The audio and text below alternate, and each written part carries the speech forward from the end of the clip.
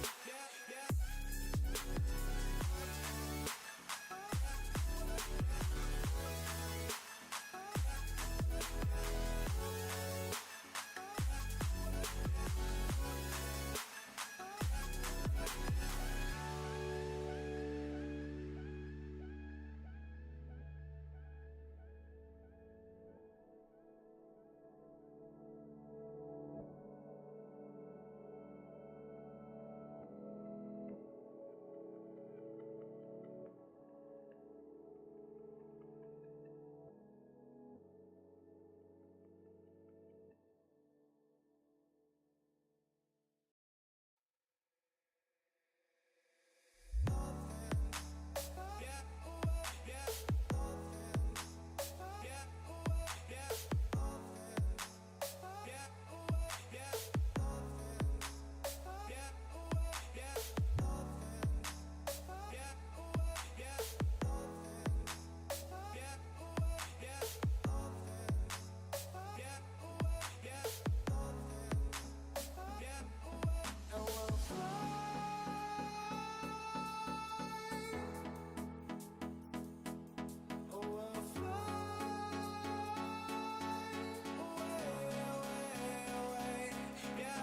in time, racing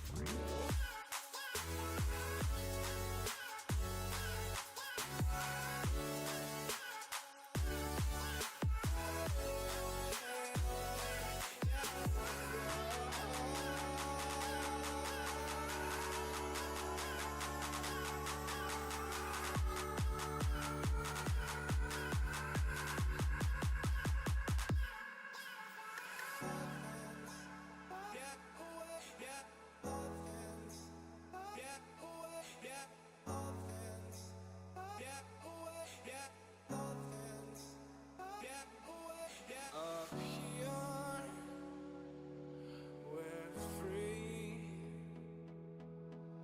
Bound only by frozen memories.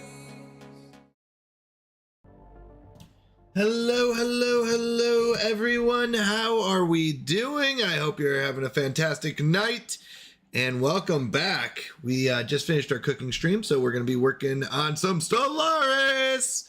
Let's go. We've also hit 700 followers. Thank you so much to everyone for their support on that.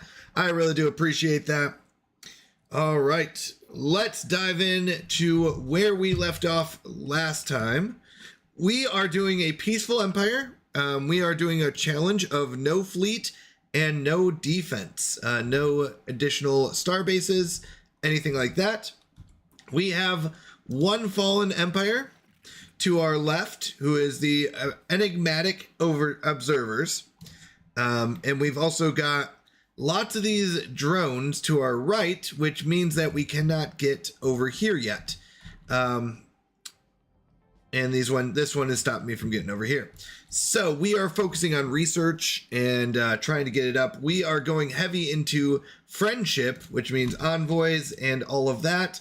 And with world population and things like that, problem being we can't get out. So we're going to try to keep it going tonight. We are also live on YouTube if you want to Twitch and YouTube, both of them. And if you want to help support the stream, you can head over there, subscribe on YouTube, or follow on Twitch for free. All right, terminal orbit. One of the many moons circling Zuben 3 has a terminal orbit. It will soon collide with the gas giant in what is sure to become a massive impact event. This event has been millions of years in the making, and it is a startling coincidence that the impact has been fated to occur just after a visit by one of our ships. Many of our scientists wish to observe and record the event, but we only have a narrow window before it is too late. So, is that right here? We're just going to have you observe it. Watch it. Watch the moon collapse. Let's see. Oh, there's a moon that's going to hit it. Watch it hit it. Hello, Fuzzy Pickles and Koleth. Sorry, Koleth, I didn't see you come in as well. Give me one moment. I'm going to look up Stellaris jump drive. Jump drives do allow us to jump over places that have bad guys. So I need to figure out how to do that. There is catapulting, which we don't have. I was going to do that one, and I should have maybe. Let's see. Experimental subspace navigation. Requires a speculative hyperlane breaching technology and a scientist assigned to a science ship. Let's see. So how do we get that? So let's go Stellaris Tech Tree. I love technology. Oh, wait. Fuzzy Pickles, you're currently streaming, aren't you? I was just lurking in your stream. You were playing Minecraft, aren't you? Or Stardew Valley? No, Minecraft. I think you're playing Minecraft. What are you doing here? You're not supposed to be here. You're supposed to be on your stream. Crazy. All right. So we're looking for experimental.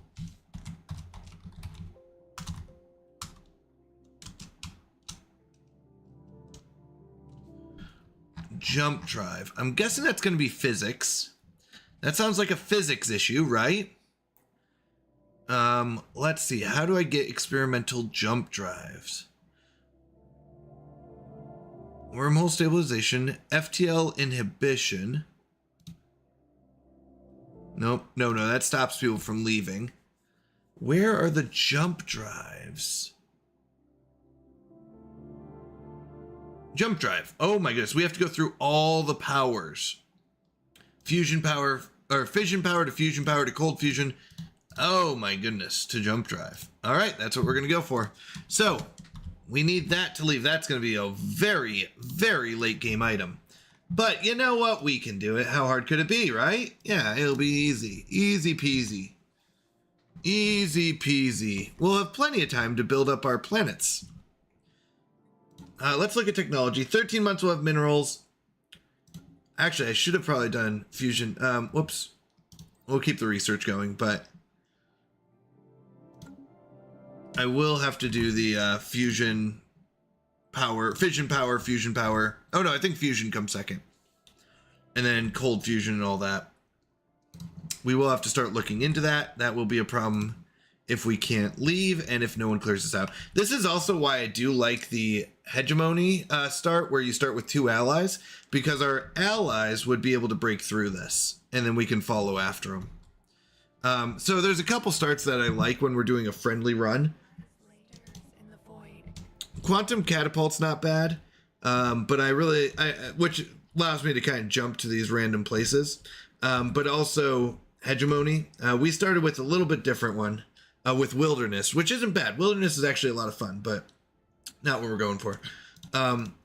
We need the movement. All right. Leader max negative traits. They don't have any, so we're not worried about that. Resources from jobs, I guess, is the best we've got, which isn't bad.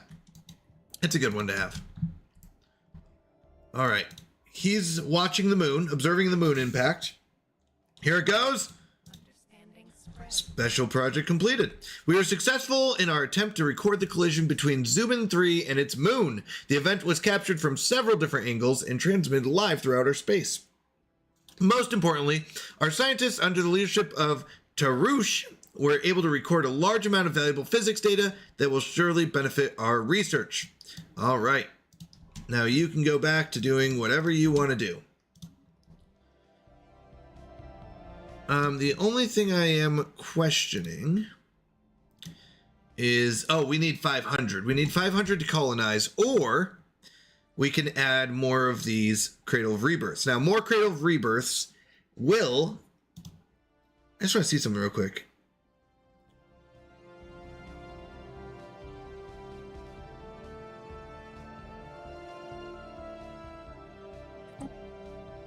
Oh, it just one person works it, I guess? Not really sure how that works. But Cradle of Rebirths will give us more biomass, which in turn can get faster to get more colonies. So let's go and do that. Housing, amenities. It doesn't have a population, so I guess we don't have a population. I'm kind of new to this wilderness build. So we don't have a population, so does housing even matter? PALP housing needs is 20. Where does it get 20? From this, maybe? 6, 7, 8, 9, 10, 11. Yeah, it'd have to be this, I guess. I'm not really sure. Ooh, what do we got? Awareness increased. We got tradition. Now, we could go for diplomacy. The problem being we don't have any people that we've met. So that won't really help. Adaptability is for specific buildings. Orbital bombardment does not matter. Habitability doesn't matter. Max districts, fine. Terraforming speed, no. This doesn't really matter. Leaders and commanders, leaders, we don't really need that yet. Archivism is for archaeological sites. We don't have any in our space yet. Domestication. Let's see. Galactic trawling. Output for food is good, because we use a lot of food. Space fauna ship cloning. Vivarium max capacity fauna capture chance. This might be good, because we might have to capture some worms. I have arrived. Unlocks the metabolic regulation policies, construction time, space fauna cloning ship. Like, this is, we're not doing damage. Void lures transmit signals in deep space that are capable of tracking organisms that take shelter in the void. We're not going for ships, though. The problem is this really just gives us ships and food. Your defeated space fauna leave behind debris that you can research to recover from some of their cost. Gain 250 food when clearing organic blocker. Problem is we're not going with ships. No navy is the rule.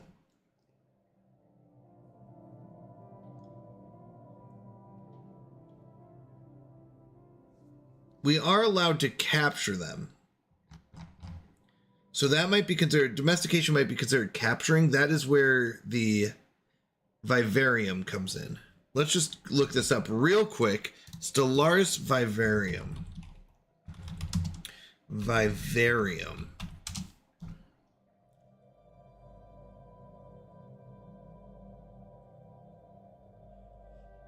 The collection contains every specimen obtained by an empire.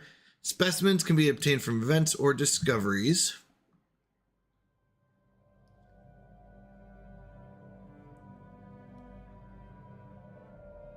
Specimens can be displayed if the Empire has a galactic archivism, technology, and a grand archive. But what is this? That's not what I'm looking for. I'm looking for the vivarium, not the archive. We want the vivarium.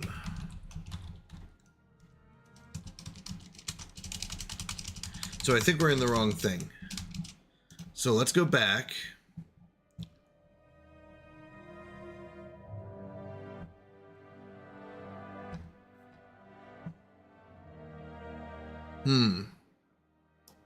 Well, I'm not really sure how to get the vivarium. All right. Let's just keep moving on, though. We probably need the Vivarium first then.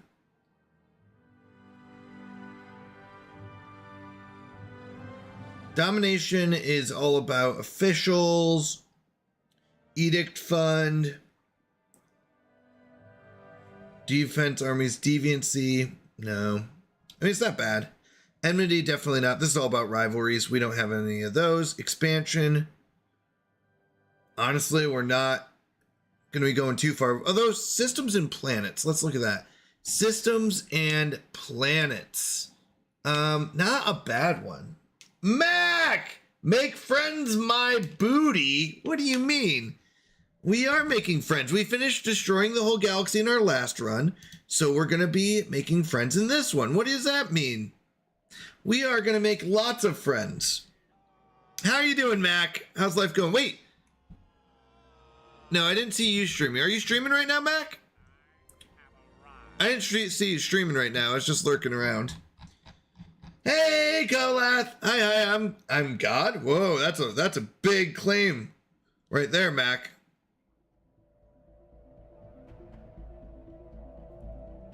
I don't think expansion's that good. Logistics, no. Politics, no. That can be later. Not yet. You will be later? Okay. Statecraft isn't bad.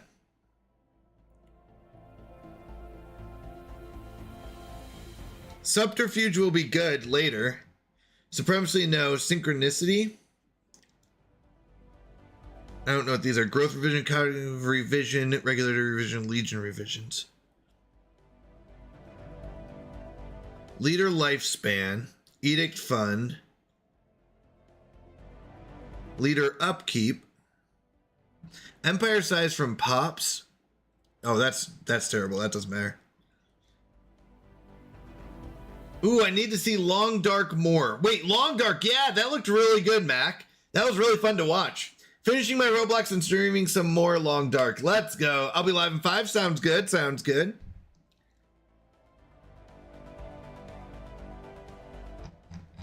So it looks like, what was it? We definitely need diplomacy by the end of this.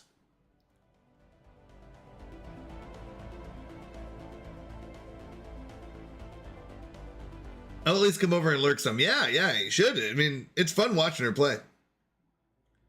Okay, we don't need that one. It's a good all-around one, but not what we need. Aptitude is about leaders. Domestication we thought about. I was looking at, there was one that gave 8%. Empire size from districts. Districts is good. So domination is good because empire size from districts will go down 10%, giving us 3 currently, but we'll have more. Can't promise good gameplay, but there are good vibes. I will say that. That is true. Very good gut vibes. There was one that was empire size from systems and planets. Systems is nothing. Planets would be at least 18. So expansion might not be bad. We might have to look into it, but right now let's finish up our tree. Let's finish up this one. Infrastructure upkeep. All districts provide additional housing. Yeah, this is the one we want to go with. All right. Our awareness of this society in the Stural system has increased to low. They're kind of aware of us, which is fine. We're fine with being aware of them and them being aware of us. In fact, the sooner that they become a real civilization, an FTL civilization, the sooner they can go fight these things. The Mysterious Labyrinth. Our colonists on Upper Farvus 3 have made a startling discovery. Deep in a remote mountain range, they stumbled across a mysterious structure that, according to our scans, was not there when we first surveyed the planet. Ooh, new stuff. Its condition is excellent, almost as if it were newly built, but there's no evidence of Corinth involvement in its construction. In fact, its architecture shows alien characteristics, with curves and angles that appear unusual and even disturbing to our aesthetic sensibilities. At its entrance, there's a sign, in our language, curiously, with the words, "Welcome to the magnificent labyrinth of exotic transdimensional anomalies. Enter at your own risk." Do we go in? Oh yeah, we go into that labyrinth, right? There's friends on the other side.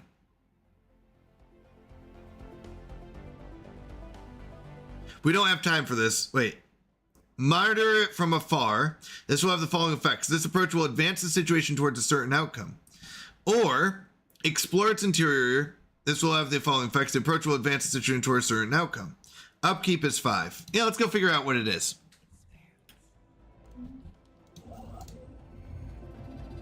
Etic monolithic. One moment. There we go.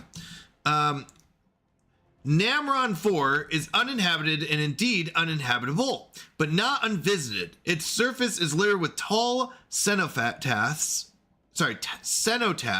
carved from some mineral and not native to the planet, evidently placed here by some artistically inclined spacefaring race. The monolith's flowing lines deftly chart a history so fantastical it must surely be fictional. Ooh, we get science and a new specimen. What does this do? It's going to cost 10. Space fauna ship damage goes up. Well, that's useless to us because we don't have ships. All right. Partially aware of us. Okay. They're partially aware of us. Grand Archive. Our scientists believe our latest acquisition, Cenotaph Display, would be worthy of putting on public display in the context of our Grand Archive. Beginning this venture would require some initial investment, but its potential cultural and scientific returns could be priceless. So we spend 1,000 credits, which means nothing, and we get some research. Yeah, let's go for it. New knowledge. Insight breakthrough imminent. All right, let's see what happens in that. We did get mining increased. Mining subsidies. This would make our miners even more efficient, but we're pretty good. Infrastructure build speed is not super important, but we definitely don't need the biocoil shard accelerator. Mining station output 10% is not bad. Right now it's at 59, so it'd be another about 6 minerals and 6 energy. I kind of like that one. That one's pretty good. All right, where are we gonna go next is the question. That really, we're kind of stuck here. And I would like to get out. Let me out! Let me out!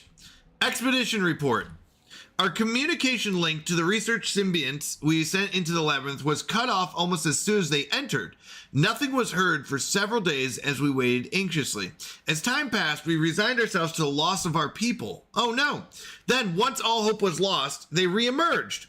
However, this has only raised further questions. The research symbionts claim to have no memory of their stay within the labyrinth, and the recordings of the expedition are horribly garbled. Furthermore, even though they were in the labyrinth for a matter of weeks, they seem to have aged several years. Oh no. What happened to them? Ancient survey marker. A small short-range transmitter has been located in the surface of Namron 5. It appears to be an ancient survey marker, placed here eons ago to mark a large deposit of precious metals. The miners it was meant for evidently never arrived, as the deposit is still there. Nice!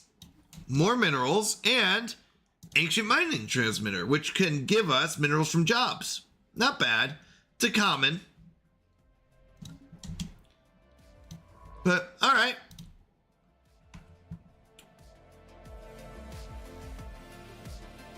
I'm trying to figure out what our long-term plan is. The wild experiment. We definitely want to grow these. I guess we claim this spot next.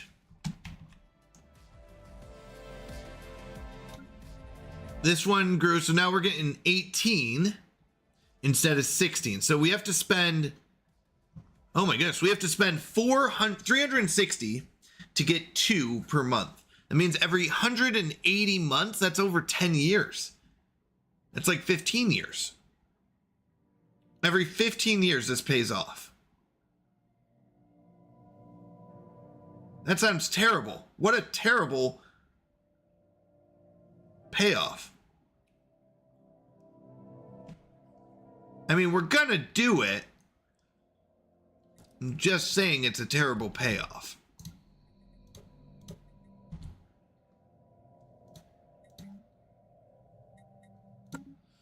We don't really need anything food-wise or anything like that. Boom! Underdog! Welcome, welcome. I have arrived.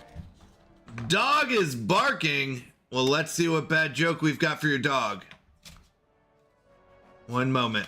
Let me find a good one. A good bad joke. No, one that has a question.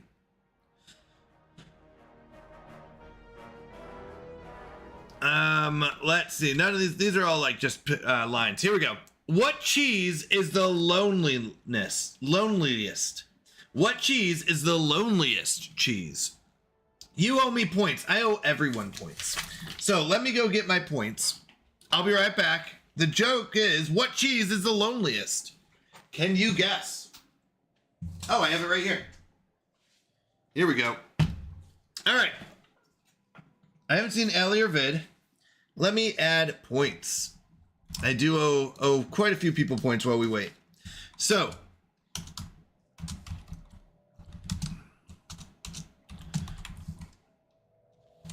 all right, let's see.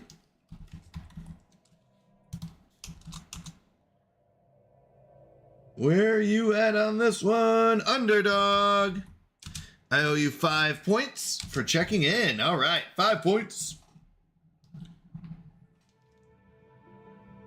Kolath, I owe you points. Add points to Kolath. Kolath gets 55 plus 200. So, yeah. So 255 points for Kolath. Let's go.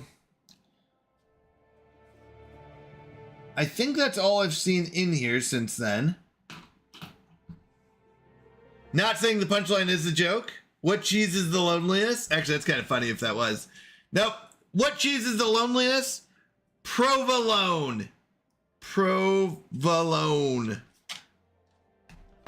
All alone, provolone. It was a bad joke. It was a bad joke. All right. All right, bye. It was that bad of a joke. I get it, underdog. I would leave too. But you did redeem bad joke. All right, continued perplexity. Further expeditions into the labyrinth have yielded varying, at times unnerving results. On one occasion, our research symbionts were in for mere seconds and could give no answer as to why they turned back so quickly. On another, they were gone for weeks, but came back with year-long gaps in their memories. Some groups returned in a better physical state than they had left. Others bore fresh scars or serious injuries. Over time, the sign at the entrances changed to "Enter at your own risk," became "Danger of disembodiment," and finally, "Warning, warning, do not enter the labyrinth. If you do, the planet will explode."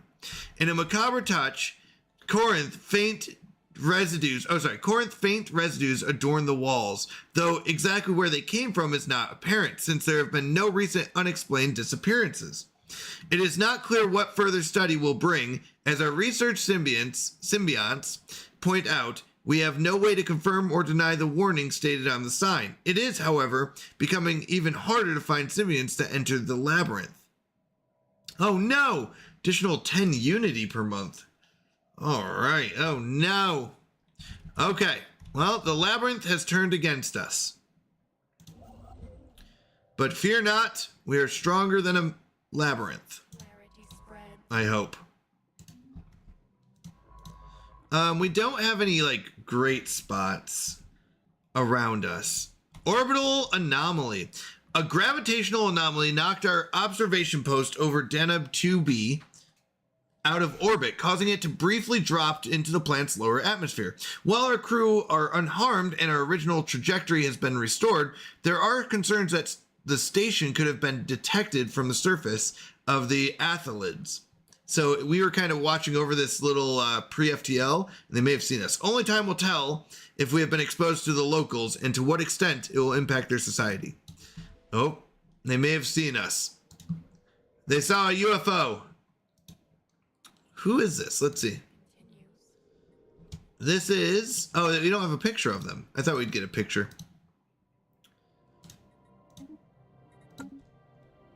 Okay.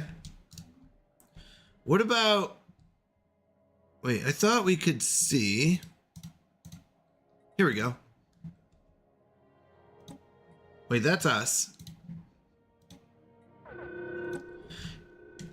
Asteroid approaching Stural 3. The small astrometric lab on our observation post of orbiting Stural 3 has detected a Class 4 asteroid and an incoming trajectory. Unless action is taken, it will impact the planet's northern hemisphere with enough force to cause an extinction-level event. Our mission of passive observation would typically prohibit us from intervening, but many of our scientists have argued for an exception in this case. To do nothing would mean to condemn the Caesarian civilization in Stural 3 to certain death. Oh my goodness. So, here's the thing. This asteroid is about to crush these people. But we have no navy whatsoever to stop it. Thank goodness... Wait, no. Yeah, thank goodness it's not our planet. Oh, this is so helpful. It's not our planet. I was so scared that it was us. It just happens to be them. Okay, well, I can't stop it anyways. So we're just going to let it happen. Terraforming speed plus 50%. Capacity subsidies is for energy credits, research station output, or basic combat roles. Well, we definitely don't want basic combat roles. Research station output is minimal. You're looking at 1 extra physics, maybe 2 extra society. Let's go! Mr. B123 coming in with a party of 11. Let's go. Hello. How are you doing? Thank you for the follow visually. Welcome, Raiders. Mr. B, it's so good to see you. How are you doing? Oh, it's so good to see you. By the way, Mr. B is a fantastic streamer. Let me get you a shout out in chat as well. It's Mr. B. I've been to your Bible studies and I really enjoy those. Okay, just chatting. I was gonna say, I don't know if do you play any games. I usually hit up your Bible studies and I really enjoy them. If you want to really get a good Bible study, I highly recommend going to it's Mr. B's stream. Great streamer, lots of fun, but also really a lot of good information. I really love listening in. So thank you so much for the raid. Honestly, it means a lot to me. No, sir, no games though, just Bible raid. I thought so. I didn't think, because I've never seen it, and I know you talked about how your stream grew from a Bible study and you went to Twitch for it, and I think that's amazing and that's awesome. I am very happy with all of the Christians I've found on Twitch. I was talking about this, I think yesterday, I was a little nervous when I came in to Twitch as a streamer, because you kind of hear about, Twitch, and there's a lot of trolls and there's a lot of things like that, where a lot of things that I was nervous about. But I have been so impressed with the people I've met here. I've been so happy. So absolutely, thank you so much. I'm really happy I found people like It's Mr. B. Now, visually, do you also stream? I really love meeting other streamers as well. And just getting to know each other. This community that's here, and even the Twitch community as a whole, is so amazing. I've been very impressed. Yeah, it really is awesome. I'm so happy with how this has turned out. Anyone who doesn't, just kidding. Okay, I gave you a follow. I'll be honest, I follow anyone who pops in, or in other chats I'll follow just to see. And I always like to pop in. So anyone who doesn't know me, I am Canadian Mountie. I do play games and have a lot of fun, but a lot of it's just hanging out. For example, we did a cooking stream earlier where we made 2 cakes. It's my mom's birthday tomorrow, so I made her some cakes, and it was just a lot of fun hanging out, chatting, and watching me try to make cakes. I am not a chef in any way, but I do my best. My wife is a baker, who is fantastic, so she guides me. I was also nervous before I started streaming again. Yes. So on Saturdays and Sundays, we play this game, which is called Stellaris. It's a space strategy game where you make your little species and you try to survive the Outer Space Worlds on Tuesdays and Thursdays. Oh, thank you. Thank you. I'll tell you, you say happy birthday. It's Mr. V. And visually, thank you. Tuesdays and Thursdays, we play Timberborn, which is a beaver colony survival where we try to have keep our beavers alive, keep them fed, and, don't have them die of any thirst or hunger or anything. And then on Mondays and Wednesdays, we play mystery games, which are voted on by our subs channel in our Discord. Death to beavers! Stop it, Koleth. We like them. We like our beavers. They're very nice. They're fun beavers. But anyway, that's a little bit about me. I'm a Christian. I really do strongly believe that. But you know what? I love meeting and talking and discussing, whether it's theology, strategy games, anything like that. I really honestly just love hanging out, playing games, hanging out, having a good time. So, oh, right. Yes, that's right. We do like the beavers, okay? I do like to add extra challenges to the games I play. For example, in this playthrough of our space civilization, we are not building any military ships. We are being the friendliest space civilization you've ever seen.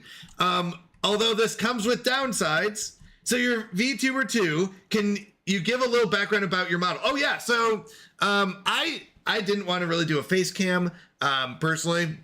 I kind of like separating a lot of me from the stream, but no, honestly, over the time, it's kind of become one. I don't give away my specific address, but like, for example, I live in South Carolina. I was born in Canada, hence the Canadian Mountie, but we moved away when I was really young. Little joke on that is my parents didn't fill out the right paperwork. So apparently if you don't fill out the right paperwork, I was not legally a US citizen, and my parents were. They were missionaries in Canada at the time when I was born. So they thought I was an American citizen, but I was not. So we did not figure out that I was an illegal Canadian hiding in America until I was 15 when I went to go get my driver's license. Yep. So when I went to go get my driver's license, they were like, hey, you're not an American citizen. And I went, what? That's crazy. Because I had a social security number. I had pretty much all the paperwork. So apparently I was not a legal American. I had to go down to Tucson. We were living in Arizona at the time. Raise my right hand, swear to no other princes. Like I knew another prince. Like I'd lived in America my whole life. I didn't know another prince. But yeah.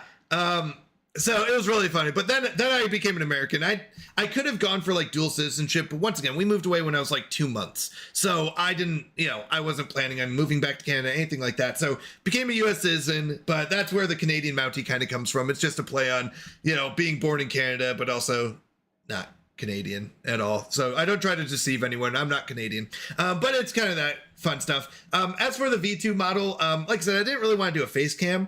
So I looked into it, went to Fiverr, and found a person who could make a V2 model. I'll be honest, I'm still learning a lot. I don't know a lot of social media and tech stuff. I'm still learning, and a lot of it is you're going to find a lot of bugs. But you know what? We're doing our best, and we improve every time. The V2 model, I think it turned out really well. I was very happy with it. So kind of a fun little, face tracking thing. Yeah, I think they did a great job. I was really happy with it. So slowly we are pushing the stream to next level every time. We're adding new stuff. So like we just started streaming on YouTube. So you can go to YouTube, you can check out the VODs, but you can also chat there as well. And I will do that. We have a lot of fun here. There's a lot of little mini games, you can call them. For example, we have Canadian Mountie points, and Canadian Mountie points work like this. The person with the most Canadian Mountie points becomes the new ruler of the Canadian Mountie Kingdom at the end of the month. And this resets every month. So currently, our current ruler is Isu Gaming. Isu Gaming had the most Canadian Mountie points last month. So Isu Gaming is our current ruler. Right now, as Koleth has put in the command, we can see Koleth is our current runner-up as of right now. But, there's still a lot of time left in this month, Koleth. So you might ask, hey, how do you get Canadian Mountie points, right? Well, basically on the right, you can see scrolling up, there is a CM point section. By lurking and just being here, you get 3 points per minute. By being active in chat, you get 8 points per minute. You can also gamble with trivia. You do exclamation point trivia space, the amount you want to gamble of your points. And if you get it correct, you get more points. If you get it wrong, you lose those points. You can also do exclamation point spin, which will spin 3 times basically, and every time it succeeds, it's a multiplier. So if you get no successes, you lose all your points. If you get 1 success on the spins, it will give you 1 times your points, so basically your points back. 2 successes doubles your points. 3 successes will triple. I'll be honest, I do not recommend spinning. The odds are, I don't know. There's been a lot more losses, I feel like, than gains. I don't know, but maybe it's just me.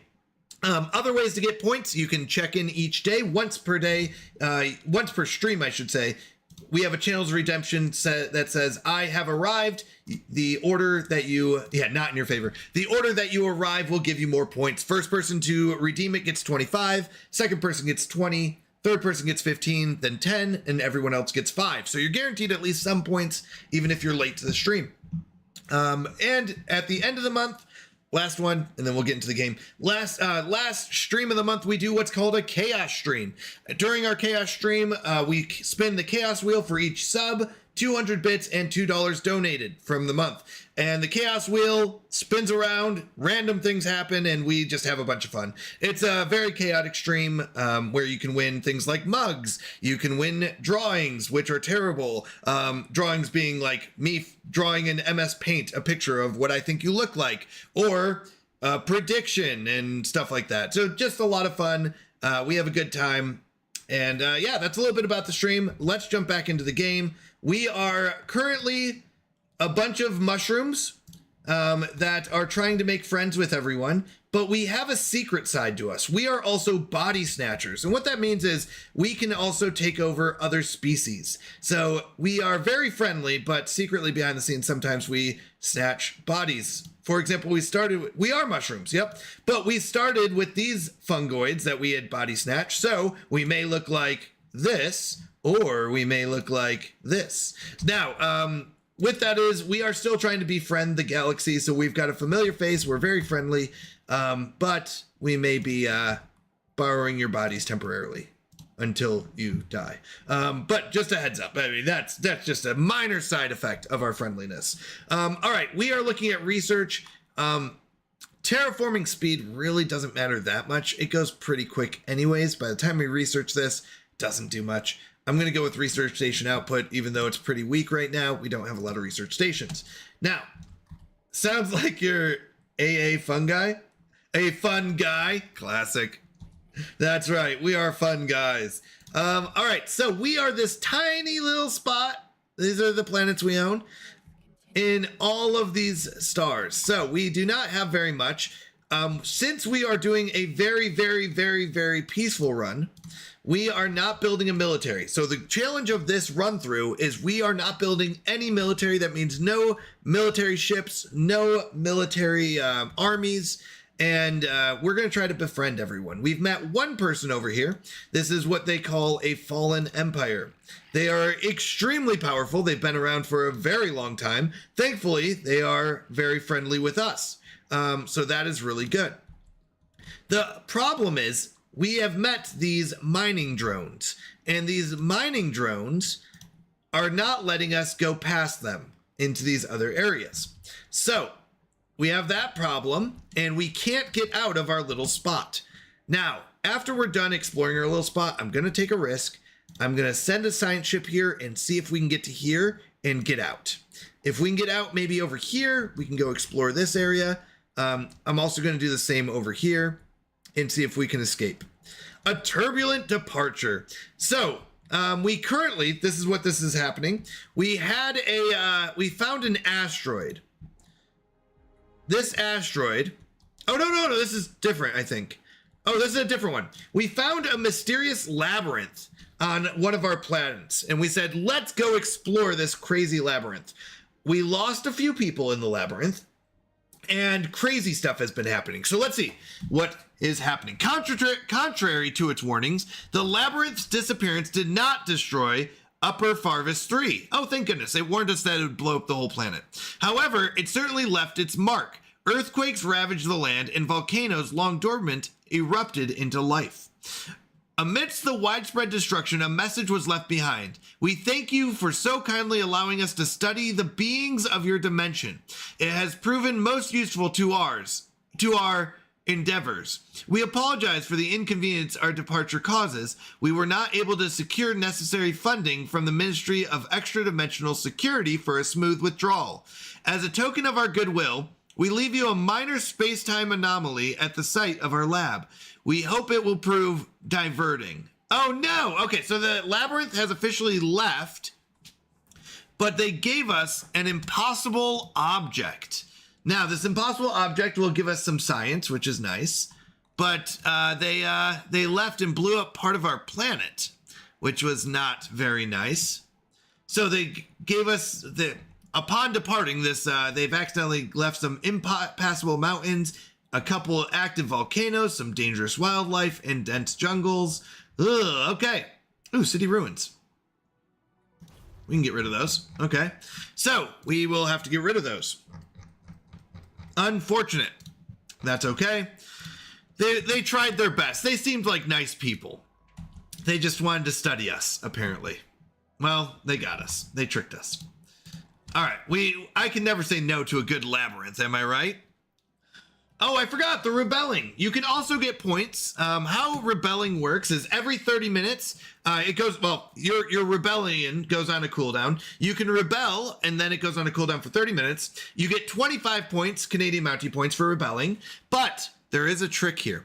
The current ruler can catch rebels once every hour. And if you're on a cooldown, then you will be caught and lose your points, and they will steal those points from you. So you will see people rebel throughout the stream, but watch out, if Isu is currently in stream watching, he may catch you. He can do that once every hour though, so you can actually rebel faster than he can catch you, but technically if it was on cooldown, it'd be even. So it's pretty safe, but yeah. All right, we are looking for our next spot to claim. There's not really any good ones. A 4-6, a 6-6, 2-3. I'm just looking at the resources. 2 energy, 4 and 5. There's not really any good spots here. All right, we're gonna wait and see if there's a better spot to go claim. Now, if we look at our technologies, we've got some research stations coming up in 36 months. 44 months, we'll have a new policy. Or what are these called? Tradition, I should say. Ooh, ladders to heaven. Primitive image capturing technology managed to record our observation post while it was in low orbit above Deneb 2b. So we found some species who have not gotten to space yet. They have not managed to get to space yet. So what we've been doing is observing them. Unfortunately, it looks like one of them caught us. Alongside eyewitness testimonies, these photographs have inspired some nations to build ladders to heaven in order to investigate further. While this is obviously a futile effort, competition between nation states is having a destabilizing effect. Old tensions are flaring up in the race to complete the first ladder, fueled by national pride and scarcity of resources. If we can discredit their evidence of our own existence, we may be able to diffuse tensions before the situation gets out of gripper. Alternatively, this diplomatic posturing between pre-FDL political powers could be an interesting sociological case study, albeit one that comes with the risk of violent escalation. So we could either say, let them keep going and let's see what happens, or we can, discredit them, get 200 energy credits, increase awareness by 20, and society research gained by 773. So, doubled society research output, or increase awareness in 200. I'm okay with continuing. Let's get more science from this. Let's study them and see what happens. By the way, Mr. B, I apologize. If you need to step away, or I know after streaming, I'm, usually tired. I've been streaming a long time, so I need to go to the bathroom, get something to eat, whatever it is. Have a wonderful night. I really do appreciate you coming in. Thank you again for the raid. It means a lot to me. Thank you, thank you, thank you. You're a wonderful streamer. So everyone, I do recommend go give It's Mr. B a follow, and next time you get a chance to catch a stream, do so. Now, we have this other condition or situation that's happening. This asteroid is heading towards this planet, and it's gonna blow it up, basically, or kill everything on it. We don't have a military or a navy that can go kill this asteroid. So it's gonna happen, and we can't stop it. Because of our challenge of no military, we cannot stop it from happening. Now, luckily, it's not our planet. It's one of those pre-FTL or pre-space civilizations. Pirate treasure. This asteroid appears to have been used intermittently as a base by a band of alien pirates roughly 1,000 years ago. By entering the base, we managed to recover their abandoned treasure hoard. It consisted largely of stolen trinkets and artifacts, but some of it still appears to be of value. Nice. So we got 1,000 energy credits and minor artifacts. All right. Oh no, we can't stop it. It's so sad to watch. This poor, Iron Age civilization, these poor creatures are gonna die. But we don't have a navy that can stop them. All right, one of our officials that is governing one of our planets has leveled up. They can reduce deviancy or live longer. Now, if we look at our deviancy, currently it's at 0. It is not going to go up very much. So I'm not too worried about deviancy. I'm going to instead say, give this leader 20 more extra years of life. Maybe they'll be able to do more that way. I just kind of want to watch this hit. Here it comes. It's moving slowly, but fast enough that I'm still worried about it. Sorry. I don't have a navy. I can't blow this asteroid up. Usually you'd send your navy over, it would shoot the asteroid, blow it up, and they wouldn't know about it. But bad news. I don't have one. Minding your own business. Deep within a crevice of the giant asteroid B1278, we have found something astonishing. There is a mining gear attached to the rock, digging itself into the vast depth of the asteroid. It stands abandoned with no sign of who placed it there. If we can stop the machine, we might be able to learn something about the technology used to build it, but we must hurry before the random debris crushes it. We can try and stop it or get some minerals. Let's try and stop it. So, let's see, where is this happening? Right here, B1278. We need to send our construction ship over to say, please stop it from dying. Now, once again, I'm very intrigued to see what happens here. It's slow. Growth cleared for new life. But here, oh, you know what I forgot to be doing? I forgot to do this and this. I forgot to build those. My bad. I've been so intrigued by these asteroids, I forgot about my biomass. So we basically live off this biomass, and we can get more by building these cradles of rebirth. So that's basically what we're doing, is trying to get more. It's how we get new planets. It's how we spread. We spread by biomass because we're these fungi, right? These mushrooms. Oh no, it's gonna hit. It's gonna hit. Although, wait, where is it going? It's not even hitting the right thing. Is it like going all the way out here? Hold on. How?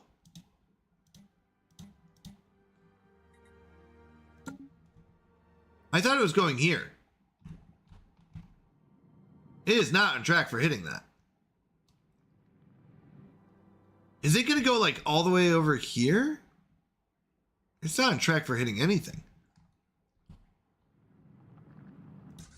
Usually it tells us how much longer. The Great Ladder Wars. All right. One of the civilizations is trying to reach us. They found our space station and they're like, we're going to build a giant ladder to them.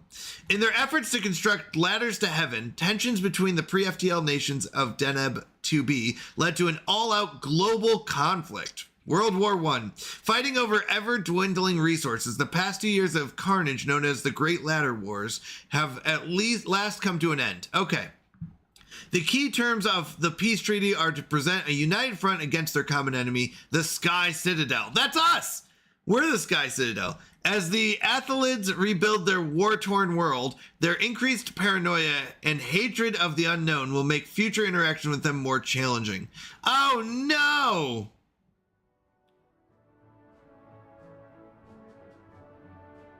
They're xenophobic, which means they don't like others. Regresses to the previous age. The society research output from the observation post returns to normal. We got a bunch more science. Where is this going? I thought I was supposed to hit that.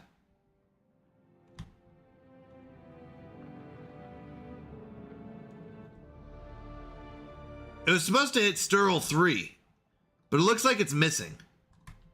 Unless it's going to take a turn. That is missing by a mile. Oh, it did hit it. Whoops. Okay. Asteroid impacts Sturl 3. As predicted, the asteroid heading for Sturl 3 has impacted the planet's surface, causing irreparable damage to its ecosystem. The scientists in our observation post could only watch in silence as the majority of the pre-FTL civilization they had been studying was snuffed out of existence far below. Tragic fate, but it's not our place to interfere. They go back to the Stone Age. Wait, they're still there. They're just now in the Stone Age? That's crazy. So they went from Iron Age back to Stone Age. Or Bronze Age. Or maybe they're starting to go back. All right, we haven't found anything really good. All right, well. Sorry. All right, we're starting to get 23. We need more of these. I mean, every 360, we can build another one. All right, special project completed. We managed to stop the excavator before it broke down. It's a remarkable piece of machinery with a smooth surface covered in diamonds. At first glance, the whole drill seems like one solid piece, but it's simply so well put together that you cannot notice the grooves and joints. Our engineers will be able to reverse engineer some of this technology. Nice, we got deep core mining, or at least a little bit of it. All right. We need to get past these drones in order to go explore what's out there.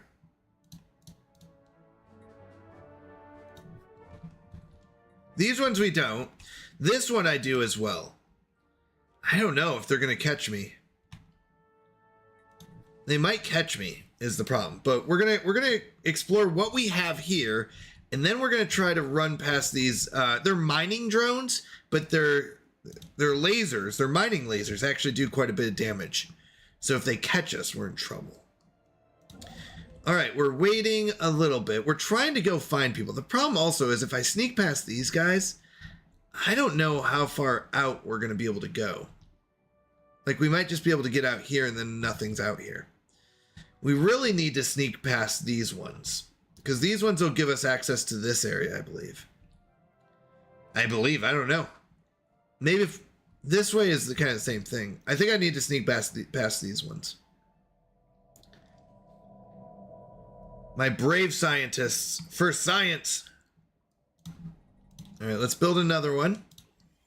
So now, right now we make 23. We're about to make 25. And the more we make, the faster we get more of them. It kind of builds on itself. All right.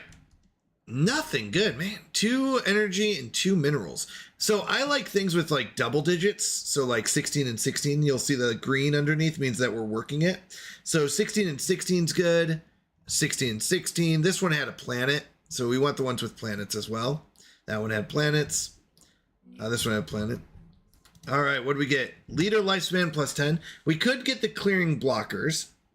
We don't need fleet command limit. This is like fleets. We don't need these because we don't have ships. Allows terraforming of all standard planet classes. This is actually really important because there's some planets here, like the Savannah world and the Savannah world here, that we can't grow on, right? So this would be really good. Battle simulations don't matter because this is military. We haven't met anyone, so more envoys and insults don't matter. Grand Archive is good, but we don't have enough space fauna. Wait. Oh no, yeah. So we don't really have anything there. So this is the one that we really need. It'll take 91 months, which will take some time, but it gets faster as you get more tech. All right. How many? 15 more months and we'll get resources from jobs plus 5%. That'll be good. Upkeep from jobs. Is this upkeep? This doesn't take any upkeep, no. So we're good. Our economy is good because we haven't met anyone. We don't need to expand really quickly. We're kind of just waiting. Alien writing. Someone used a mining laser from orbit approximately 5,000 years ago to carve a large body of writing into the surface of Mire 3. The massive script covers a large portion of the planet's upper hemisphere and appears to be a short story chronicling the difficult life of an alien mercenary. So there's basically a bored mercenary who just kind of wrote a story. Let's see. That would give us Unity, which is good. So this requires us to get the Grand Archive, and then we can start getting these bonuses. But we decided instead of the Archive, we were going to get this terraforming so we can get more planets, and we can get more population. All right. We're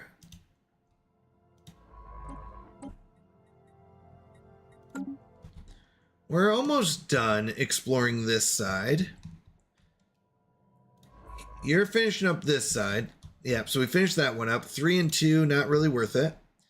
So he's going to come over here. Ooh, okay. That was a bad one. Fusion metabolism is good for us because it will lead to jump drives. So we're going to go with that. This is shields for our ships, which we don't have. Lasers for our ships, which we don't have. So we definitely want this one. This will eventually lead to what's called jump drives. Jump drives allow us to jump over spots that have bad people so that we don't have to go through them. Pictorial descent. Multiple nonverbal communication systems have emerged independently on Stural 3. Oh, this is where the asteroid hit. With conflicting sets of imagery and hieroglyphs, the inhabitants are still centuries away from forming a dominant language. Interestingly, one of the writing systems has a similar grammatical structure to our own. If Stural 3 society were to adopt the system, they could become culturally malleable in the future. Nice. Let's go. They're going to have a language like us, and we can say, look at us. We're just like you, pal. All right. Stural 4. So there's two, by the way, there's two pre-FTL civs here. One was on Stural 3 and one was on 4. Implant malfunctions. As part of our observation efforts on Stural 4, abduction teams have surgically installed brain implants on a number of Pyo-Run test subjects to track them and monitor their behavior. Unfortunately, due to a manufacturing flaw, many of these implants have malfunctioned and are now having an adverse effect on the behavior of our subjects. Oh no! So we started beaming up these subjects, putting in implants into their brains, and now we had a flaw. There have been a number of suicides and at least 3 episodes of violent hysteria. The Evosymbionts on our observation post have requested assistance in rounding up the remaining subjects and removing their implants before there are any more incidences. So we need to clean this up, or it's not our problem. And 100 of them die.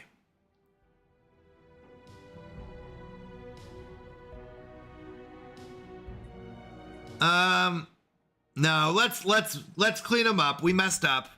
Let's clean up our problem. My bad. We need to send a science ship. What is this one? This one has 1, 2, 3, 4, 5, 6. 1, 2, 3, 4, 5. To be honest, you're already heading over. You're only 1 extra jump. Why don't you go fix the implants?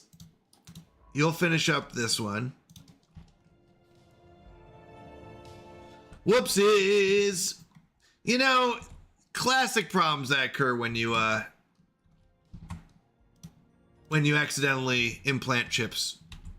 Or accidentally, when you implant chips, I should say. All right. So they're moving to fix that problem. That's good. We are just kind of waiting this one out, though. Because we can't get past the drones, we can't really meet people, and they can't come meet us. We are heavily reliant on meeting people, is the problem.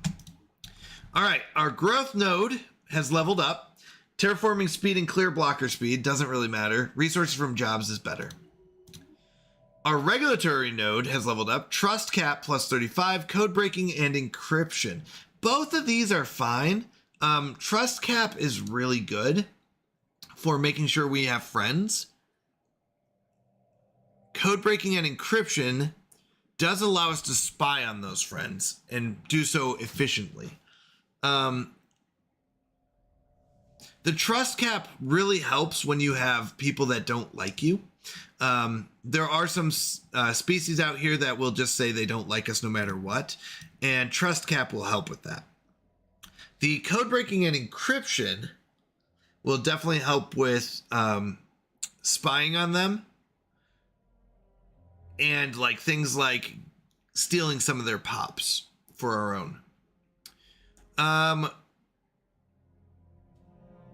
It is always, both are really good. Trust cap specifically is like this, where it's like you can have really good relationships, and we are going to be heavily reliant on good relationships. But spying is also good, am I right? Let's look at our government real quick. So our government, we have one ruler and these little nodes that are off to the side, because technically we're all one big being that's just connected. So we currently have infiltration operation costs. So we don't have a lot of this stuff. Let's go with code breaking and encryption. What this does is allows us to kind of successfully get in there. If there is also someone that doesn't like us, we can make sure that that if they don't like us, their people like us. And what that means is the government might not like us, but their citizens might like us, or that kind of thing. So their government can't do a lot of damage to us, and we can turn their citizens against them if they declare war on us. So that's basically what it is. And that's what we're going to be going with.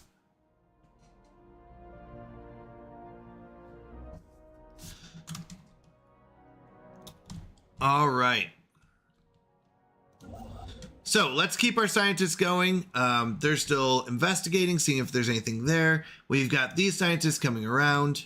In 1 month, we'll get resources from jobs. Yeah, this is better. We want more resources from jobs. Let me make sure I click the right one. Yeah. That just increases how much we get. I don't know if it affects this, so I'm going to see. 23 right now. 1 month we get mining. That's good. Yeah, 26. That's not bad. So now we got 3 for free. We don't need armor.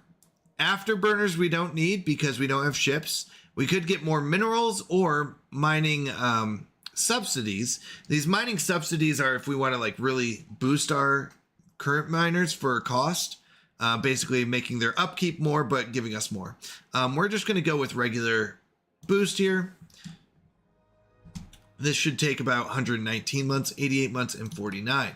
Now, there are a couple situation logs that we could do. This will take 50 months, and we could say instead of terraforming, we can go for that. I don't want that. Drone study or relic fragment available. That will take 41 months. Instead of boosting our minerals, we could go for that. I don't know what this does, and I can't really do much with it yet. Thank you for the follow, Jamie Romoser. And how do you say that last name? I apologize, but thank you, Jamie. I appreciate it. Welcome, welcome. Thank you for the follow, Wing Chen 256. I appreciate it. Thank you, both of you. Honestly, it means a lot to me. All the support, all the love you guys give. So thank you, thank you. I appreciate it. Are either of you streamers as well? Thanks for giving God glory and putting that verse on your stream. Of course, of course. Honestly, I was talking about this earlier. I love the openness and how many other Christians I've found on this through Twitch, and you know the community of Christians here is fantastic. So I also find the verses to be encouraging and good reminders, and also I think bringing glory to God is what it's all about, and being able to do that just by playing games and streaming and hanging out and making a good community. I love that I get to do this, so thank you. Do you also stream, Jamie? If it's okay, I'm going to give you a follow back no matter what, just in case someday you do stream or anything. I always love meeting new streamers or new people, but new streamers as well. I'm very open. I know there's some streamers who are like, oh, don't self-advertise. I'm very much the opposite. I say, absolutely, feel free to advertise here if you're a streamer. I'd love to, like, don't take over the channel with it, but absolutely feel free to tell me and we can encourage others to give you a follow. All right, building cost, district cost, planetary infrastructure build speed, or terraforming speed and clear blocker speed. Yeah, I stream, do Bible studies, bike riding, and drawing. Awesome. I will be honest, I love jumping in to a streamer who's doing a Bible study. Fuzzy Pickles is one who does a Bible study. I think for the first part of his streams, and I think it might just be on Tuesdays. I caught one of his. I know it's Mr. B, which I'm guessing you came over from. Also does Bible studies, which I love. I like the bike riding. That's awesome. And drawing, this is awesome. I'm very excited to catch your next stream. When do you stream next, if you don't mind me asking, or do you have a plan for one? Let's see, building costs, district costs. Do we have a lot of buildings and districts that we're going to be building? Yes, that will be actually really good for our Cradles of Rebirth. So we want that. Now that I think about it, district costs are building costs are gonna be huge. Because now, instead of 360, these cost 320, which is less. Awesome. Yeah, I don't know. I'm very excited. I love what we've got here. All right. We need to start selling. I accidentally forgot this. I forget the numbers. Is it 60? Up to 60 per month? Let's see real quick. Stellaris market selling without increasing.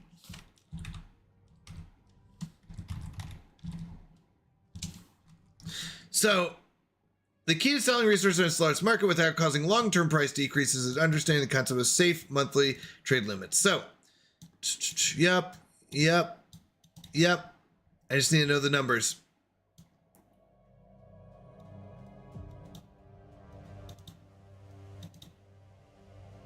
There was like specific numbers of how many you can buy and sell without changing the prices. I just can't remember. The stream did start out as a WoW gaming. Let's go. You play WoW? I love it. My wife played WoW before I met her, and then she got me into it for a little while. We haven't played in quite a while. I'll be honest. I'm a bit behind, but I did enjoy while I played it. I had a Beastmaster that I loved. A Goblin Beastmaster. That was really fun. I had one of each race and class, pretty much. No, not like in multiples, so like one of each basically. But because of the inspiration of many believers doing devotions, been trying Bible studies. Nice. Yeah, WoW is a good game. WoW's a good game. Good. I like I said, it depends on your group and stuff, but I don't know. I always enjoyed that one too. That was a good one, yeah. But I always love watching Bible studies, like I said. All right, we need to sell. We're gonna start off by selling some, but I can't remember. Let's see if there's a way. How recent is this? March 14th, 2023. That is way too long ago. 2023. 2024.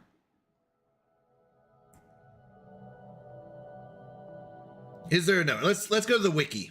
So the wiki says minerals and food.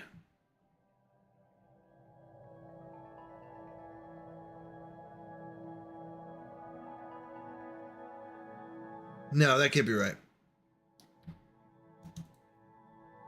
Yeah, the numbers don't line up right. So let's try this. Let's try selling, because the price will start dropping if we do too much. So right now we can sell 100 for 70 trade, but if we do too much of it, then it starts, overloading the market is the idea. So I don't like that number.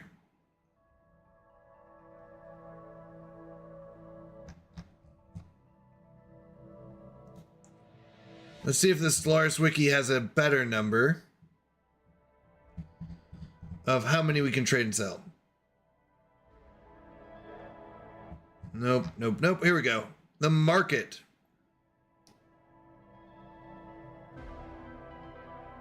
I'm very confused. Oh, you know what? These are old documentations. No! I need without decreasing price. Decreasing price 2025.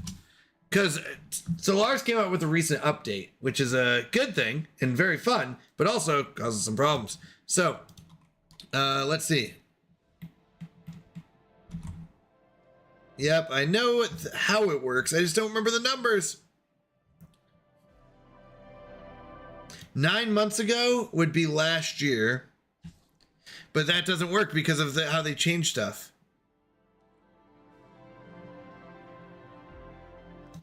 Does this one have it? Let's see.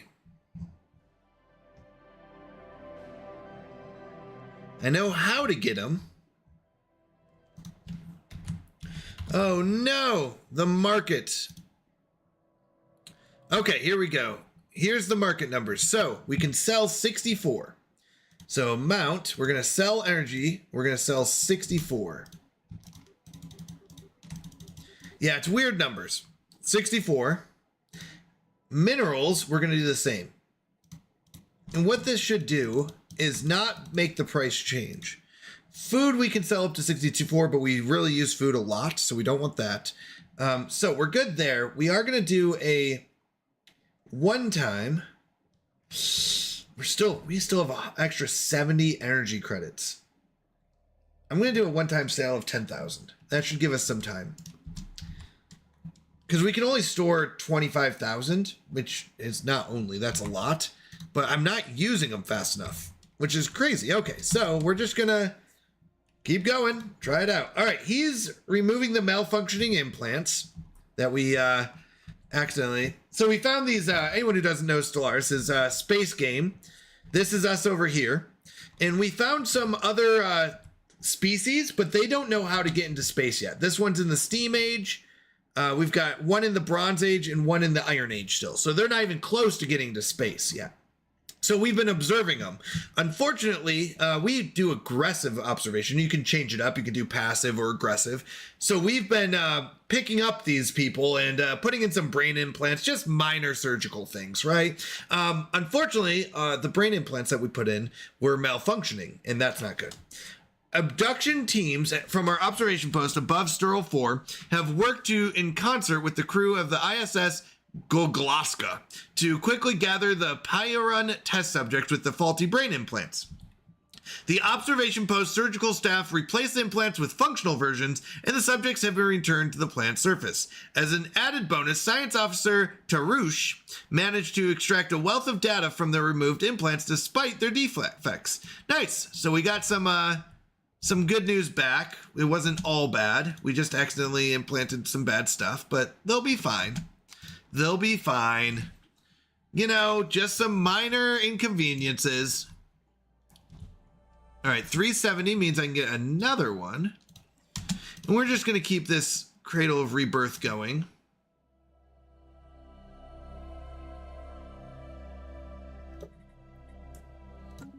So the more of these we have, the more biomass we get. The more biomass we get, the more we can go to other planets, colonize other planets, and really it's just basically our population. And high population is really good. You get more resources from higher populations, stuff like that. So we're up to 26. That's pretty good. Crushed cruiser. The shattered remnants of a cruiser-sized starship can be detected in a decaying orbit deep inside the atmosphere of Ofang 9. It appears to have ventured far into the gas giant's atmosphere, perhaps in a desperate attempt to escape a pursuer, only to be crushed by the atmospheric pressure. The vessel is too deep to be salvaged, but a structural scan of the wreckage has provided us with some interesting engineering data. So we got some extra science from it, even though we couldn't get the ship. But the good news is we don't need the ship because we're not building a military. We said no military at all.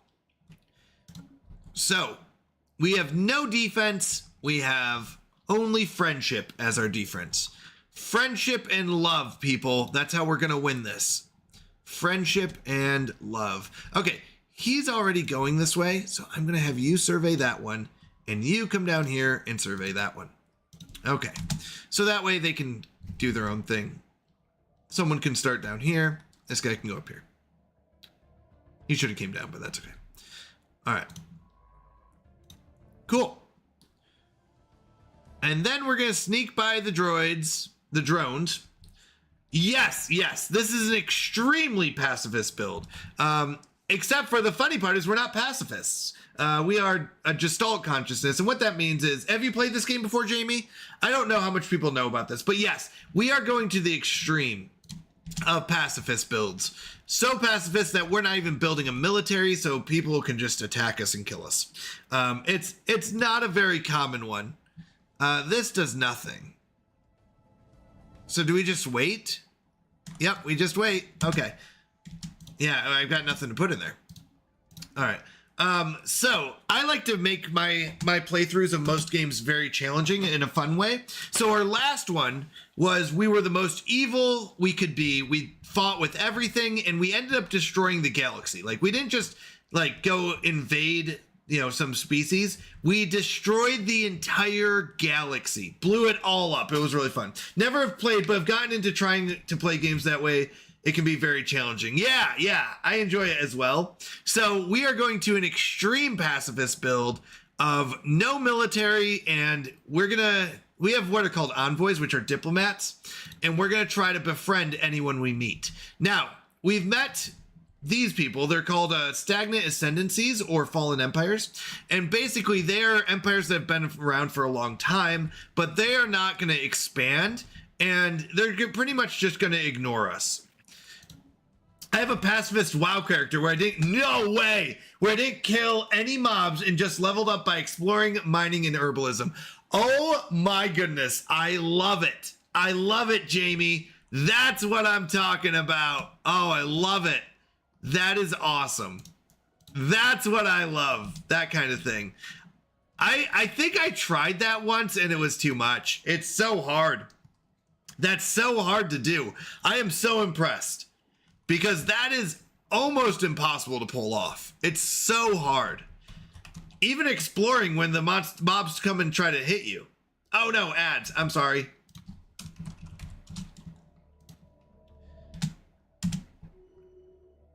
All right, we've got a scientist that leveled up. We can give him sensor range, survey speed, and anomaly discovery chance, anomaly research speed, archaeology, excavation speed, astral rift exploration speed, astral rift. Oh no, we don't have those yet. Or we can give him, if he's a governor, we can give him science boost. The truth is we don't really need any of those. We're going to go with this. So now this one has a +1 sensor. Oh wait, which one is it? You're level 4. Maybe it was you. Level 3. No, it must be you then. I thought it would show here, but he should have a sensor range of +1, which means he can sense other ships from further away. Oh, we got an alloy here. That's not bad. Six minerals and an alloy is a pretty good spot. Let's see if we get more out of that. Alloys are usually pretty good. The problem is, alloys are usually used in shipbuilding. And shipbuilding is good if you need ships. We don't use ships because we don't have a military. We have a couple ships, like we have a couple science ships and a construction ship, but nothing great that's going to require a lot of alloys. So that's interesting. Do I want to go for it? Maybe. It might be worth at least just picking it up. The problem is our empire size. So anything over 100 empire size will increase the cost of our unit, of our traditions and our science, which means they're just more expensive. And we get because of who we are, basically, we have a 200% on our districts and our colonies. So the more colonies and districts we have, the worse it gets. This is not technically a district or a colony, so that would be fine. It's just a minor. It's a system. All right, found an anomaly here. We'll see what that is. Ooh, another anomaly. Okay. We'll see what's there. So you find these anomalies in space, which just basically mean, oh my, okay, good. I was gonna say there's another one, but it wasn't another one. So we're gonna go figure out like what happened here and what's weird.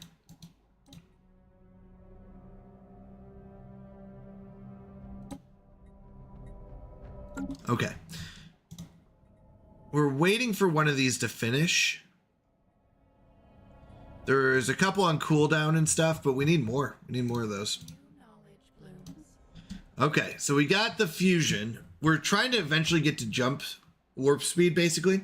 Capacity subsidies would increase our energy output, which we definitely don't need, at a higher cost per person.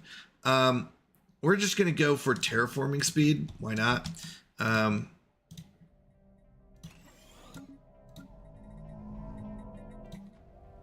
we're just going to keep building these. These give us more biomass, which are used to build more of them. It's kind of like a circle, but biomass is basically our population that gets us more stuff. So it seems a little weird, but that's basically what it is. Gray goo. We found gray goo. After detailed analysis, Officer Bakugith has discovered that the strange metallic substance coating the surface of Dugar 2, which is over here, in fact comprised of billions upon billions of nanites. These nanites are microscopic, self-replicating micro machines, perhaps created by a past civilization for some unknown purpose. The volume and density of this nanite sludge is remarkable, adding billions of tons of mass to the underlying planet. It would appear these tiny self-replicators entered a state of runaway reproduction at some point in the past, engulfing the planet and everything in it. In studying the nanites, the crew has made some exciting new findings that will undoubtedly aid us in our own research. So we found some research and we found this nanite sludge, which will give us 5 edict fund. To be honest, that doesn't matter. All right. Oh, that just gave us that science. It's okay. It's not great. All right. Research subsidies would increase. Yeah. Increase how much research we get. And it'll up the cost of our researchers, but definitely give us more research. Much better.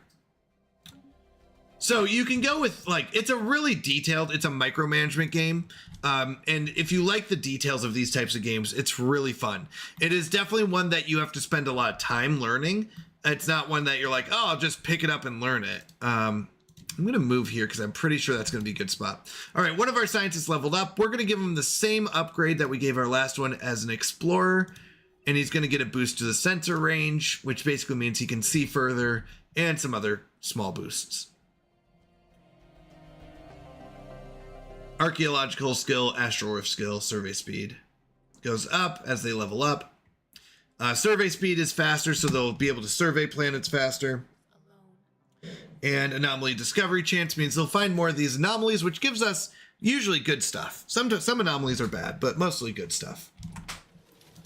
All right, we found an abandoned amusement park. The structures on Dugar 2A are not as old as we first believed. It is a playground or amusement park of some sort. Science Officer Bakugith notes that many of the contraptions are highly complex creations that we can learn from, and that, from the builder's alien point of view, this might have been a cutting-edge sensor array or even a gigantic art installation. Regardless, to us, Corinth, looks mostly like a place where you would take your young and let them amuse themselves. So we found this specimen, the spiraling attraction, which gives us a little bit of a boost, but not much. All right. This one's almost done. 76 days, and then we can activate it again.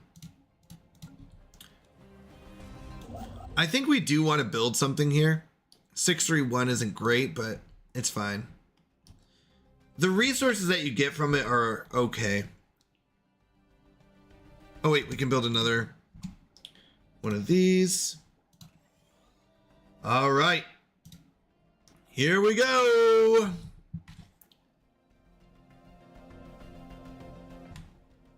Let's see what we got. So since this guy's only one away, we can see here are the drones. These are the drones that aren't letting us go through their space. They're mining drones that kind of went rogue, and they're not letting us through. So that's what's happening. We're not able to get past them, and we don't have a military because that's our playthrough, our scenario-ish, if you want to call it. But it's causing some issues. So we're going to finish exploring this area down here. Now we do have these void worms, which will be a problem later, I think. These void worms take over your systems, but they can go on a craze. They're very ugly. I mean, I'm not trying to be mean, but this is what they come out of, and this is what they look like. They're not pretty. They're not pretty void worms. They kind of go 3 of them at a time. Time to cook some food. Farewell, man. I caught the end of Mr. B's stream and ended up in yours. Well, thank you very much, Jamie. It was very nice meeting you. I can't wait to catch your next stream as well. I'm very excited about it. Have a wonderful night and have a good time cooking. Hopefully food turns out well. And God bless, my friend. God bless. All right. What do we got going on? We are just keep going. Grand Theft Planet. The planets were moved. The abnormal hyperlanes we detected in the Helito system were each tethered to where we previously had expected to discover worlds. After studying these strange lanes, we realized they all led to the same place. A star system called Dacha, which was thought unreachable, yet if we were to combine all these slender hyperlanes, we could pass this science ship through. Ooh, let's go! So we found another area with, whoa, 6 Gaia worlds? That's a trap, if I ever saw one. 6 Gaia worlds. Let me tell you, that is very rare. Keep shining the light and planting seeds of faith. Thank you, thank you. No, you are not going there. You are going to go survey this system. We want that. This has to be a trap of some sort. This has to be a trap. This is very, very good. Oh, it's too good.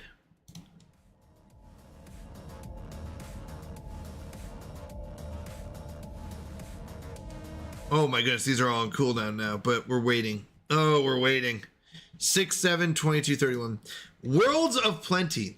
Orbiting each of the 3 stars in Dacha, which is the one we just found, Gaia, are ecological paradises, Gaia worlds, each capable of sustaining organic life. Initially, we thought these might be uninhabited given the lack of pollution. Yet, after performing deeper scans, we discovered large, sprawling cities spanning each planet from end to end.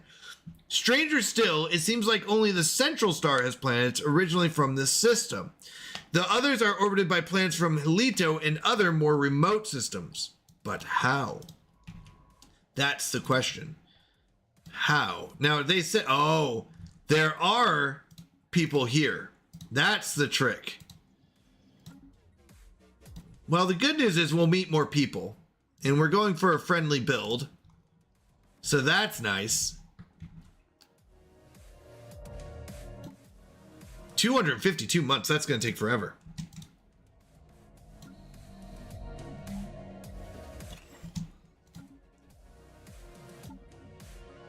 Six months we'll get more minerals. That doesn't matter. 16 months the terraforming speed goes up. That's okay. This one, 24 months will be good. We'll get the terraforming.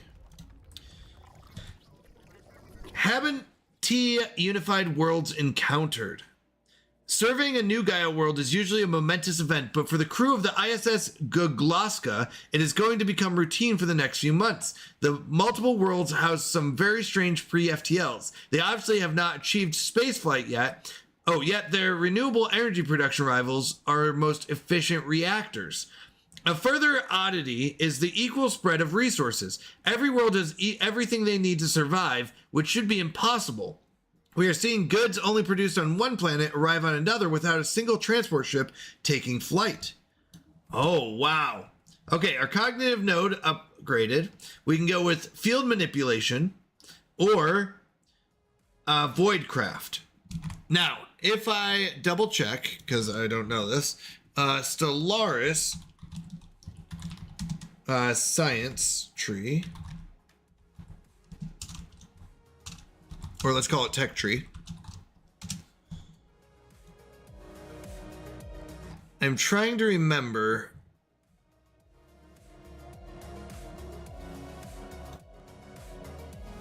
Oh, is there an easy way to look this up? Stellaris science. It's just been a while. Voidcraft, I think. Let's see if we can easily find what it includes. Okay, Voidcraft is like citadels and ships, which we don't need ships. I'm trying to see if there's anything here that's... Oh, mega engineering is good. Space habitats we don't need. Orbital rings, no. So we don't really need that. We don't need more ships. Corvettes, shields. Yeah, there's nothing here that I'm seeing that would be worth it. So let's look up the second one, which is field manipulation. Field manipulation. Let's see, manipulation. Specifically, field manipulation. Let's see what's underneath that. High energy capacitors. So shields we don't need. Hyperlane breaching. Okay, that could be good. Yeah, I think that's what we want. Shrink space, cold fusion, wormhole stabilization. Yeah, this is the closest. They both have a lot of military in them, but you know what? This one's a little bit easier to work with, or a little bit more towards what we want. Now, our Legion node, we can go with defensive platforms and star bases, which we're not building, or defensive platforms. So these, I guess, but we're not fighting.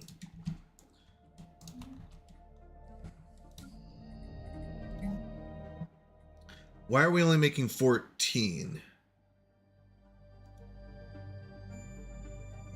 We should be making like 30 to 40.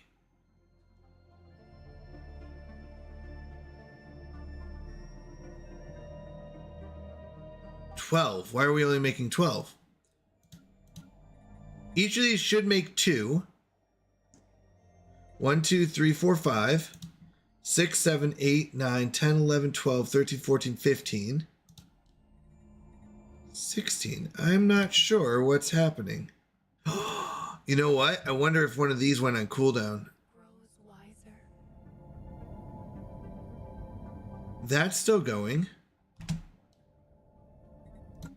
I'm not sure why we lost all that. That's not good. We don't need the accelerator here. Habitability plus 5% doesn't really matter.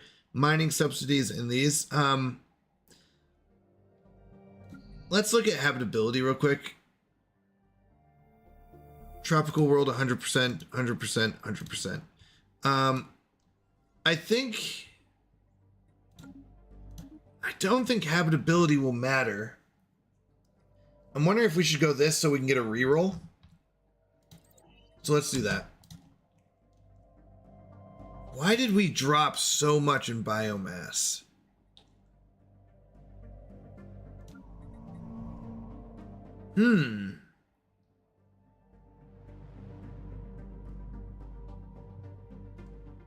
Which one should give us 2? We're up to 17. We really should be much, much higher than that.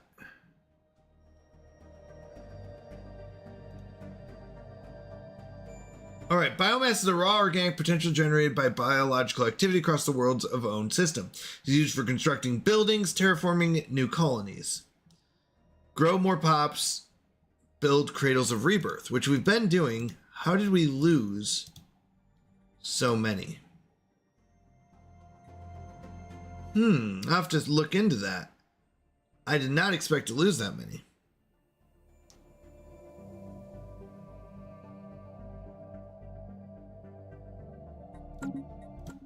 We should be making like 30 to 40. Ooh, energy upkeep plus 10 for this scientist. Now, the good news is we have plenty of energy, so I'm not too worried about it, but that's not good to have a negative trait.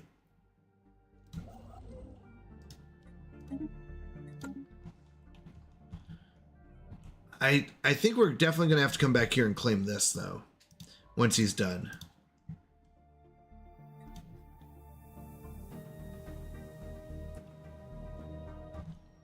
I'm not sure why we lost all that. Now, once again, it might have something to do with these. I just don't know which part.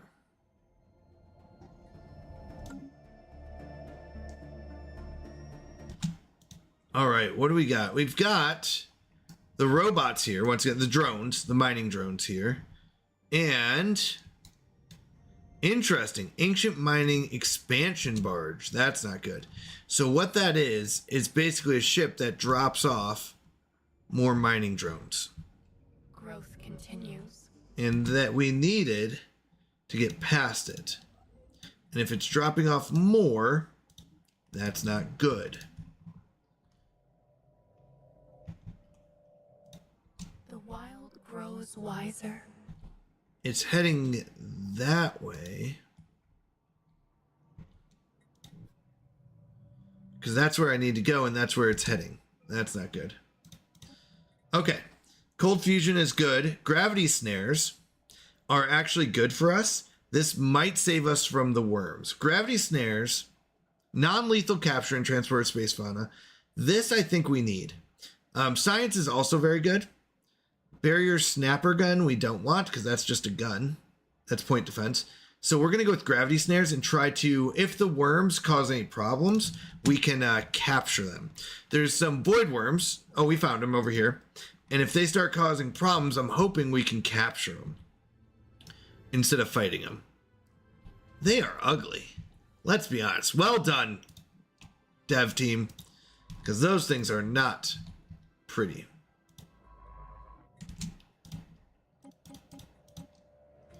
All right, once you're done, I'm going to have you come back here. Growth continues. And once you're done with that, you're going to come back here. We're going to figure out what's going on here. But there is 15 minerals here, which is really good. And some pre-FTLs. They're in early space age. Yikes. I don't know if they're all the same. But we do need to befriend them. Early space age is not great for us. We want them in an earlier age so we can take some time to talk to them. Build a relationship with them. Growth continues. Okay, you're going to come back here. Build that starbase.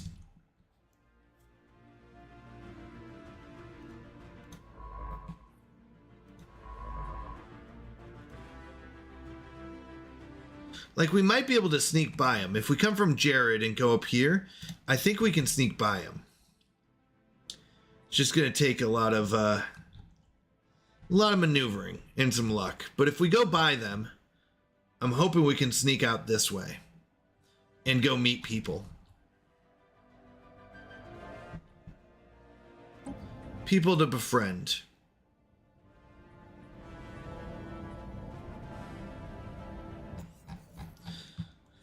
New resource discovered. So we discovered what are called astral threads. Basically, this is something that we can use later, potentially. So we're definitely going to want to build, yeah, on both of these two.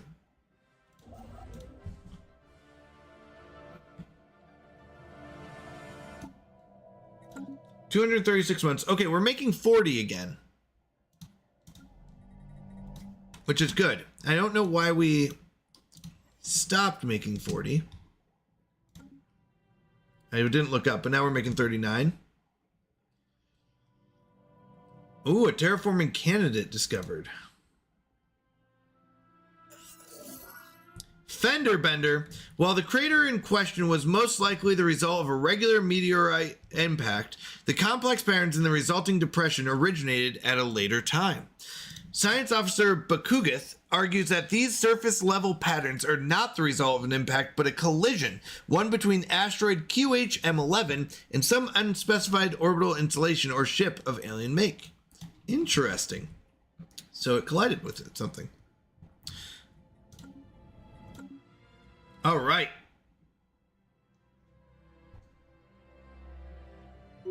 He's coming down. Toxic terraforming candidate, which means that we could possibly turn some of these into real worlds eventually.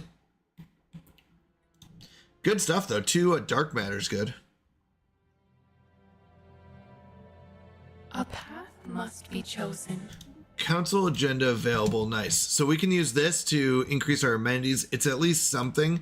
It's not great, but it's something. Okay, finish that one. He's going to go to Jared. He went to Jared! Or Jorad. Sorry. He went to Jorad. We don't want to come in from this way because then we'll have to fly right by him. Automated shipyard. While surveying Ukrichi 1, the ISS Bathgold has made an astonishing discovery. The decayed remains of an ancient spaceborne gestation cradle, a vast organic structure once capable of birthing starships. It drifts in silence, its outer membranes ruptured and withered from what appears to have been a brutal bombardment, likely centuries ago. Most of its vascular conduits are petrified, its neutral lattice unresponsive, and yet one gestation chamber still stirs faintly, its reactors sluggishly pulsing with residual life. Science Officer Bakugath believes that, with careful intervention, we may be able to revive this slumbering entity, at least partially. However, it will be a delicate and time-consuming process, and the risk of unforeseen biological responses cannot be ignored. Let's repair it! Let's go look at it. Alright. We've only got 1 science ship, and it's going here first.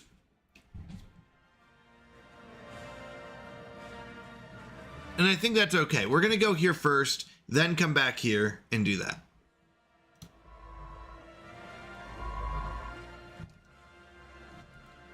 All right, this is good. Actually, he's going to Jorad as well. Ooh, we found an archaeological site. This is our first one. We didn't find very many. So we're going to go here to here to here. Okay, maybe to here and then here. We've got some time. Once again, we're going to sneak by these ancient mining drones, which do seem to have gotten stronger. They don't like us. In their defense, they're drones, so we don't like them. Grows wiser.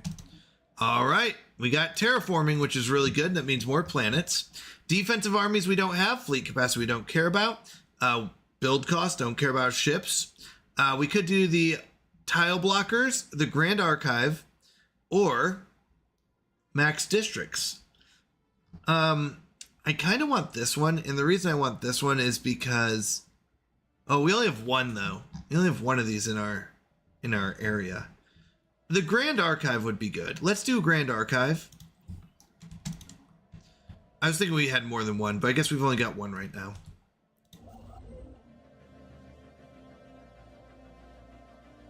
We could build a second construction ship. The problem is, I don't know what to do with it once we're done with these 4.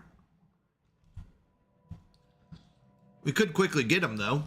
That wouldn't hurt. Right?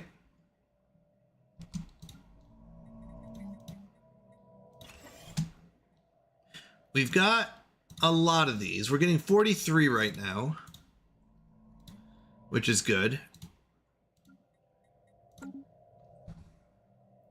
Because we've still got a few more planets. 1, 2, 3, 4, 5 more planets that we need to go capture.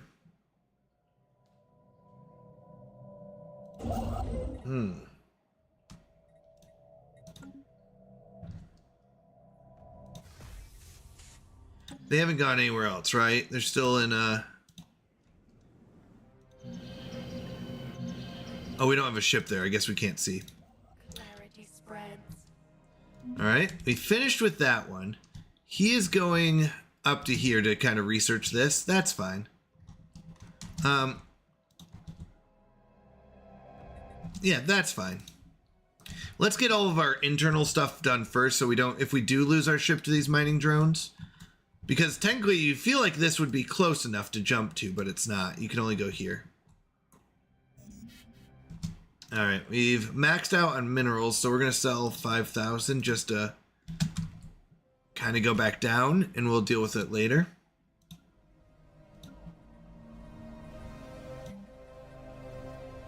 Next month, we build another one of these. We can go 3 more, and then we have to get another planet to build them on.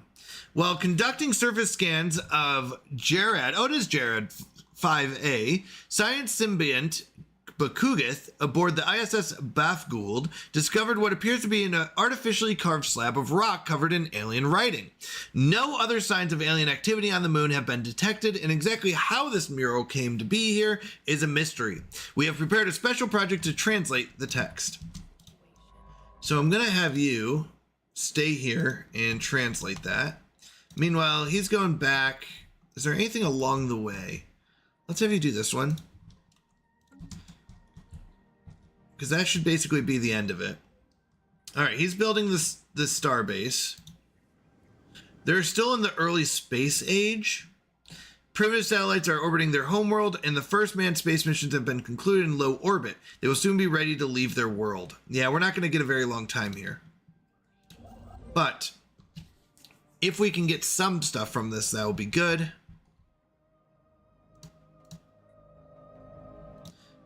It might not be worth it.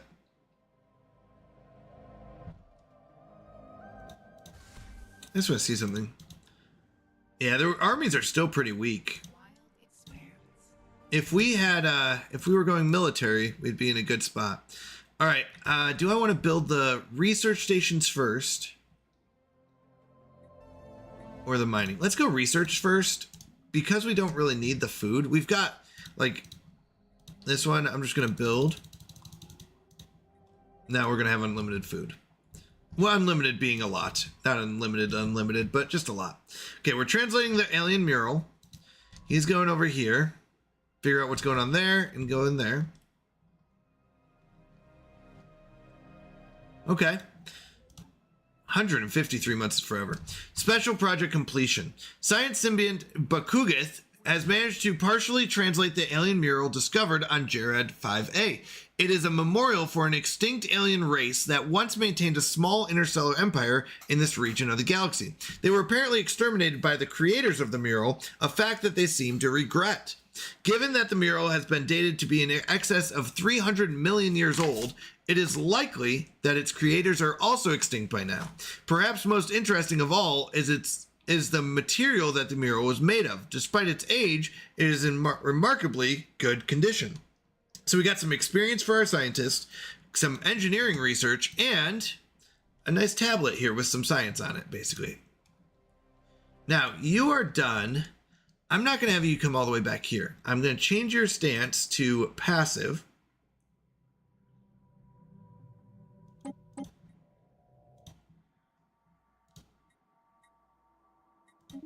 I'm going to have you go this way.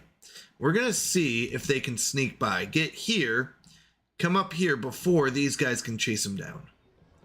Written in the stars. On Sterl 3, which is over here, the inhabitants are using crudely carved imagery to express and share ideas. Samples documented by our researchers indicate that the inhabitants have an awareness of celestial bodies beyond their own planet and have even begun to document constellations. Their early attempts at charting the stars are fairly accurate for such a young civilization, but not so much that they can be improved should we wish to drop some hints. So we could do passive. We will gain a new physics insight technology. Hands-off approach modifier added for 2 years, gains 25% more observation insight progress. Or perhaps we could subtly point them in the right direction. We'll gain a new physics insight technology, society research gain 857. So let's go with this one. All right. Charts delivered. The early star charts of the inhabitants on Sterl 3 have been covertly corrected. Carvings depicting nearby system diagrams were made in a nearby cave. Once they are discovered, they should provide the local population with a better sense of scale of the known universe. All right, Deneb 2B over here. Oh, no, sorry. Deneb is over here. Right here. As part of our observation efforts on Deneb 2B, abduction teams have surgically installed brain implants on a number of... Oh no, we did it again? Due to manufacturing flaws. Oh, we need to go clean it up again. Again? All right, come over here. Clean up the mess first, then come back. My bad. Sorry, everyone. Sorry about your brains. Life stares in the void. Ooh, that's not good. Do you think we're going to be able to sneak by them?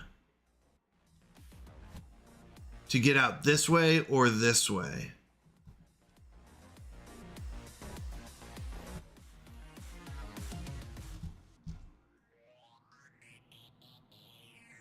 We might be able to. The problem is, which way do we want to go? This way seems to go to here and kind of get blocked off, so we really want to go that way. So we're going to try to avoid them and go like out here and then come in.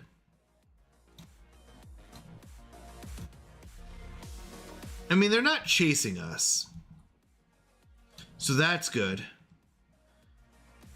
Oh, I guess if we go left, it doesn't matter. If we go left or right, because they all both connect through this. But right is probably better. Once we get there, we'll be able to see. So we should show up here.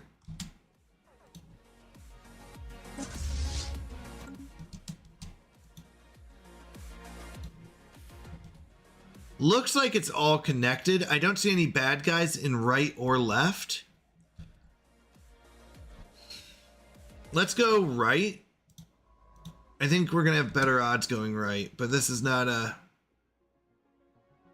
guarantee. Horizons widen. All right, gravity snares. Following the recent discovery of gravity snares, Corinth science ships are now able to launch gravity snares. These non-lethal projectiles can safely capture and transport space fauna for study and dissection, harvesting their genetic material and resources. If we are to keep them alive for further breeding, we'll need to establish a vivarium. We can do this by constructing a grand archive or by building hatcheries at our star bases. They haven't moved yet. That's good. All right, charts received. Unfortunately, since the inhabitants of Sterl 3 did not know who was responsible for their new star charts, they passed off our efforts as simple vandalism. Security around the caves has increased, and the ruling elite has grown hostile to new forms of self-expression. On a positive note, our interference was not a complete waste of time. The reaction to this event has proven fascinating in terms of cultural research. No! They're oblivious.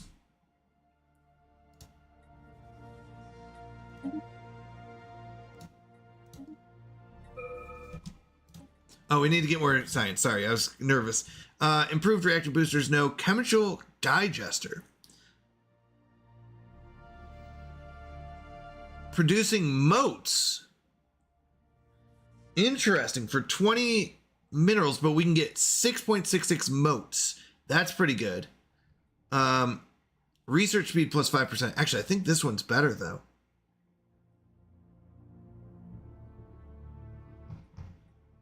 Much better than these other ones. It would be one of these two. Research speed is definitely a good one. We love research speed, but since we can kind of get this anytime, that's the glowing part, we're going to go with this. Okay, let's see if they follow after us. It doesn't look like they are.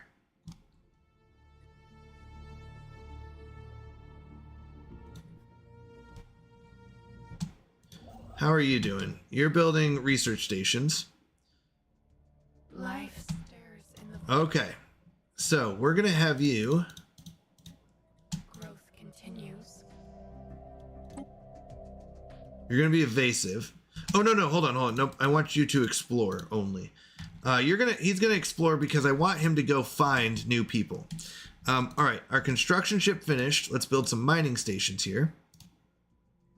Oh wait, oh no, I wanted the observation post. I thought that's what I was building. I must have been building science posts. My bad. All right, so he's going to go explore and see if he can find... Well, you could probably sneak past them, too. See if we can find some other civilizations out here. Implants removed. All right. So once again, same idea. They've been returned to the plant surface. Everything's fine. Just as we left them. He's going to go up there. All right. So, crystal beds. allows, much like the moats, allows us to get these energy crystals. We have gas extraction wells, so unfortunately don't have any gases. Oh, wait. But we can build gas extraction wells.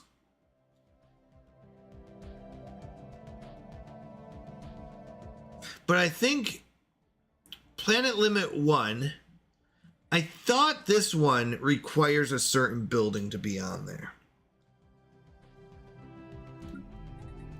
Like, I thought it was like a gas extraction or a well on one of the spots.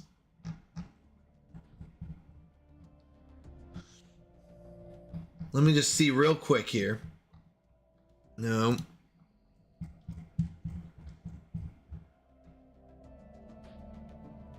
Interesting. +1 science per 25. Nice.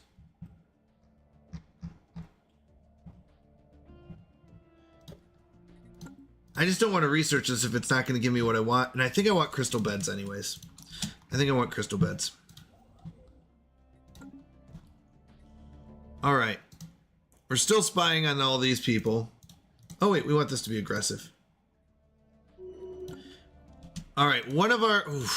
monthly energy credits minus 5%. And that is from our counselor, which is not good. That's all wide. So we could do... Who watches the Watchers? We built an observation post around Solex to study its inhabitants, only to realize the Habintes are the ones studying us. They are fully aware of the existence of other alien species and soon notice the arrival of our science symbionts. Our previous activity on the solar system must have alerted the Habinti unified worlds to our presence. Efforts to keep our existence in are futile. All right, we can talk to them. They're pacifist and egalitarian. That's really good. Oh, is this how you communicate? We have been watching you ever since you entered through the hyperlane, but couldn't figure it out. Isn't it dangerous to travel in those metal boxes? It seems like we could learn a lot from each other. So if that is your intention, feel free to stay. If you wish to claim our home, be aware that we are not helpless. We are one. You are many. All right. Our theoretical models have long suggested the existence of other intelligent civilizations in our galaxy. This theory has now been confirmed. The alien political entity that we have encountered has not yet invented spaceflight. We must determine how best to deal with these pre-FTLs. We've already talked about it. I think we're good. The observation post, I think we can still build. I would like to, though. We are going to build a second... Because they are so close to getting into space, we need to claim these 3 spots because they're 3 that we really want. I don't care if they get the other bad spots that we don't want. We don't want them getting the spots we want. Obviously, that makes sense. So we're going to still build the observation posts.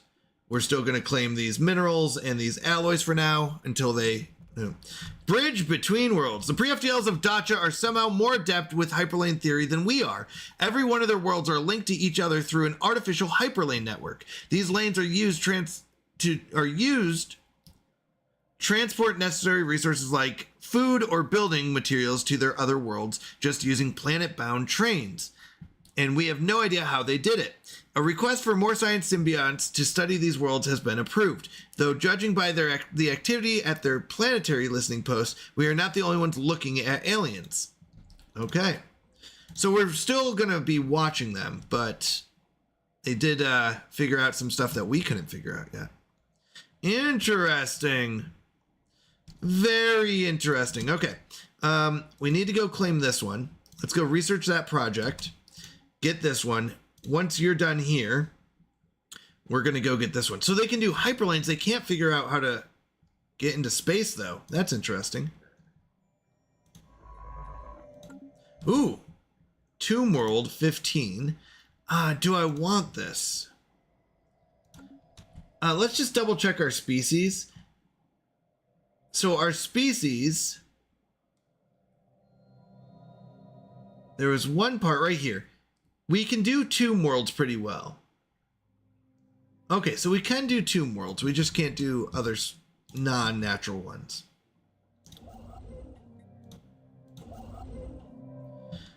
Incoming train. Forgotten Tile Fury. First contact with the Forgotten Tile Fury. Where? I'm not sure.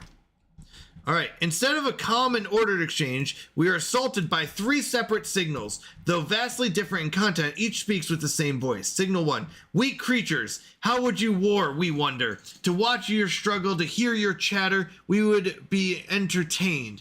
Why? Signal 2, not enough orifices. With a tertiary gill, you may begin to see some gains. You may. Painfully inefficient language. Anarchic grammar must be rationalized. You will apply our changes. At this point, the voice descended into a garbled mess. Analysis revealed that within each signal was a complex designation. For ease of use, we have translated these as war, growth, and control. Our collective greets you in friendship, Tiali. The collective conscience will be watching you. As one, we will destroy you. No. War, growth, control. Well, that's not good. So we've met a gross splinters and a shattered fragment. They are fragmented command, empire size plus 200. That's bad for them. Resources from jobs minus 50%. Unable to conquer or colonize planets. Oh, this is a fallen empire. The drones of this fallen empire are constantly being forcefully evolved. They seldom have the limbs required for... Okay, so this is a fallen empire. Which means they won't expand. Unable to construct new ships. Oh, this is interesting. We're not going to insult them.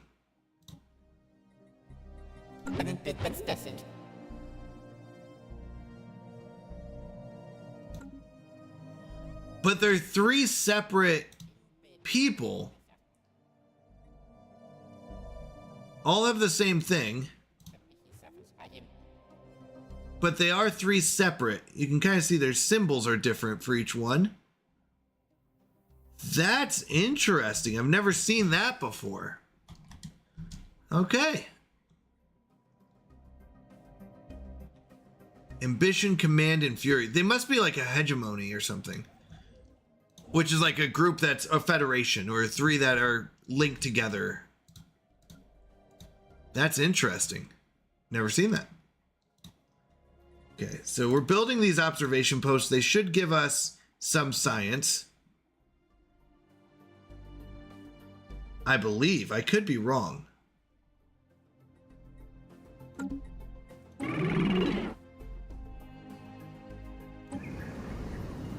New knowledge blooms. This is interesting. All right, we can finally build that big thing that can now allow us to capture. Unity is good. We don't need webcasters. We don't need battle simulations. We don't need fleet command. So let's get the Unity. We haven't met anyone that we can truly be friends with. These are all what we call fallen empires. We can't really befriend them. So let's keep going.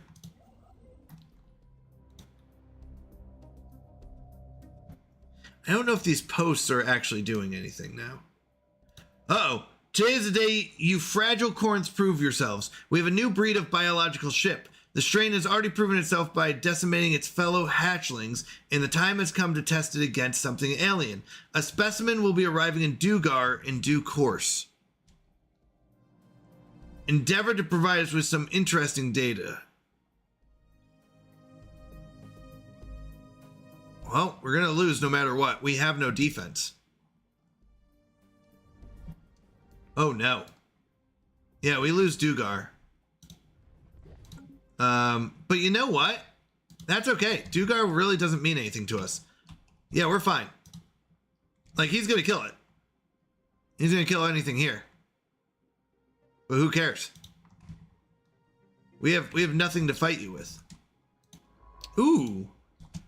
Ruined Dyson Sphere. Dyson Spheres are very good. And very cool looking. Alright. You're coming in. You're finishing up your orders.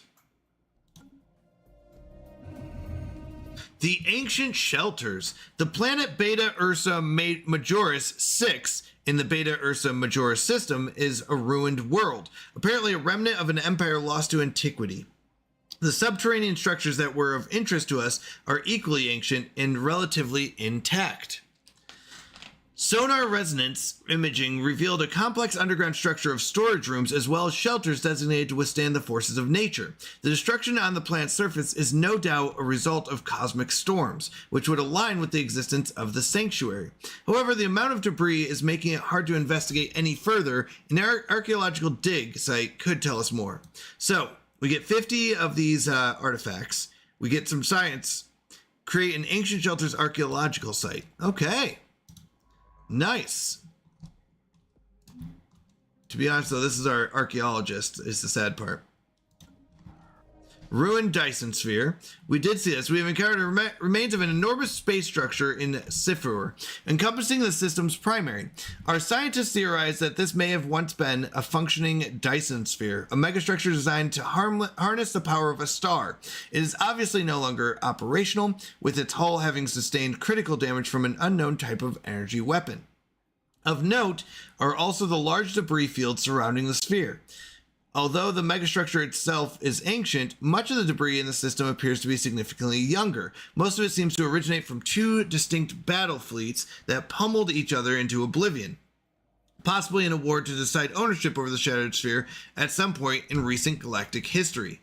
So, we're still going around trying to find people. That's what the goal of this ship is.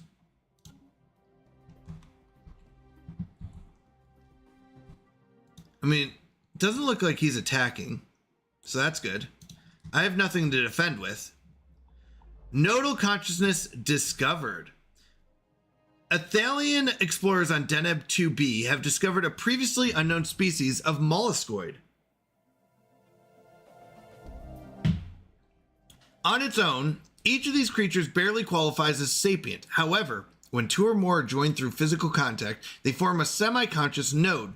Theoretically, these nodes should be capable of an exponential growth in cognitive power. Nice. So you put the two together and you get a third, more powerful one. Simply put, and these are the little creatures. Simply put, the people of Deneb 2b have stumbled onto a biological thinking machine. Given time, this discovery could herald the advent of an organic singularity. Watch and learn. Prevent the singularity. Preventing the singularity will require continuous investment in resources. It'll be unable to change its approach. It'll cost us unity and science. Promote it. Let's promote it. It's going to cost us a lot of unity is the problem. But we don't have much anyways. We're going to go backwards. Let's promote it. We're going to have negative unity. We have no unity. So that's really bad. But that's okay. It's fine. We don't need unity.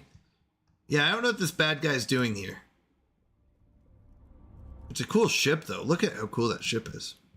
Natural wormhole. Let's go. So we found a natural wormhole. Where? Here. Okay, yeah. So it could be stabilized possibly. Abandoned gateway we also found. We found a wormhole and a gateway? That's extremely rare. All right, we're still looking for more people. He's investigating. FTL impact. A massive crater on Sayama 7 appears to be the result of a collision with a starship. From the size of a crater, we suspect that a ship exiting a hyperlane at maximum velocity rammed the planet for reasons unknown roughly 10,000 years ago. The ISS Guglaska has picked up residual subspace echoes near the crash site reminiscent of a collapsed hyperparticulate field. But as the ship itself disintegrated on impact, the theory cannot be verified. Okay. You're moving on. Oh, he's going to do the dig site. Is that what we want next? I think the answer is yes. Yeah. Yep. He's going to build these. He's looking for more people. I have no idea how you got here, but I'm not going to worry about it. Oh my goodness, we have 1.5 because I haven't been watching. Whoopsies. I don't know what our max is, but okay, we're good there. Let's start colonizing this one. We want this to be a tropical world, so we can kind of pick. Nice.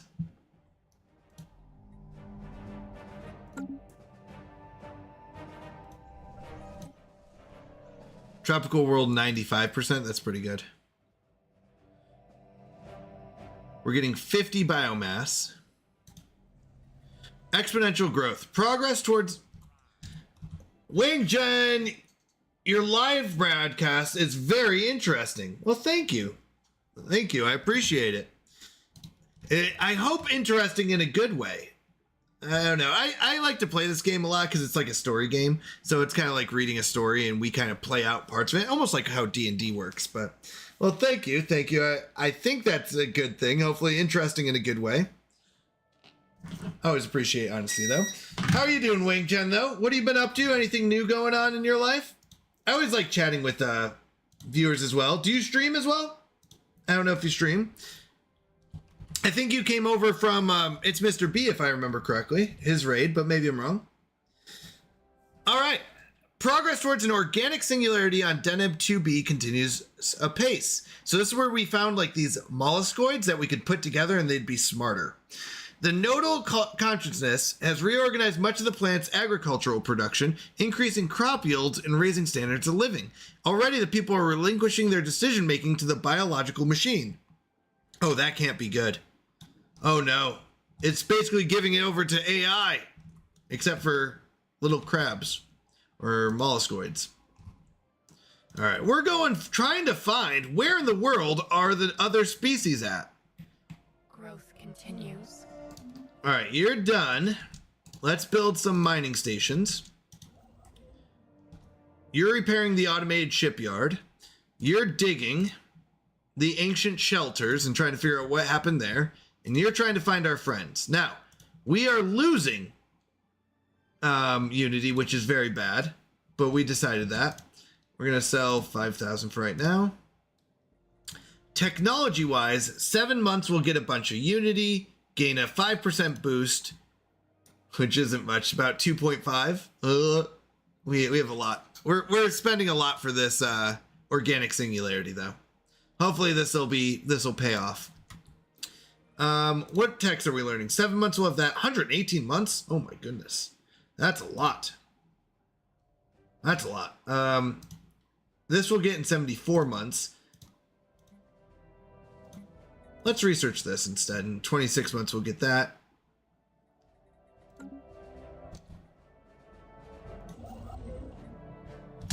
All right, let's keep going.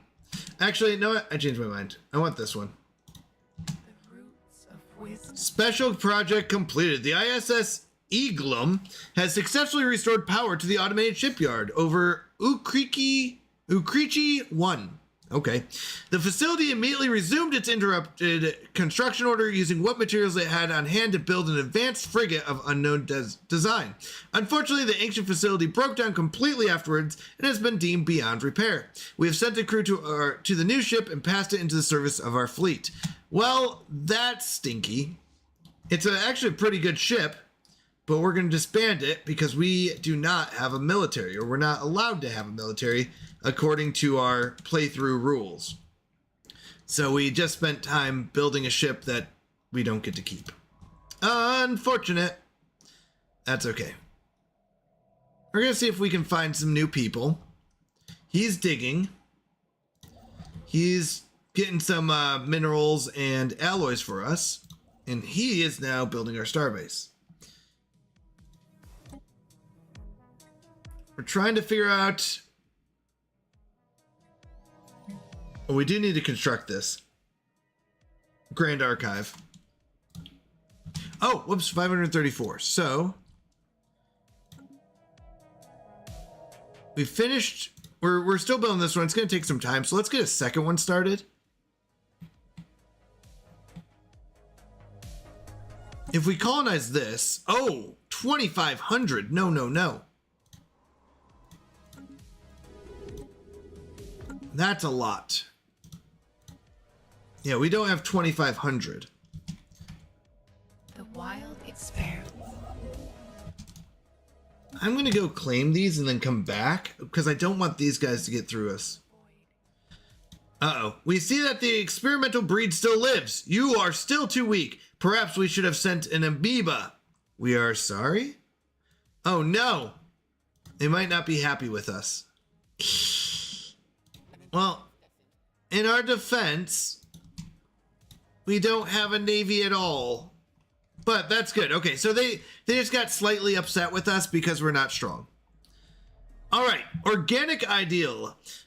Interface with the nodal consciousness on Deneb 2B is reaching a saturation point. All bureaucratic decisions have been delegated to the organic hive mind, and the results are nothing short of spectacular. The plant economy is booming, and the people have achieved a standard of life that would have been unthinkable even a generation ago. Oh, so they're even happier. Maybe AI should take over. What do you think, chat? Should AI take over? All right. So, we are still promoting this. We're going to lose it for another, let's see, +4. Be complete in 10 months. We got 35 months till we lose. Okay. And we just got a bunch of that, so that's good. Starbase capacity +2. Don't need, don't need, don't need. Space fauna growth policies.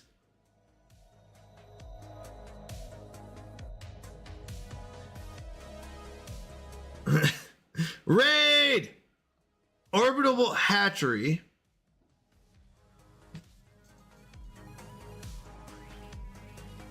We can produce more powerful creatures by collecting more advanced genetic sampling. Hatchery in Corvette scale space fauna cloning. No, let's go with this. This is an interesting idea. Not what I would usually go with.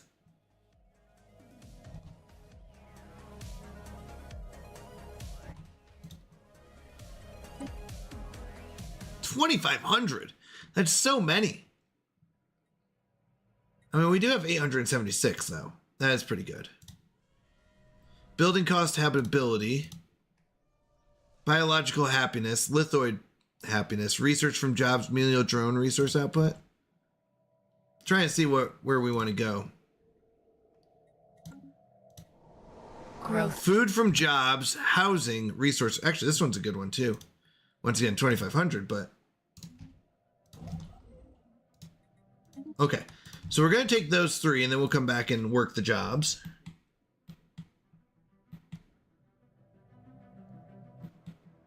Where are you going? Alternate agenda.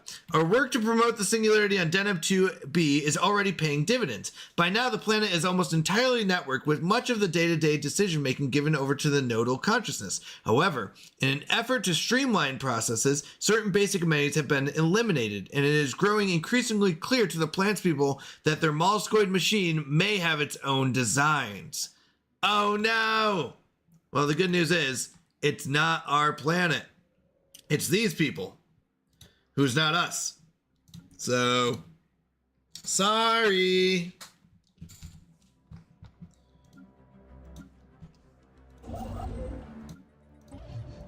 Life stirs in the void. I think, oh, these don't give us science. I thought they would.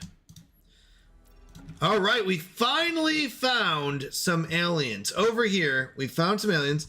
First contact with a mysterious new life form in the Great Wound system. All right. Let's send someone to go try to decipher how they speak. All right, he's going to go do his thing. Looks like there's about 3 vessels there. All right, so we've kind of gone through these parts. We need to go around here, I guess.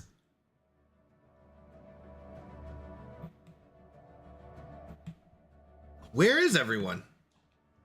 That's the question. Where are they all? I don't know.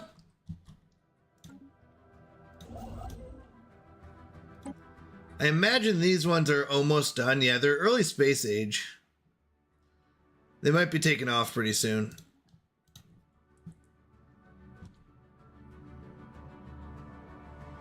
But we're okay. We're okay. We have 1.2K. Communion! The singularity has dawned on Deneb 2B. Within hours of ascension, the hive mind had absorbed more than 90% of the planet's population. Oh no! And the few individuals who remain are already being hunted down. We stand witness to a birth of a singular consciousness.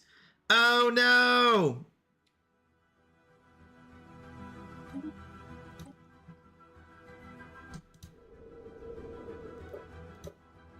They may have accidentally gotten hunted down. Sorry. Again. I don't think they liked us anyways, though.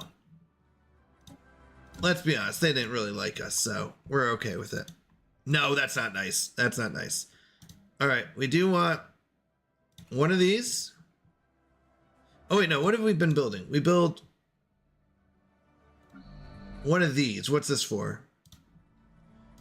So we need one of these, the bone ones. This is going to give us housing and amenities. We want Heartgrove into another Heartgrove. And Cradle of Rebirth, Cradle of Rebirth, Cradle of Rebirth, Cradle of Rebirth. Now, the nice part is we can build up to 6 of these at a time, which is awesome.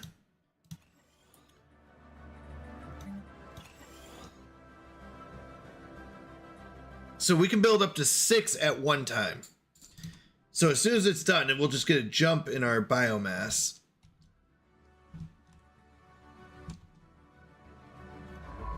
You're exploring. How are you doing? Mining drone work ethic. The drones in their tireless, endless work of extracting ever-diminishing resources from the local planetoids make for a somewhat dull, but nevertheless informative subject of study. In fact, mining networks on Bacter could stand to learn a thing or two about maximizing mineral extraction rates while conserving energy.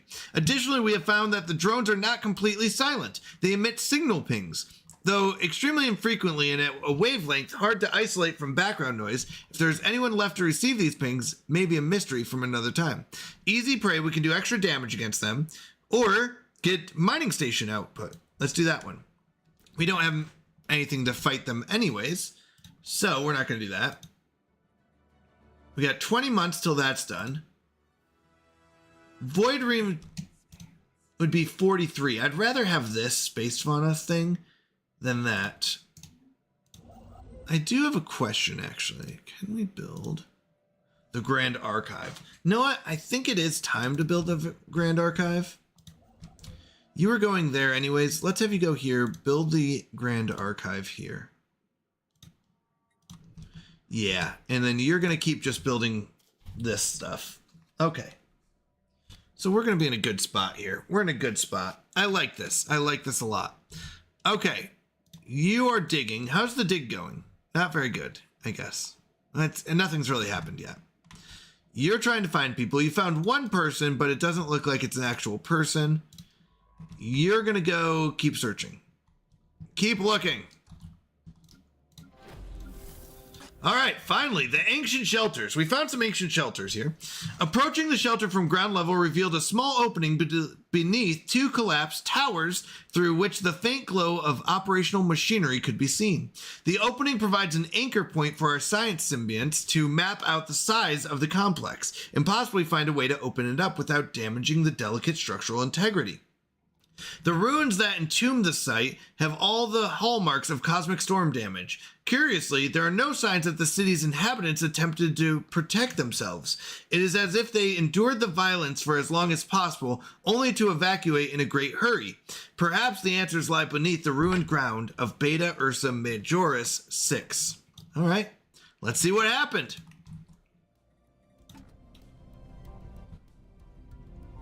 We don't have anything here, so eventually I might use that, but I don't have anything yet. I'm kind of excited to see what's out here. We haven't met any friends yet. We have one person who's kind of studying the Great Wound people, but we haven't really met them yet. We're still trying to figure out who they are. We're at -3 unity because of leaders and edicts. We only have 3 leaders, 2 scientists and 1 governor. Who is using all this unity? We also just produce nothing pretty much. And I think that's the big problem, is we're not producing anything. The wild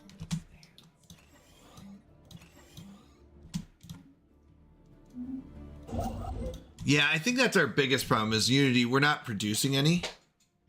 Our production's fairly low.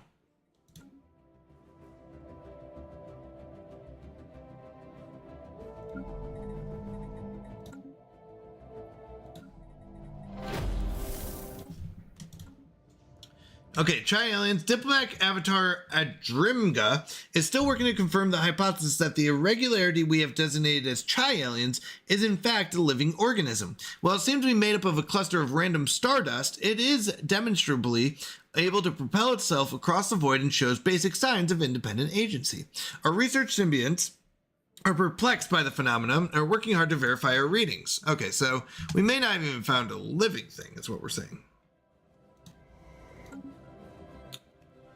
Still haven't found anyone over there.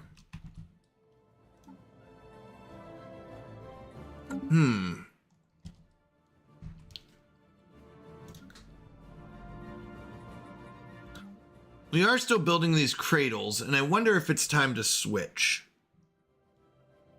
This gives us a lot of biomass, but not much else. Our presence on Stural 3 has not gone unnoticed. The dominant cultural group now regards us as wise and mighty beings who control the elements and ultimately their fate.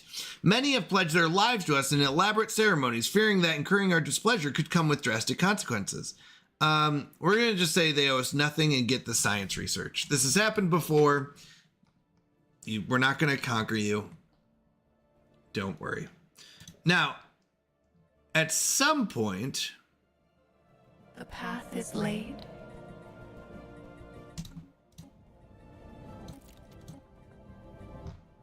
We could get rid of this negative trait, which gives us monthly energy credits of -5%. Jay-mazing! How you doing? I hope you're having an amazing night.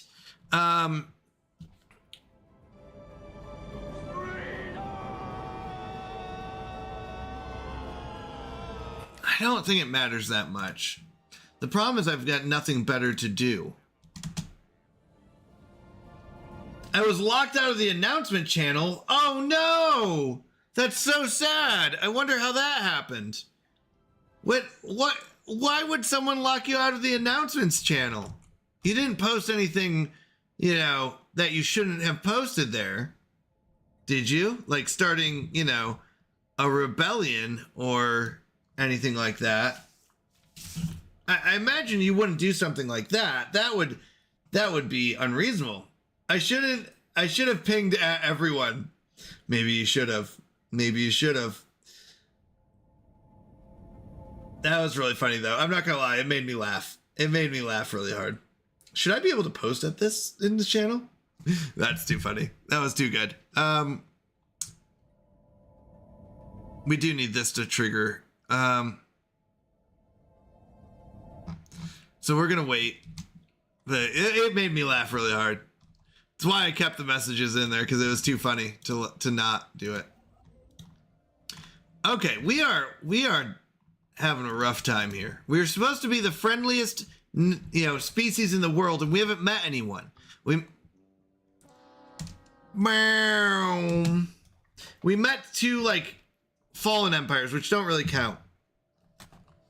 All right, I got a joke, but it's not a riddle. That's fine. As long as if I can guess the punchline, then I still win. You can do a joke or a riddle.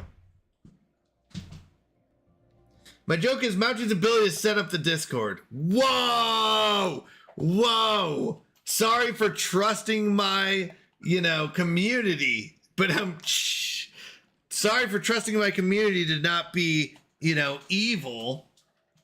I trust that you all are friendly, good, caring people. Sorry about that. All right, I got a bad joke for you. We're all unpaid interns. There you go. That is one way to think about it, actually. You're not wrong. Thank you for the follow, Lady C. I appreciate it. How are you doing tonight, lady? And welcome to the Canadian Mountie channel. I appreciate the follow, honestly. And thank you for all the support and love you all give me. I don't deserve it. He's on the loose. Elliot He's on the loose.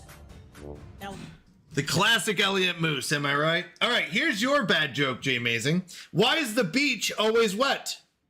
Oh my goodness, we actually had this. I think Kyle Vane gave me this one before. So Jay Amazing redeemed bad joke. Here's your bad joke. Why is the beach always wet? Because the seaweed.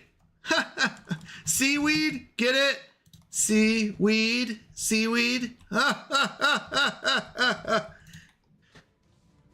Okay, it's bad jokes.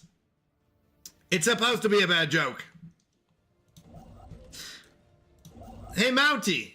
Hey, Jay Amazing. Raid! It is almost raid time.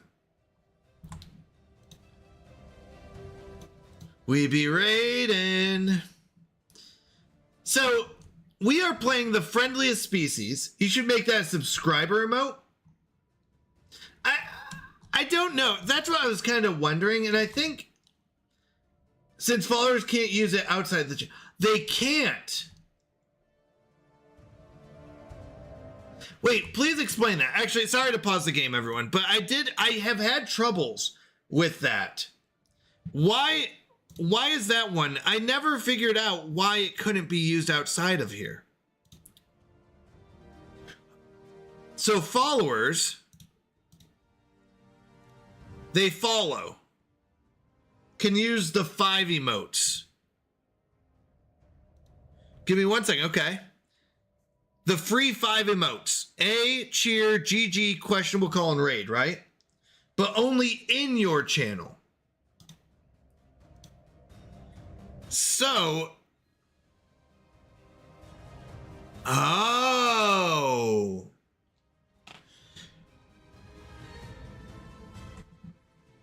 Got it.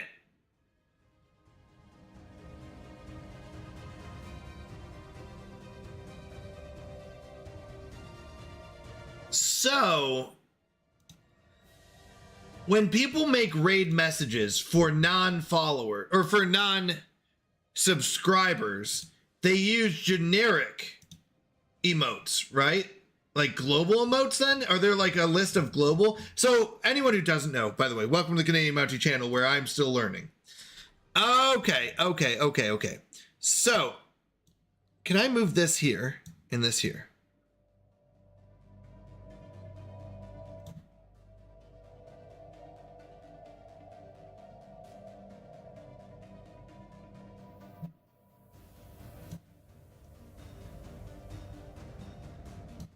So if I make this the raid one,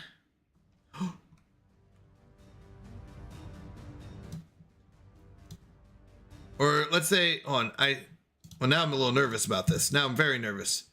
What if I can't find the one that I need? Where's my raid? Oh, there it is. Whew. Oops, wrong one. I'm sorry. Hold on. Is it that? Yes. Okay.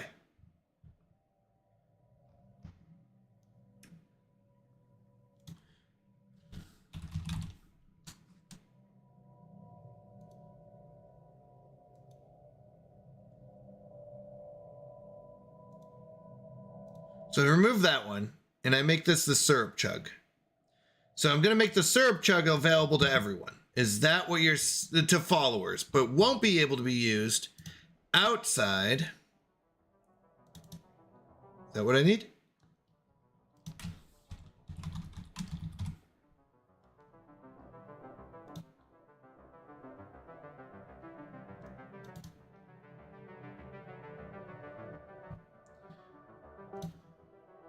So how do I... Oh, okay. So I do syrup chug. Slot assignment would be follower. Got it. I'm learning. I can learn.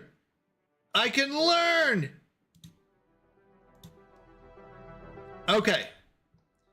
How's that?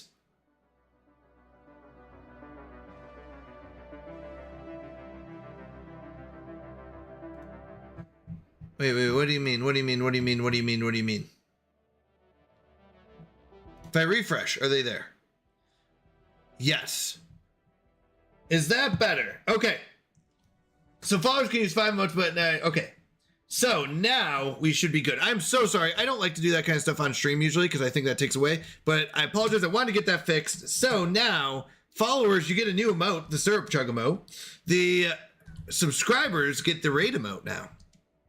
Only subscribers can raid. I did not know that. I've had issues with the raid emote working outside, so I need to change my raid message too then.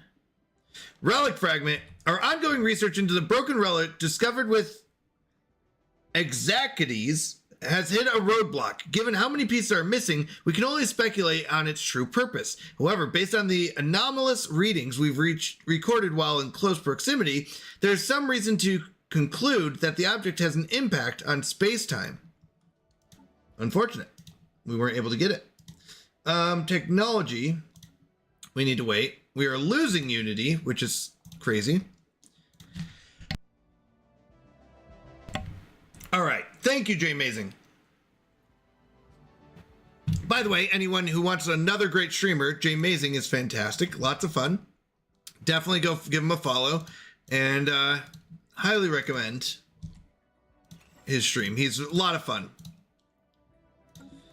What are you playing recently, Jay Amazing? You kind of mix it up. Let me give you a shout out.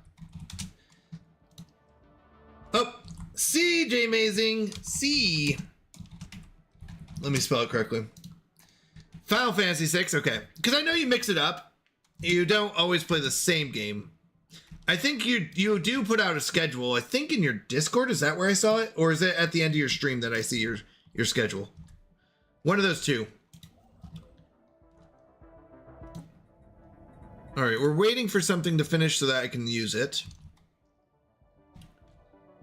We kind of got stuck in Unity. That's not good. After we're done populating all these planets. Be chosen. All right, finally. Monthly Unity +5. Yeah, that's what we want. We want Unity. Okay, so finally we're positive in Unity next month. That's good. Polite requests. The insights that we have gained on hyperlane technology through our cooperation with the Habintine have been frustratingly slow. Oh no. It seems that to achieve the mastery of a local hyperlane cluster like they have, we would need to spend thousands of years cataloging hyperfluctuations. We have received a new communication from their chief representative. To be honest, your presence here has been grating. So now that we have taught you what you came for, we need to ask you to leave. Having judged that our ways of life are incompatible, we worry that you might covet what we have in the future. So to prevent any feelings of ill will, we wish to offer you one of our worlds. We will handle the transportation, don't worry. Whoa, we get a world? Let's go. Cyril 3 ethics change. We have noticed a marked change in the ways of the pre-FTL Zerni on Styral 3, that's over here. The society has turned outwards and they are now far more accepting of strangers. That's good. Our observation flights all across their planet appears to have played some role in this, making the Zerni eager to learn more about the unknown. Oh, good. They're going to like us more. That's really good. Now, what happened over here? We get one of their spots?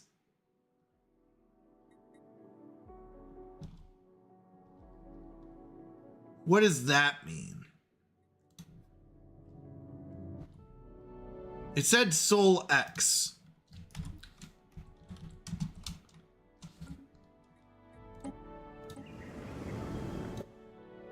That's not us.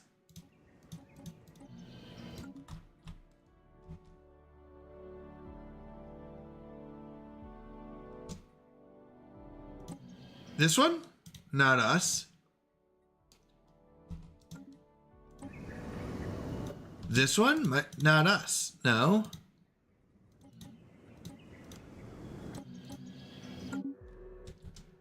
What did it give us? It just said we get one of their spots. Oh, probably one of their minerals. Yeah, we get one of their minerals. I think it used to be 15, now it's 22. No, what? That's fine. I'm not too worried about it. We don't need their secrets. Continues. We are friendly with them. We like them. All right, this guy's all the way out here and we haven't found anyone? Yes, you do. No, we're friendly. We're friendly. We don't need secrets. Friends don't have secrets, Jay Mazing. That's how you blackmail them to stay your friends. No, no, no. Jay Mazing, how we actually do that is we body snatch. We are secret. So we are the friendliest people is our goal, but we are also body snatchers, which means that we sometimes, you know, take over people's bodies. All right, we have made first contact with a new life form. Let's go. Please tell me this is a nice place where it's like an actual life form. No, I don't think that's an actual station. We gotta find some real people. We need some real friends. Sounds like Freaky Friday. Yes, except for we don't swap. We just take theirs and then we don't give it back. But we're friendly. We're super friendly. Super friendly. Super friendly. We're the friendliest. But we do snatch bodies in population. But other than that, we're super friendly. Just a minor inconvenience, really. The sanctuary is simple and utilitarian, with many offshoot rooms, most of them empty. In fact, it seems overly simple. It definitely appears to be a shelter of some kind, but it would not hold up against cosmic storms. The walls are too thin, providing very little support, and the ceilings and floors are not reinforced. It has been saved by nothing less than pure luck. Had it not been for the two towers above and the landslide moving the complex in one fell swoop, this storm shelter would have been eradicated long ago. The glow seen from the outside stems from a few malfunctioning alarm systems, and several operational terminals can be spotted deeper into the shelter. This could be a prime opportunity to learn more about the previous owners of this facility, as well as the curious circumstances at play. Let's go figure out what happened! Meanwhile, let's build a couple more of these bad boys. Are you still terraforming? No, that's just going to be expensive. We need 2,500 biomass. That's so much. So much biomass. Wait, what about this one? Oh, they gave us this one. I found it. I found it. I found the planet we were talking about. Wait, where is it? Where'd it go? I lost it. There it is. Sol X. I told you we had Sol X. Heyo, they gave us one of the Gaia worlds, which only costs 500. Nice. All right, the Chai aliens. Our investigation into the peculiar cluster of debris and space dust with the designation Chai aliens has yielded surprising results. It is a particulate cloud bristling with a powerful charge of unknown origin. It has no business exhibiting simple reflexive actions, let alone movements with purpose. Basically, we found a ball of energy and dust, and we don't know how it's living. And yet it does. There is something undeniably ominous about the hazy subject of the relayed video feeds. Perhaps there are things in the universe we should not tangle with. A new voice calls out in the All right. Well, we kind of just figured out we found a ball of dust that lives. All right. Are these... Hold on. We found a void worm. I would like to capture it. Can I?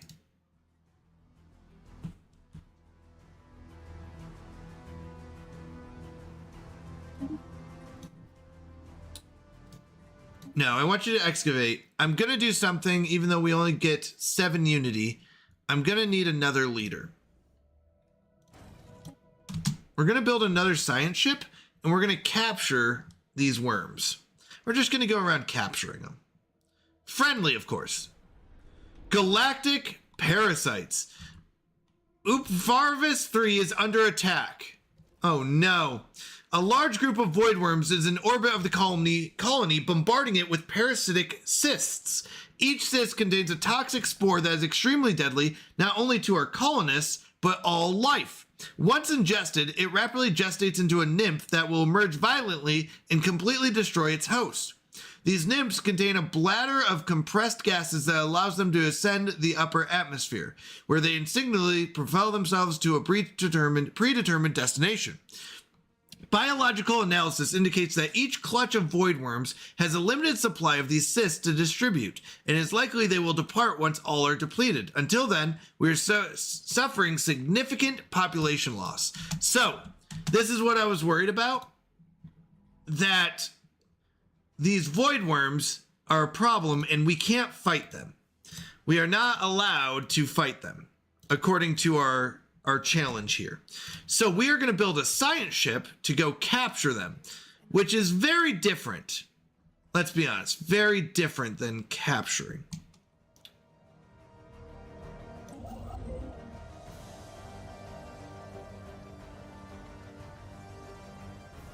Oh, our construction ship left. No! That's so annoying. You were building something. Oh, it's gonna kill that, yeah. Requiem for a drone. In an unexpected turn of events, grief seems to have taken over Deneb 2B. We are witnessing an unprecedented halt in the work of an entire hive. In the aftermath of the death of a singular drone, we are unsure why this drone is different from the others, but the hive seems to be holding some kind of ceremony where the drone is almost religiously cut to pieces before those pieces are taken to various nurseries for newborn drones. Moments later, the entire hive springs into motion again. This is highly confusing and looks a lot like an event of social or spiritual importance. All right. You. We need another one. Ooh, you are good at gravity snares. You are good at gravity snares, and so are you. You're the youngest. You're the most expensive. So we're going to go with this one. It's a level behind it, but definitely we need cheaper. We don't have a ton of Unity, and we're not getting a lot. And this one's upkeep is 6, so we're going to go with 4. Yes. Now, you also start with a free level up. So we can make it even cheaper, live longer, or amenities. We want this one. You are going to go capture that worm. Get that worm! All right, this will give us jump drives. This will give us envoys, but we don't really need envoys. Planetary FTL hibs are going to be useless. These are useless. Listening posts are nice, but not really useful because we can see them coming, but we can't do anything to stop them. So, research speed plus 5% is really good, or we can go for jump drives. I don't think we need jump drives at this time. We're going to take the risk. I think that's our goal. So I want you to start shooting gravity snares. If we lose against the worm, he's going to go over here and try to capture it. Now, capturing, once again, is different than killing.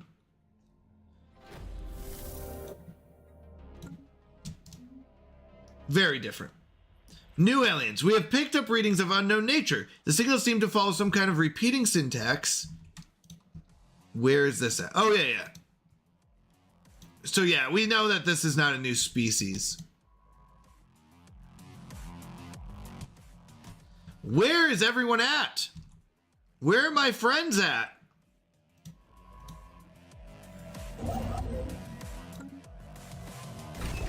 All right, here it goes. You ready? Here goes the net. He shoots. It goes. Let's see if it hits. Here it comes.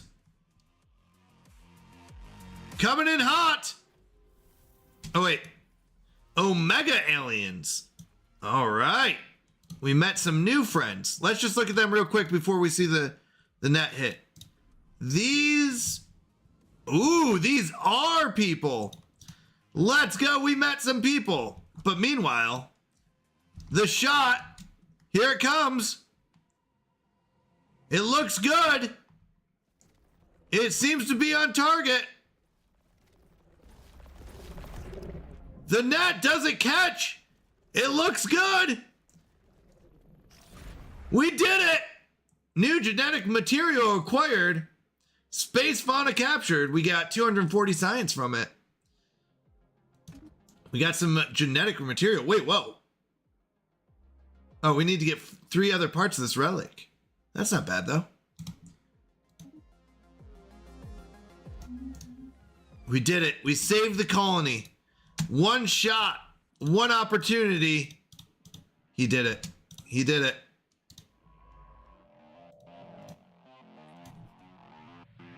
Good shot. Wait, can you? No, you can't. I was going to say. But you could possibly capture these ones. Am I correct? You can.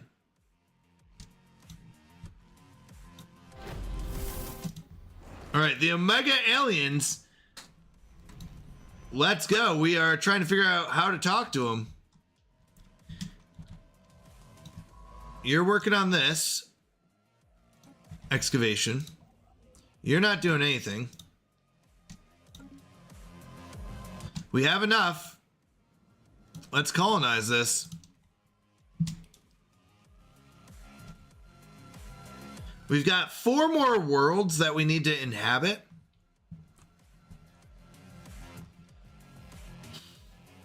We found one friend here. We found a useless friend here. I shouldn't say useless, but no. Let's see if they want to talk. After successfully translating their language, we have established communications with the independent space station of the conglomerated dilettantes. They basically help us build a fleet or, military that we can't build. So, useless. Useless! Send them back to Greenland. Unemployed in Greenland! Okay, we're terraforming that one. How much do we need for this? 2,500. That's long. That's a lot of biomass. We're making 81.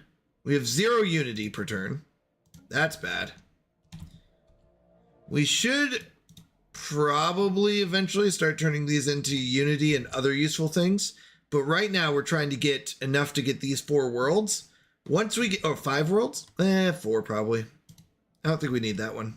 Once we have enough for these, then we'll go ahead and start turning it into unity and everything. Omega aliens. It seems our linguist symbionts have suffered a major setback in their attempts at codifying the language used by the Omega aliens. Unfortunately, what they had taken to be their language, quite simply, was not a language. In her report, diplomatic avatar Adrimga states that after days of investigating the matter from every angle, the linguist symbionts finally concluded that it was in fact probably an attempt at music. Oh no. We thought they were talking, but it was just music. He shoots! Here goes! I don't know what he's shooting at, but we hope he hits. Teth aliens, we have made first contact with the new life forms. Here we go. We're finally doing it. What'd you shoot at? Here it goes. It's a long shot. Let's see if it captures. It's on. Can we do it? Wait, 1 second. I know what you were building. I remember.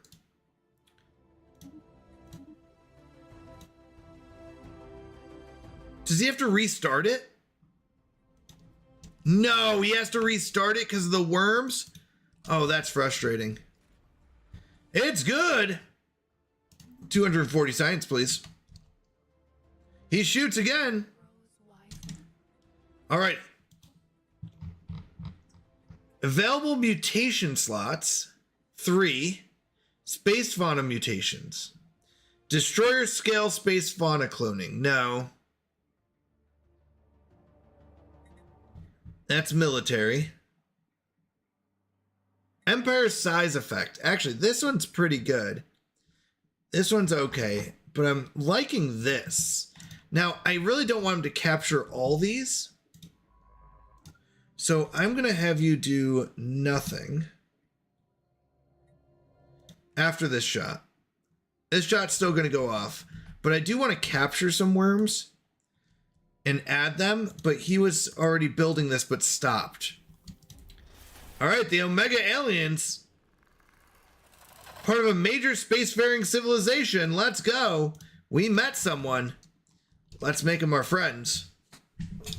Hello, friends. The problem is we don't have unity. We need a ton more unity.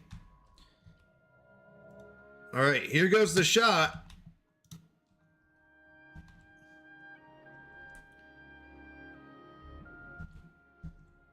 It's coming in. The worms don't see it coming. It's on target. Bloopity bloop. I caught Yoop. 240 science. Let's go. All right.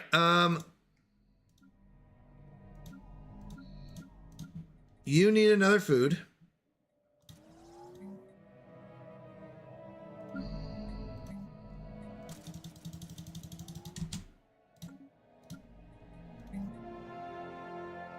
Oh, that's costing biomass?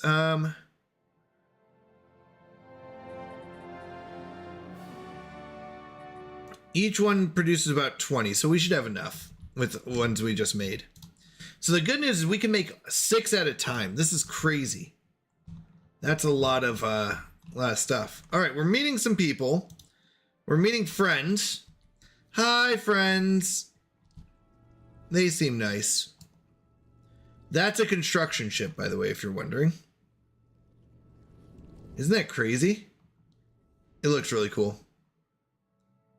Ocean world, desert world. Those are two opposite types.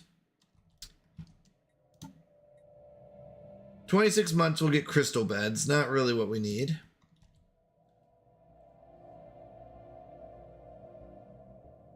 Eventually, we need to turn these. After we're done getting all the worlds, we need to turn them into actual useful worlds. All right, the shelters. Let's see what happened. The terminals were harder to reach than anticipated. Partially obstructed by cave-ins, some of the rubble was more recent, indicating a critical failure with the shelter now that has been disturbed. Caution is advised. Unfortunately, their ancient data processors do not give up their secrets easily. Everything was recorded in a lost language, though the intergalactic communication logs left behind in the interface might be able to help us. What do you call a three-eyed alien? An alien. I just call it an alien. No, a three-eyed alien. A three-eyed alien. Probably Bob. Or extra eye. I don't know. An alien? Alien. I'm gonna take it. That was a lucky guess. Alien. Oh, that's a good one. Alien. Oh, that's funny. All right, welcome, Kyle, by the way. Wait, Kyle. I owe you points. Now that you're in chat, I use some points. Let me add some points. Add points. Kyle Vane gets 25 plus 5 is 30. 130 points for Kyle Vane from our cooking stream earlier. Let me mark it off the list, though, so I don't double the points accidentally.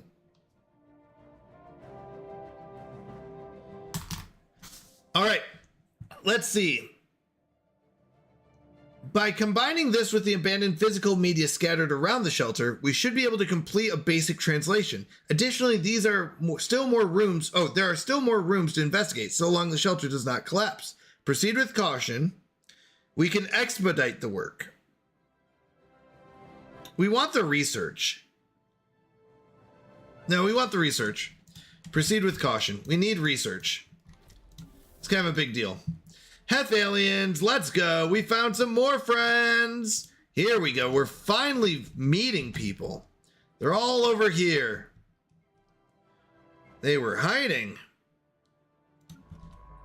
Now, once you finish, you're 11% done. But once he's finished with the Grand Archive, we can start capturing these and put them in our vivarium.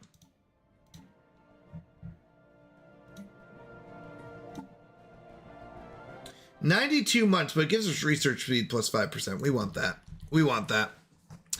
Okay. Let's go. We need a Heartgrove. Need a Heartgrove. And we want a bunch of these.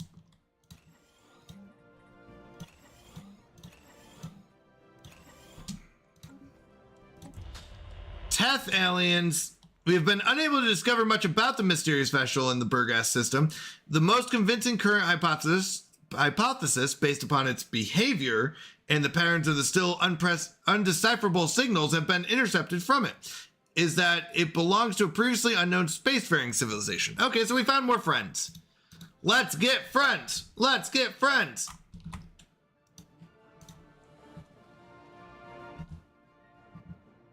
All right. Wow, this is a lot of work to find friends. I just want some friends. Is that too much to ask for? Apparently. Apparently friendship is a lot of work. All right, we are losing unity. I've never played a race where I've really lost unity. Oh no, what are you? What are you? The Heth aliens. I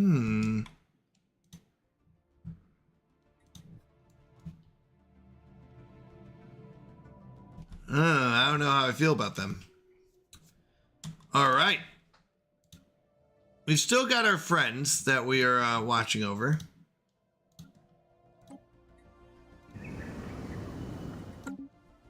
We're waiting for them to get into the FTL stage where they can go flying in space, apparently.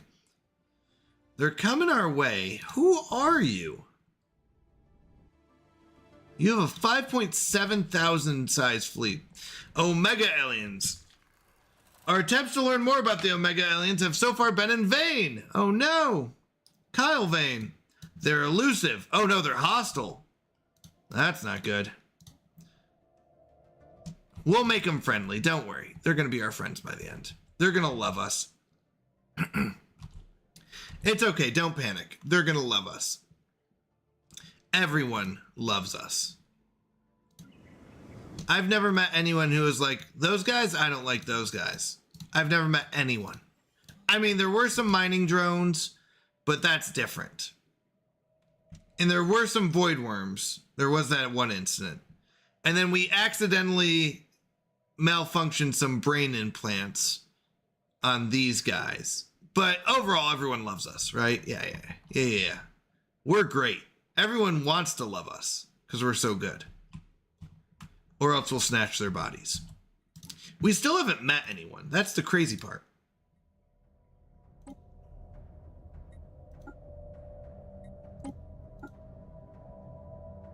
That's crazy.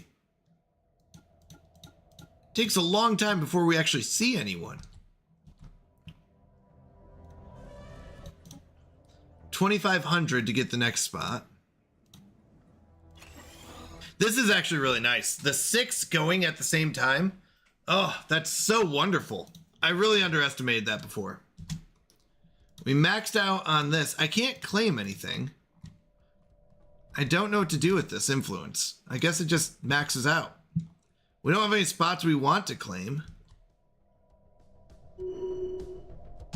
Oh no! Energy, man, these people and their energy credit upkeep. And we are selling 64, so we got plenty of room. I'm just saying. Heth aliens. The vessels detected in the Bactorum system seem to be part of some sort of expedition across the galaxy, with purposes unknown. They have not made any hostile moves, nor is there any heavy weaponry in evidence. Instead, they seem to be broadcasting repetitive, but not particularly content-filled signals in our general direction. Our diplomatic avatar, Gurloon, is confused, but hopes that the broadcast will help our linguist symbionts to translate their language. All right. They're not mean. They're just confusing. Oh, there they go. They're back here. They're just traveling. Okay. Teth aliens.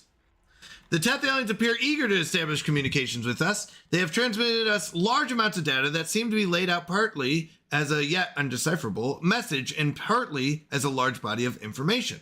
Okay, so these guys are nice. They're receptive. Thank you. Am I right? True friends. Okay, growth node. Resources from jobs. Build cost, district cost.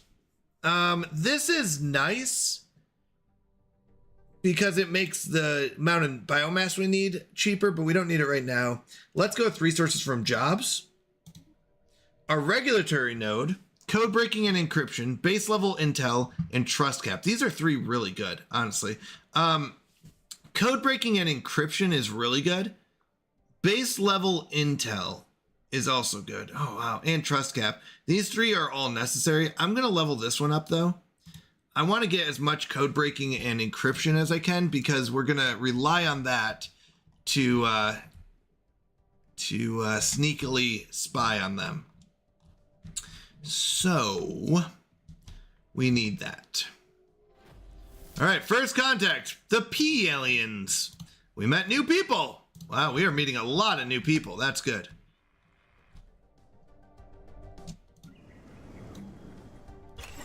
All right, now we need to save up another 20-something hundred. What, 2,500? 2,500 to get our next spot. We have 4 more spots, so we need about 10,000 biomass. Once we get 10,000 biomass, we can really start converting our planets into useful things. Omega aliens. All right, we met some people. Our efforts to decipher the signals picked up by the Omega aliens have paid off. Finally made a breakthrough. Military dictatorship. They're spiritualists, militarists. What are we? Oh, we're just gestalt consciousness. Ruthless capitalists. I bring greetings from the Grand Marshal Coral Weymouth, the undisputed ruler of the Gudgan hegemony. Respect our borders and keep out of our affairs, and perhaps our mighty fleets will refrain from visiting your worlds. Well, we greet you in friendship, my friend, because you are the first person we've ever met who's not a fallen empire or a random person. So we're going to improve relationships with them. I would like to get one here, but I got to wait. We need to get, now we can start researching the technologies that we need. The P aliens, keep at it, are in fact part of a major spacefaring civilization. Good to hear. Go P aliens. All right. We are moving on. How close are you? 50% about. The Teth aliens, we've met them. A new voice calls out in the Theocratic dictatorship. Okay. Well met, alien. I represent the Bruggen Foundation, led by the illustrious matriarch Lakatral. We rule our region of space under a divine mandate, and so long as you do not interfere in our spiritual affairs, we look forward to learning more about your culture. Oh, we look forward to learning more about your culture as well. Diplomacy, improve relationship. So we want to have a good relationship so we can make deals with them. Borders closed, fair enough. Oh, the ancient shelters, okay. The rooms and chambers located further down are not nearly so abandoned as the entryway. Boxes of merchandise fill from the top to bottom, all nearly packaged and stacked. Initial translations describe unprocessed materials and unfinished electrical components, neither of which are imperative to survival. The list also details quantities of items at this location, and the projected profits they would have generated on something called the Intergalactic Network of Equal Trade, INET for short. The language surrounding this vast trading exchange is almost ecstatic, with meticulous notes on transactions and itemized indexes of profit. In fact, it appears that this vanished civilization based their name on the exchange, calling themselves the Inetian Traders. This shelter was not built to protect the general population, but rather as a glorified commodities warehouse. This raises the question as to why their shelters were so woefully under-equipped to handle the storms. Further translation should provide more insights, but we are on borrowed time, as evidenced by the unsettling sound of creaking infrastructure. Be careful. We get 1,000 minerals, which I don't care about. Prioritize data retrieval. We get 600 science, 800 minerals, but lose 800 energy credits. We could aid the investigation. I kind of want the science. Yeah, let's go with the science. I want the science. We got a specimen acquired here. We got the INET Trade Manifesto, which gives us more energy credits. Okay. Waiting for this guy, 50%. We're waiting on tech and unity. That'll never happen.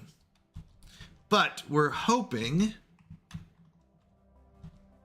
So we met people, though. That's good. We've met some people.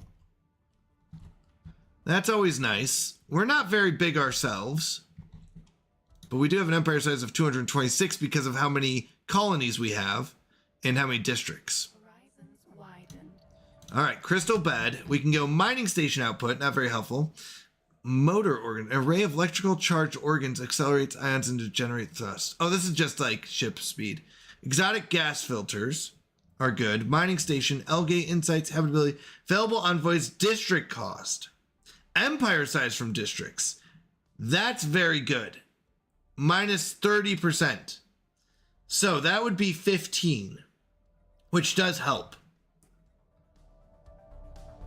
Now, I was thinking the exotic gas filters, but I think this is what we want. We want that. The Heth aliens, we've met them officially now. But is it true? You really are prosperous as Numa has foretold. Fortune favors the bold, as they say. We are the new mystic order, simple merchants devoted to the worship of commerce. Our fleet travels the divine currents of cosmic energy wherever the winds of fortune take us, bringing new deals every time we enter your lands. Sadly, our ships are beyond the bounds of your realm for the moment, but next time we visit your skies, the wonders of the universe could be yours for a modest donation of credits. Well, I have a modest donation of credits. No, we don't want to do the slots.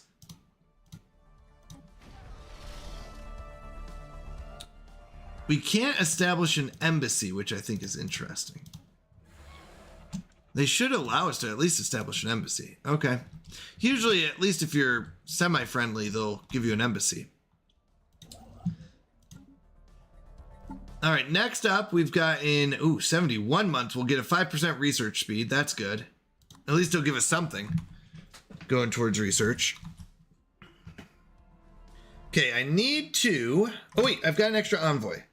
So we are going to start spying on these people.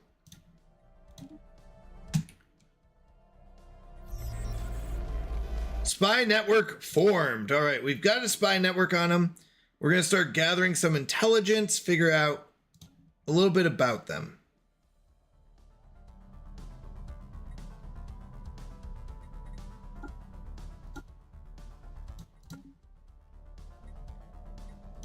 I do think it's funny. Let's see. Actually, I want to see what this is. Gather information, spark, embed planetary roots. Cease activity within the spy network, allowing the spy master to be reassigned while also preventing its infiltration level from decaying. Okay. Steal technology. We should be able to do something else. No, there's something where we could prepare invasion. We'll have the aid of inside agents when next we declare war on Bruggen Foundation.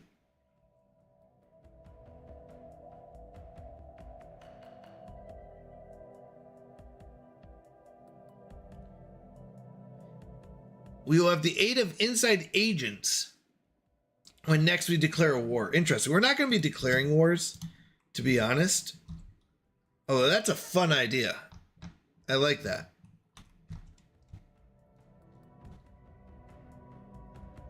We can still prepare in case they declare war on us, though. And that's how we will win the war, is inside agents. That's the best I've got. All right, level up. This is our governor? Yeah. No, our ruler. This is our ruler. Building cost, district cost, building upkeep, district upkeep. Not bad. What we really need is leader and edict upkeep. Resources from jobs is not bad. 1 second. Oh my goodness, this is why. 71. Oh no.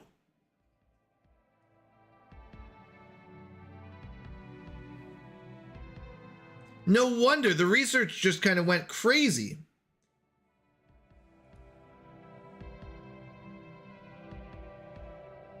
That makes sense though. I was like, why are we losing Unity? And I just realized it said edicts. Map the stars is fine. Oh my goodness. Now, district cost, or sorry, building upkeep and district upkeep. I'm not too worried about that. The district cost is nice because of biomass, but I think we go resources from jobs.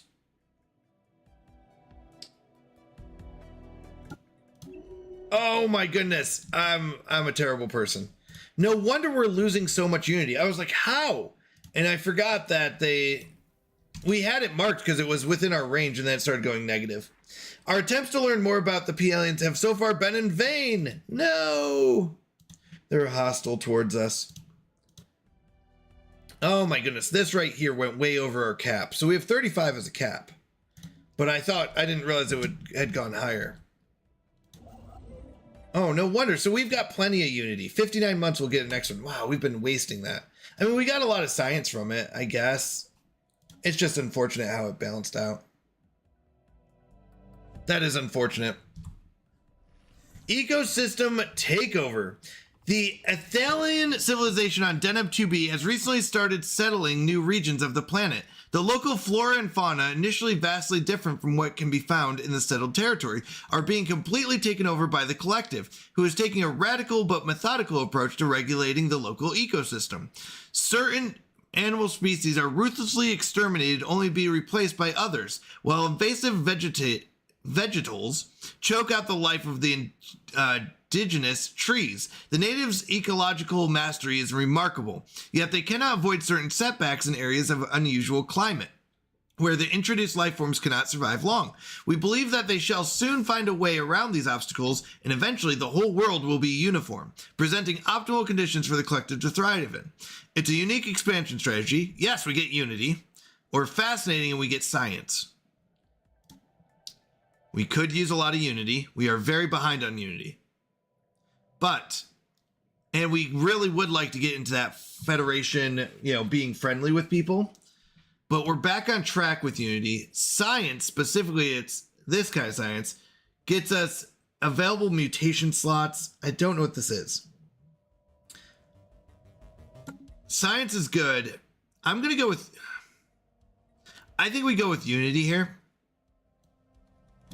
I think we go with Unity. We need the Unity to catch up. I messed up early. My bad. But we can make it. A surprise catch. Our spy master watching over the Bruggen Foundation reports the surprise successful acquisition of a new asset.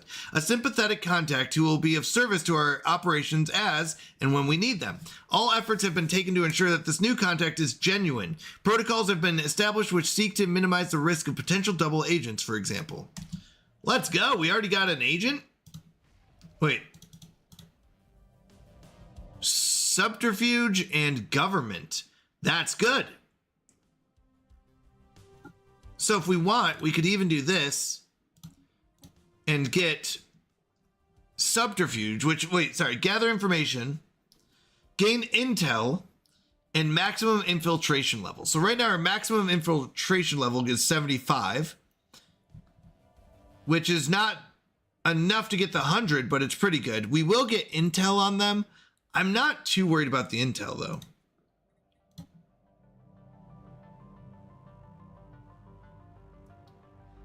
I mean, it doesn't seem like it'll be difficult. I'm just wondering if we should save up for acquiring another asset. Extorting favors isn't bad. Stealing technology is the best, though. Stealing technology is going to keep us going. We could see where their tech level is, though. The problem is I don't have much information. So let's do it. Let's use this asset. And we're going to launch that.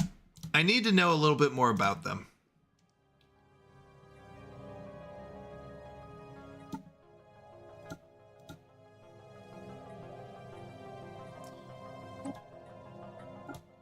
Yeah, I'm not too worried about the trade league. We found some more people. That's good. You're kind of meeting people. All right, the Daleth aliens. We do need to kind of send someone to go investigate that.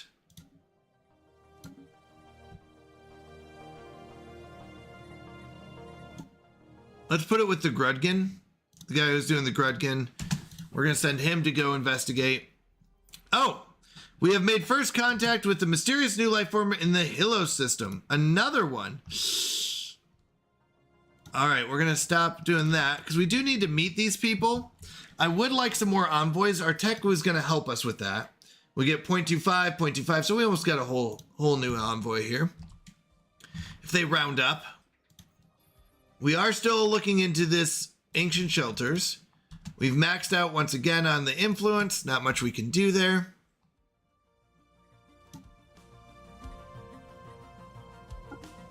Eventually we will want someone here, but not yet. All right, we met the P-aliens. They are xenophobic materialists. Ooh, you're speaking to the Mandasuran administration. Chancellor Lily Maple is our elected representative, but in truth, all citizens have a voice in our government. We strive to better ourselves through technology, a desire we do not expect primitive aliens such as yourselves to understand. That was mean, but we're friends to all. Keep trying. So we did get our person back. They are at a -30. I would like them to be positive at least.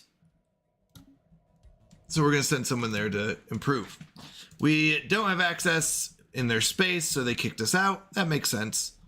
Whoa, they are massive. Suspicious profit. While observing the local population of Sturl 3, our away team have come across an interesting discovery. The capital city is abuzz with the talk of a chosen one, who has reportedly descended from the stars to fulfill an ancient prophecy and lead the Sirni into a new golden age. All of the personnel are accounted for, so whoever it is that is visiting this planet, they are worth investigating further. Ooh, find out more. Yes, please.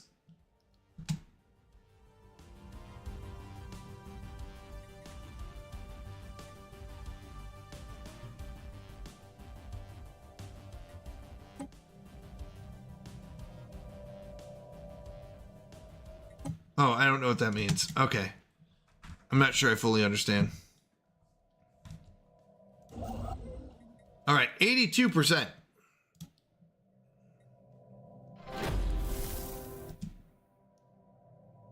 Hold on. Observation station produces. Oh, we definitely want that. I don't care if we get... So we're going to get less monthly change in the event, but we get more science. We definitely want that. Daleth aliens. Let's go. We're meeting them. We're meeting people. We're doing it, Peter. All right, once you're done, I can capture these other worms here. There's 2 more worms that I want to capture. That can make baby worms. And then we have all the worms. We'll own the whole world of worms. Too bad we can't catch robot drones. Just saying. That'd be pretty cool.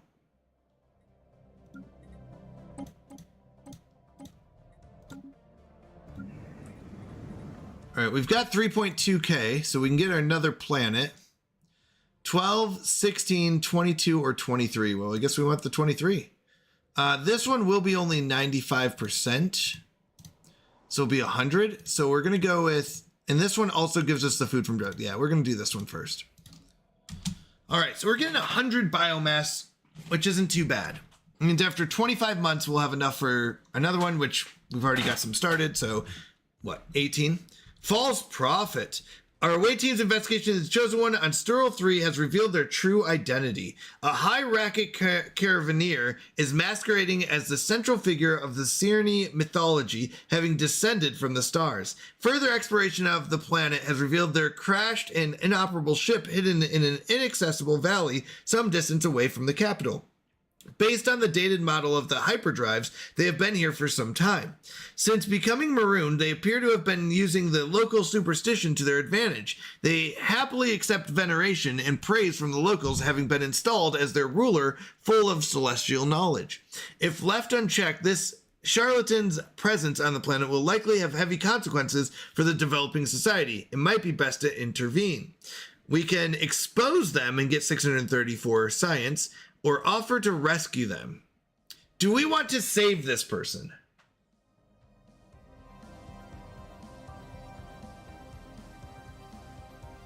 Let's offer to rescue them.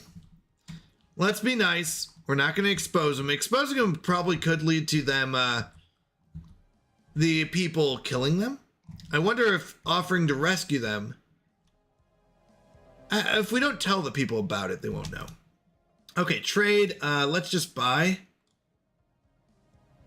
Sure, we don't get enough of this.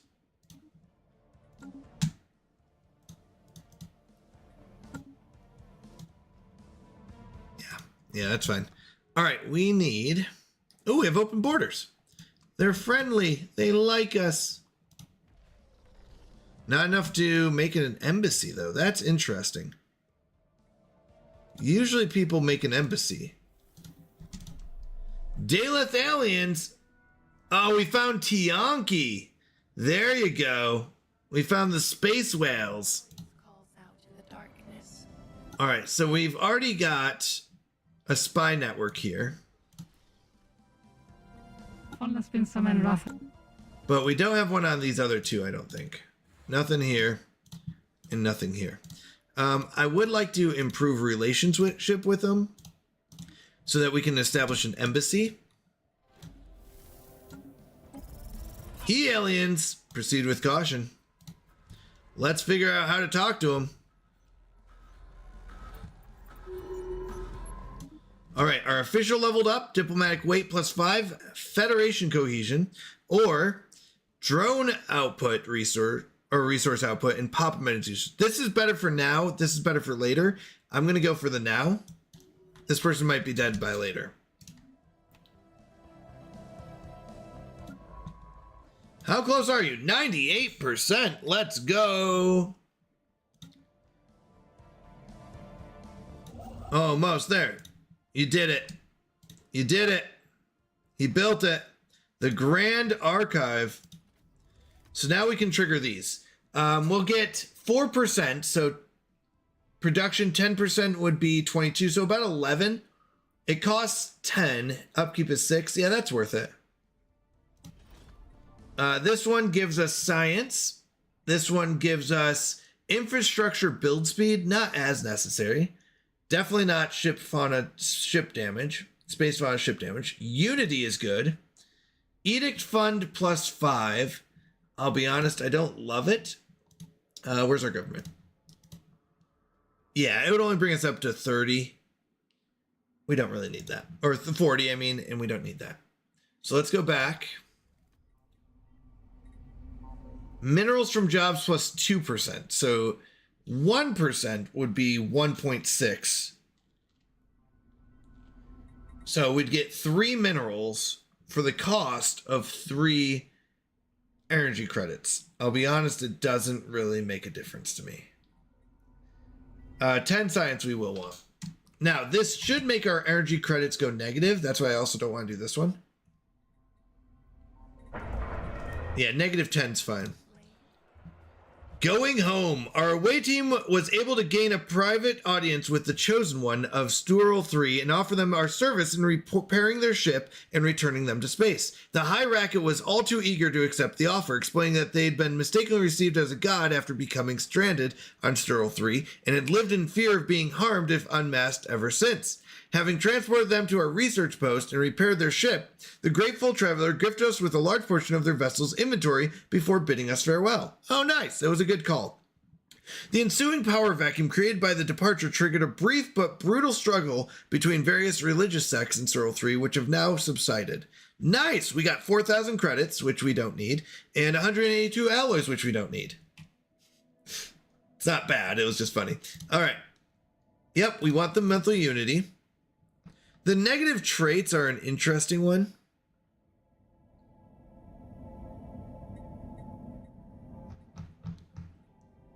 We could get rid of the energy credits minus 5%. We don't have that many negative traits, though.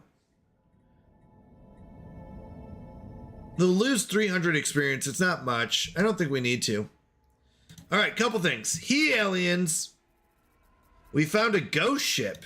Voice calls out in the darkness. The worms. We know the worms are there. The ancient shelters. Let's see what happened here. A set of scrambled coordinates points to the location of a device of great power located on a nearby planet. From what we can understand, this device possessed the ability to manipulate a cosmic storm, a claim which would be incredible if true.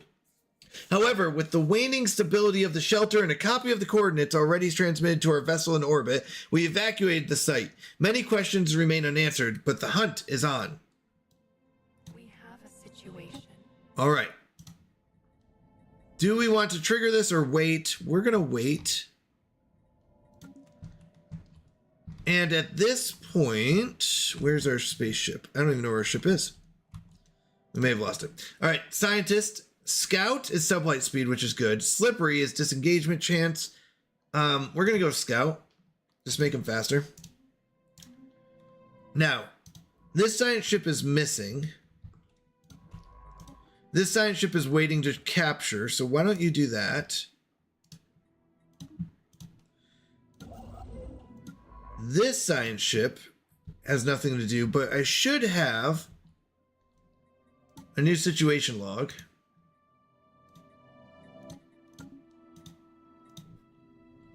Here. So why don't you go here?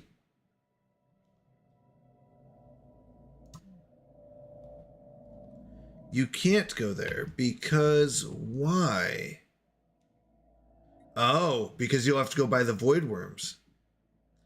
Why don't you go here for right now? Why don't you? Oh no, you're going to take care of it. Okay, that's fine.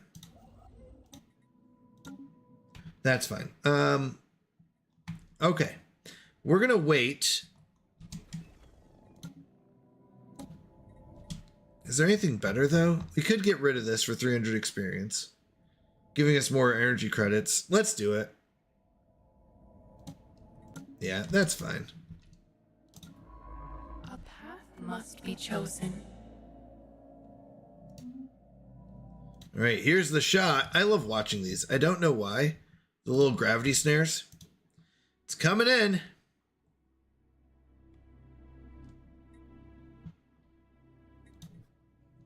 I believe it's coming in. The shot is on. Will it catch? It's coming in. Bloop, bloop, bloop. The ball is made. Pokeball. It's good. So, this is our vivarium where we store them. Now,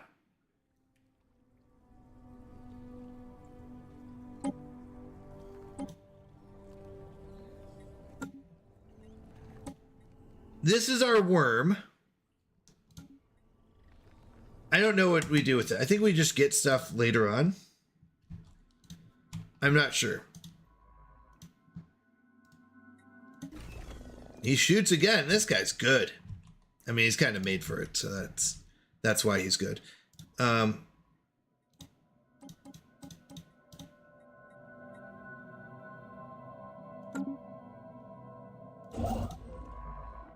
hoping.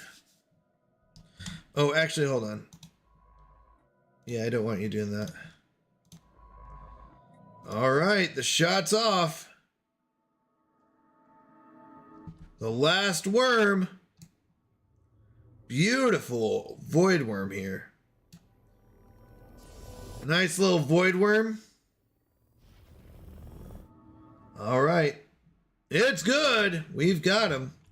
So now you should be able to go up here.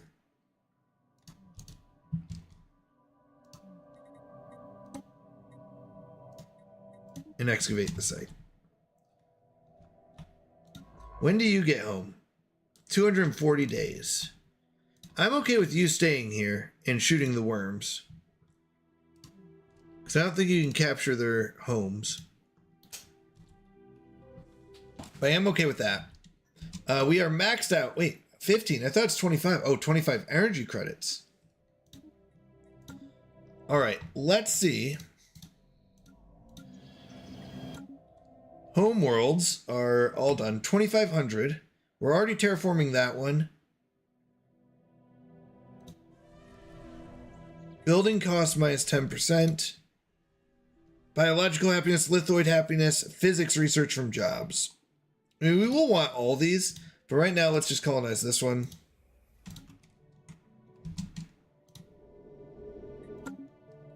We'll wait. This will be our next one.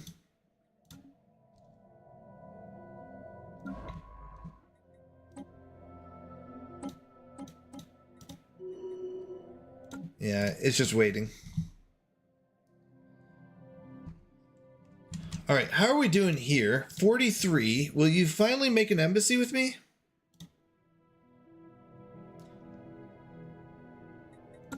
We don't have the intel. Why don't we have the intel? We have low intel on all this. If I gather again...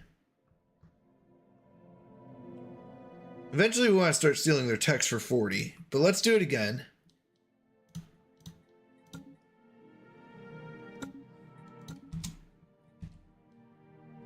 Oh, we do have another one. Okay. We can either start spying on these guys, or improving. Let's improve here. Let's get everyone happy with us first. And once they're happy with us, we'll be good. The Seeker is plagued. Oh, no! No, no, no! No, I didn't realize that they were going to shoot. These things have missiles? These have missiles. Oh, that's so sad. I had better odds probably sneaking by these guys. My bad. Oh, shoot. Okay. Upkeep from jobs. Hold on. Or we can start doing diplomacy. Gives us envoys to work with. Border friction's not a problem. Embassies cause unity is good. Trust cap is good. Trust growth. Like, this is all good stuff. This is going to get us closer to an ascension. What kind of ascension are we looking at? Research speed? Empire size from planets is good. I think that's... Is that colonies or systems?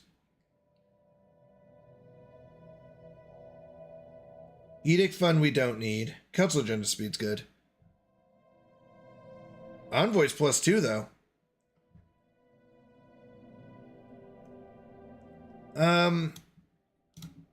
So the question is, do we want stuff now or do we want to start making friends?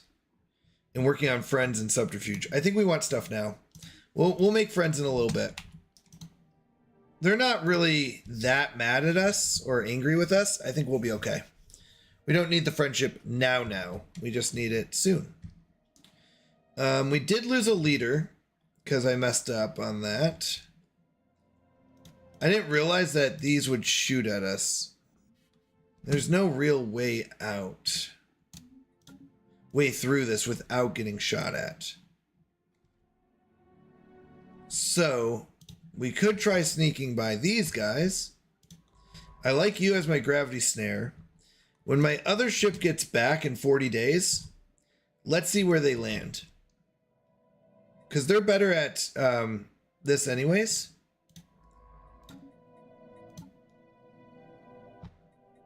And to be honest, actually, the leader that we lost wasn't the end of the world. They had the energy upkeep, I think. Okay, so they do get back here.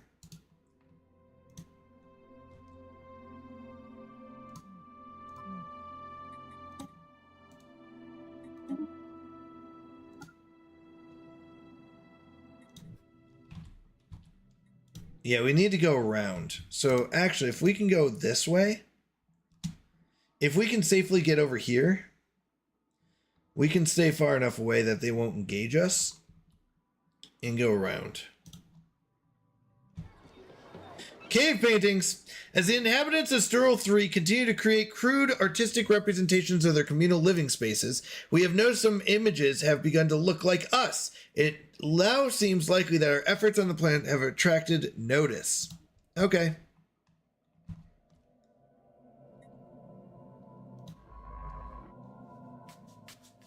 To be honest, if he dies, then we get 10 energy credits per month. If he doesn't die, we get through and we get the archaeology. So that's good. I kind of like the trade-off here. Okay, you are... Ooh, you still have 1,285 days. Wow, that's a long time. That's a long time. That's a long time. That's a long time. We'll have to get our empire size down.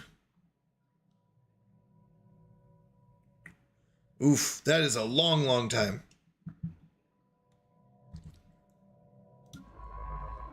You're just waiting. You're going to snare anything that comes close. We're going to try to sneak by. 33 months, we get our next one of those. 8 months, we'll have another 8, 13, and 80. Okay. So this is a big moment. See if we can sneak by them. We've snuck by this way, so I'm not as worried. I feel like they shouldn't chase us. But that doesn't mean they won't.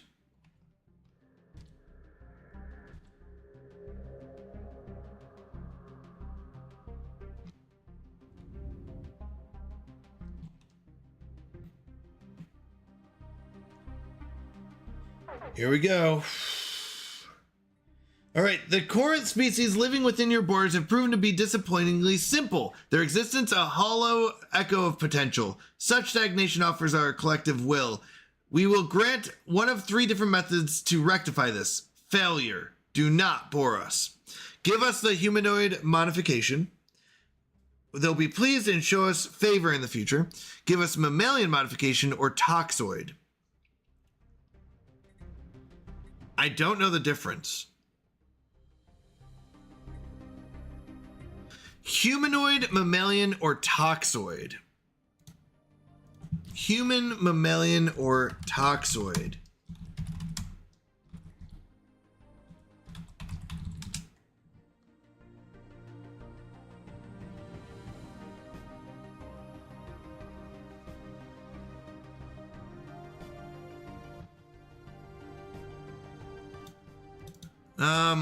Mammalian modification.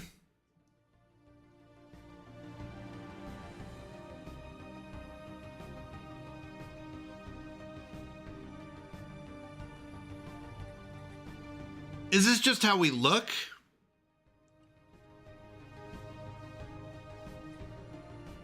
Let's go mammalian.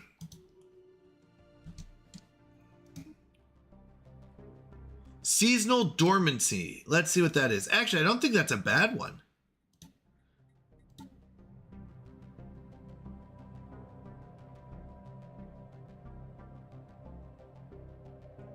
The Corinth.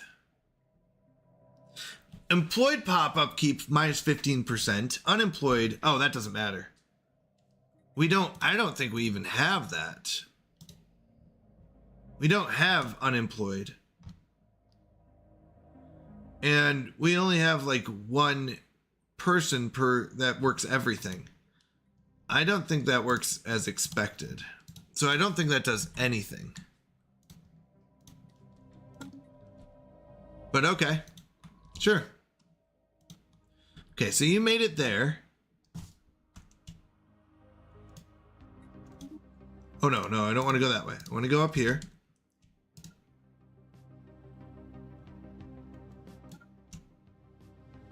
I want to make sure we're as far away from these people as possible.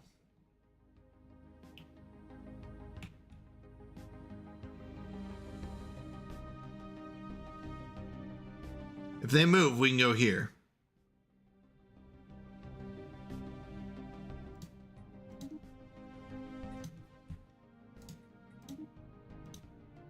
We should be okay.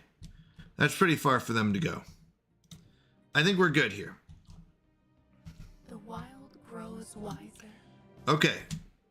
I don't know what mutation slots are, but we'll see. Naval capacity does not matter. This does not matter. Farming subsidies does not matter. Tile blockers, we only have 2 of those. This is what we want. Damage to rivals, no. Empire size effect is not bad. Match districts does not matter. Insulting does not matter, so we want this one.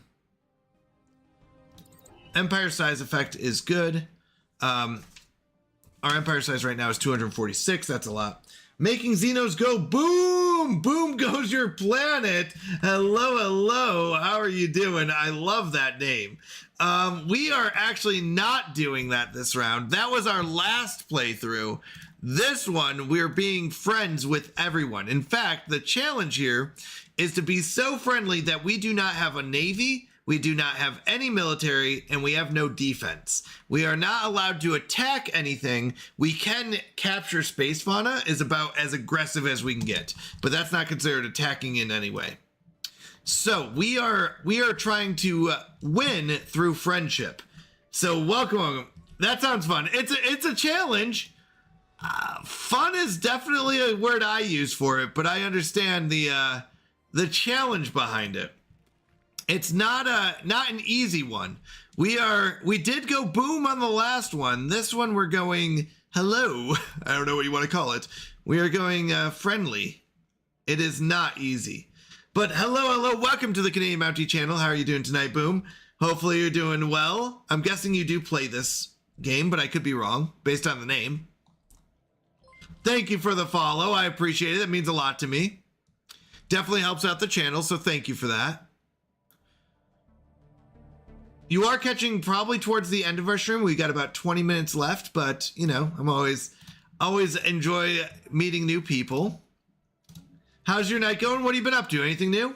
Yep, I'm a huge Stellaris fan. Let's go. So this is I've probably only played one full playthrough of since the new update. I've played probably 3 total games. The first couple were just figure out what's changed, population, I'm trying to think, like all the things that came out with the new update. So then last playthrough was my first official full playthrough where we blew up stuff, right? Blew up the entire galaxy. Now we're doing the opposite and adding some new stuff. It's very interesting. I'm trying out this wilderness. Have you played the wilderness one then? The wilderness, what's it called? Origin. We're doing a wilderness origin with body snatchers and familiar faces. We're making friends, but body snatchers will keep everyone honest. All right, this does help us with operations. I like that because we are spying to get a lot of tech. I don't care about this as much. This really just keeps the worms at bay. I do like the astral threads. That one is good, and this one I can get later. I do want more envoys, though. Envoys are how we're kind of making friends and keeping people from killing us. That's an odd combination, would definitely work effectively. It is working. It is pretty fun. It's another viewer suggested it, so that's why we're going with it. I think I like the astral threads and the actions. We do have one spot with astral threads, which will help out. This we can get next anyways, so I think we go astral threads. The space fauna capturing, honestly, is only just to keep the void worms at bay. They started attacking us, and thankfully we had the capturing. So really we have a void worm nest here, and if they spawn again, we're just going to capture them again. That's all this scientist does, is just sits here and waits to capture. Let's look at espionage. We do eventually want to start stealing technology. I do need some intel, though. We have medium level intel here. What I would like... Okay. Obviously, their fleet's overwhelming. We have no fleet. Their tech level is equivalent, which is unfortunate. Their tech level is what I was really banking on to steal. Now, I don't know why they're not going to be our friends. This actually surprises me. Why they won't allow us to have an embassy. I could do favors. I have a really good asset. I could get another one for extorting favors. I guess technology isn't really our focus then.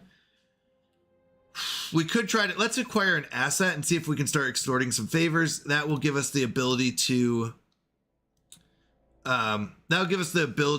get what we want, like embassies, enforce embassy. We do need more envoys. We're currently improving here. I would like to move this into espionage. Blow up star bases before war. Well, it's hard to blow up star bases without doing any military. Now, I will say we could. Well, the problem is we have no ships. We're, according to the challenge here that we're doing, my rule is no navy, no army. So blowing up their star bases doesn't do anything, right? Because it's like they won't care. But what we could do is prepare invasion. Since we have body snatchers, we can prepare invasion. And what this would do is if they declare war on us, we have inside agents that would hopefully stop them. I've never used this. It's the idea. Someone told me about this. So the idea is that we're going to prepare for the invasion, but really it's not us attacking them. It's them attacking us.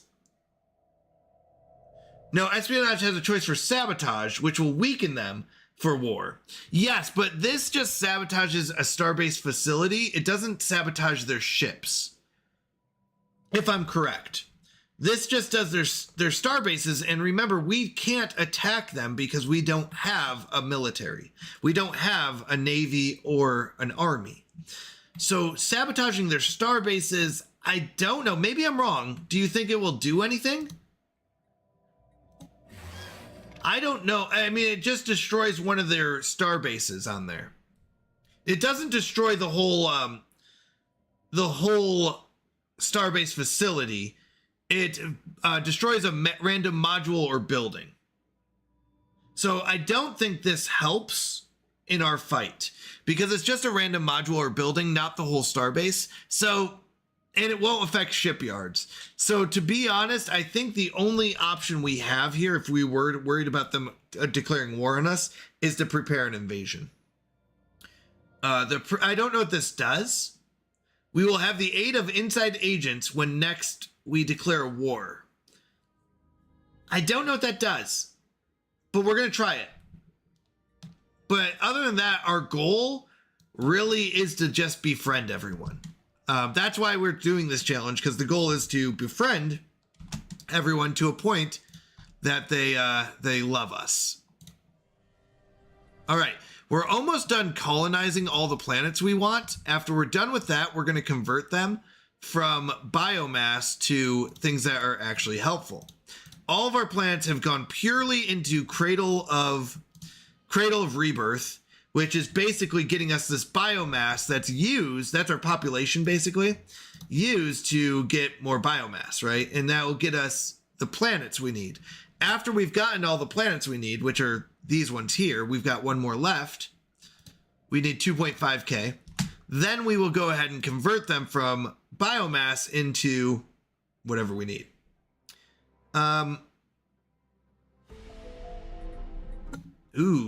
Awareness. Okay. We've met a lot of FTLs. So once again, we met a ton of FTLs, but we couldn't do anything about it, like taking their planets, because we have no army. So we can't take this. Basically, we're waiting for them to grow up, and we're just going to befriend them. That's the best we can do. It's really hard, because usually you have an army and you can just go invade, right? And you're like, sweet, I just got 1, 2, 3, 4, 5 Gaia worlds. By the way, this one's crazy. All right, we got another asset. So let's go check on them. Let's see how they're doing. Not a good asset. Diplomacy. This one does. Oh, actually. Oh yeah. Actually, Extort Favors does use diplomacy, so we're good there. So we can start getting favors from them and hopefully use that. Oh, they'll establish an embassy. Great, great, great. But we can use favors in other ways to form like non-aggression agreements or whatever we need. All right, so we've got that. After we finish with the prosperity tree, we're going to jump over to the Federation one. That is our next big thing. So Why can we not do this? Oh, it requires positive relations. So we need to keep increasing this. We'll force commercial pacts, research agreements, all that. That's what we need. Thank you for the follow, Guy Nomming an Apple. I love that name too. Thank you so much. I appreciate it. Welcome to the Canadian Mountie stream. Guy, what brings you here? I'm guessing Stellaris, but I could be wrong. I've been wrong in the past quite often. A lot of people will tell you that, and I'm okay with it. I accept I'm wrong a lot, and I move on, and I try to get better, right? How are you doing tonight? Hopefully you're doing well. Guessing you play Stellaris as well, but I could be wrong. Science is not doing so hot. We need to improve our science. Now, once again, we haven't really put any effort except for into biomass. So that is why, as soon as we get this last planet, though, then it becomes decision time. Because I don't know how much biomass I need after that. I know our planet, or our buildings will require biomass still, which is why we kind of built this. Why we built so much biomass. Mac sent you? Oh no, you're one of Mac's people, huh? No, I love Mac. Mac is amazing. She's so much fun. Good. I appreciate you coming over. It really does mean a lot to me, Guy. I love Mac. She is so much fun. Great streamer, fantastic person. You are not missing out by following Mac. I recommend it for everyone. Is she playing, what is it? Alone in the Dark and Cold? I don't know what it's called. Long Dark Cold Nights. I can't remember what it's called. Oh my goodness. I had her up on the side. Long Dark. Yes, the Long Dark. Mac is fantastic, by the way. She's usually in here. You'll see her kind of wandering around here. And she's become a core part of our community. So I'm glad she sent you. That means a lot to me. Thank you for coming in. I appreciate it. All right, we finally got the last one of that tree. We messed up earlier. We're not going to talk about it. We definitely don't want this one. This one's not bad. Empire from Systems. No, we don't want that. We definitely don't want that. Grasp the Void, don't need. Technological Ascendancy does help out with science. I like this one for science.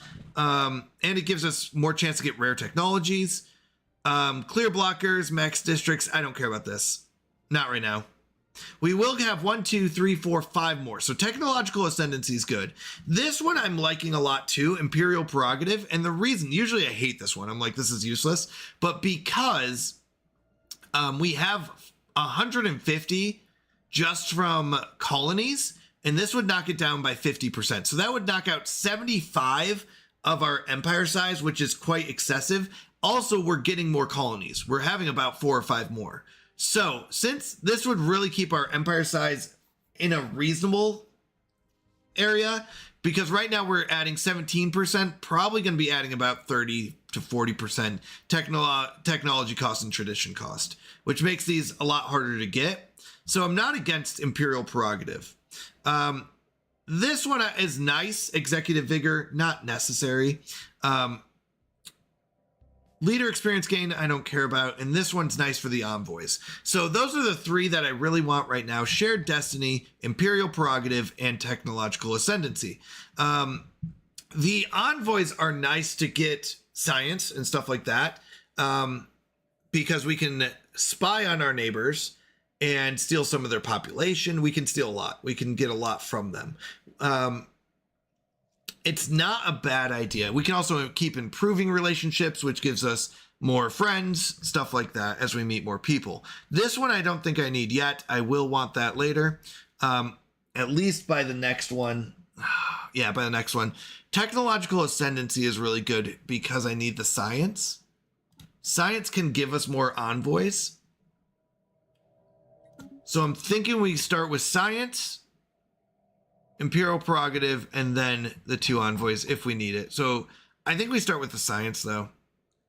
Science is just really, I think, a core part of these games. And it won't give us much of a boost, but 10% plus chance to get rare technologies is nice. So we're going to go with that. And that's why. Could be wrong on the reasoning, but I still like it. All right, anyone home? All right, so we found this new dig site from a previous one. Our service expedition has reported back some astounding findings. The planet has multiple major cities, all abandoned but in quite good shape considering their age. The infrastructure and urban planning of each city is remarkably structured and harmonious, indicating a highly cohesive civilization driven by centralized collective ideals, perhaps even a gestalt consciousness of some kind. Based on the architecture and interior fixtures, the species that built all this seems to have been small fungoids, with a fairly low state of technical advancement. Where exactly they all went remains unknown. So we're trying to figure out what happened to these people. We just don't know. Now, we could do this. Let's go and get artifact. Let's see what we find. More science is good. What we left behind. Our observation post above Stural 3 has reported missing supply crates following a recent geological survey on the surface. While tracking the geolocators on the supplies, we have discovered that a local village has found and claimed these resources for themselves. The introduction of our storage containers may have an adverse effect on the development of Sternian society. Oh no! Well, that's okay. We'll be fine. Let's find another one. 5 science is good. And it's costing us some energy credits, but we're okay with that. Food from jobs plus 2% is actually good. A lot of our costs come from jobs. Where does that put us in energy credits? Let's see. I guess we can't do more anyways. Gets us just some stuff. Okay, plus 4 is good. We're selling 64 as well. So we're still getting money from it. It's not like we're low on energy credits. We're doing fine there. Hopefully the tech is worth it. I like the chance at rare technologies. We'll have 51 months before we start our next tree. I don't know. It's debatable. I like the tech trees though. I think they're worth it. We should probably go exploring again.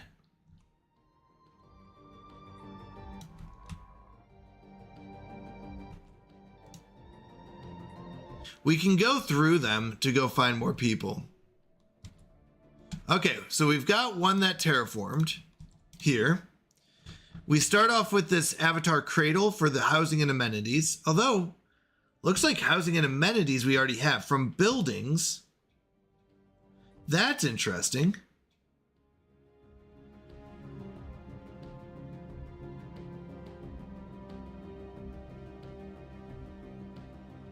Usually we start off negative. Now, I wonder if that's... No, that's just food. Housing is even minus 15%.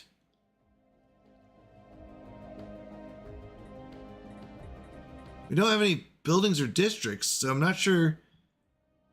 It has to be this. This is the only thing that gives us. So, you know what? Let's go and build the Heart Groves. Let's get... I was wondering if I even need this then.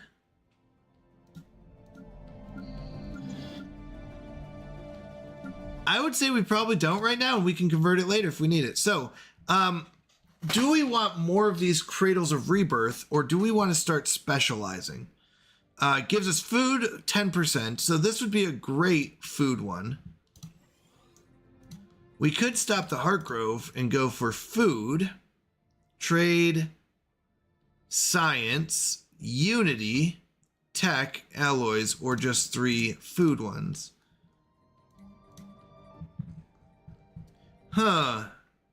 Tendrils give us trade, alloys, science. We could start getting these minerals, which are good.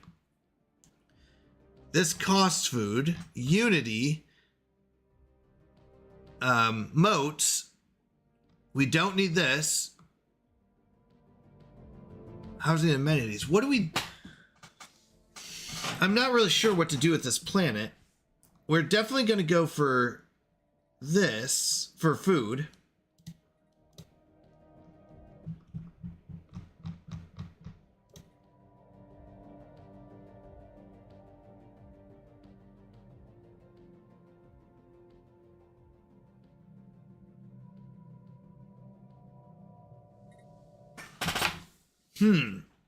Communal biomes must be what it is.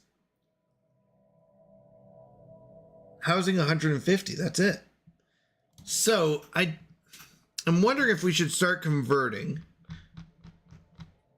from Cradles of Rebirth into something that's useful. And I'm thinking something like moats, because, well, hold on, maybe I'm lying. Unity, alloys, oh, here we go. Moats and stuff. So what's something we could produce that... Trade? I don't know if trade's even worth it, though.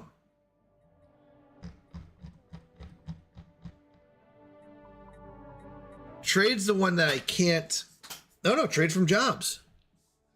So I'm not really sure what to do with this. Do I just take the... It says resources from jobs anyways. So we'll get the food boost and the resources.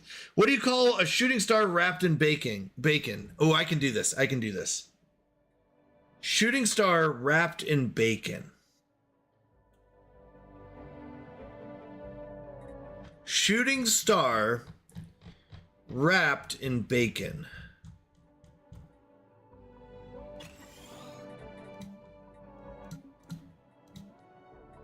Oh my goodness, I need to know this. Flying pig. When pigs fly. I got nothing. What is it, Kyle? What is it, Kyle?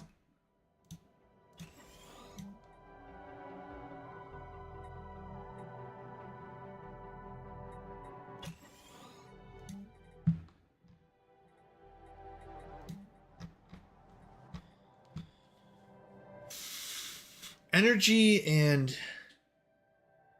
food.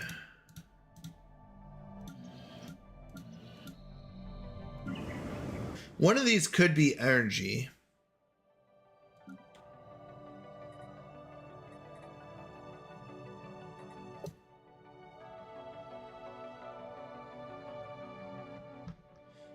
A meteor. Nice job. Kyle, did I already give you your points or not yet? That's a good one. That one's good. All right, our cognitive node leveled up. We can get even better manipulation. Terraforming speed and clear, no. Outpost build, no. So we're going to go with science. Any kind of science helps. Legion node levels up. Defensive platforms, definitely not. Dock ship, naval capacity, no. Army, these are all useless. So we go with this. Did I get you your points, Kyle, or not yet? Not tonight. All right, sounds good. Add points. Kyle Vane, 200. Ooh, you're still down by 700. Kolath is holding strong. But it is time for me to call it a night. I will have to deal with this next time. Do we want unity? We kind of do want unity. Yep, gotta keep them in striking distance, you know. You know how it goes. We're getting 100 biomass. I think these new ones will start converting.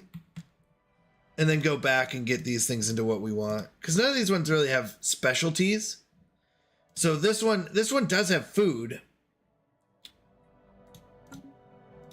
This one's going to be good for science. So we're going to go science for this. This one's nothing. Nothing. So we've got science one. This one, I guess we go unity. We'll do a science. This one will probably be energy credits. I mean, to be honest though, we don't need energy credits. We're selling 64. We have more than enough. Food's fine. Food's fine. Like, these are just food because I don't need anything else. This one could be minerals. If I want to go into minerals.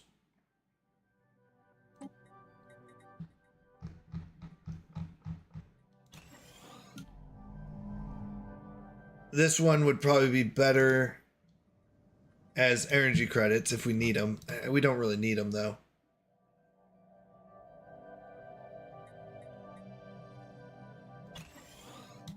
I just want to see something real quick.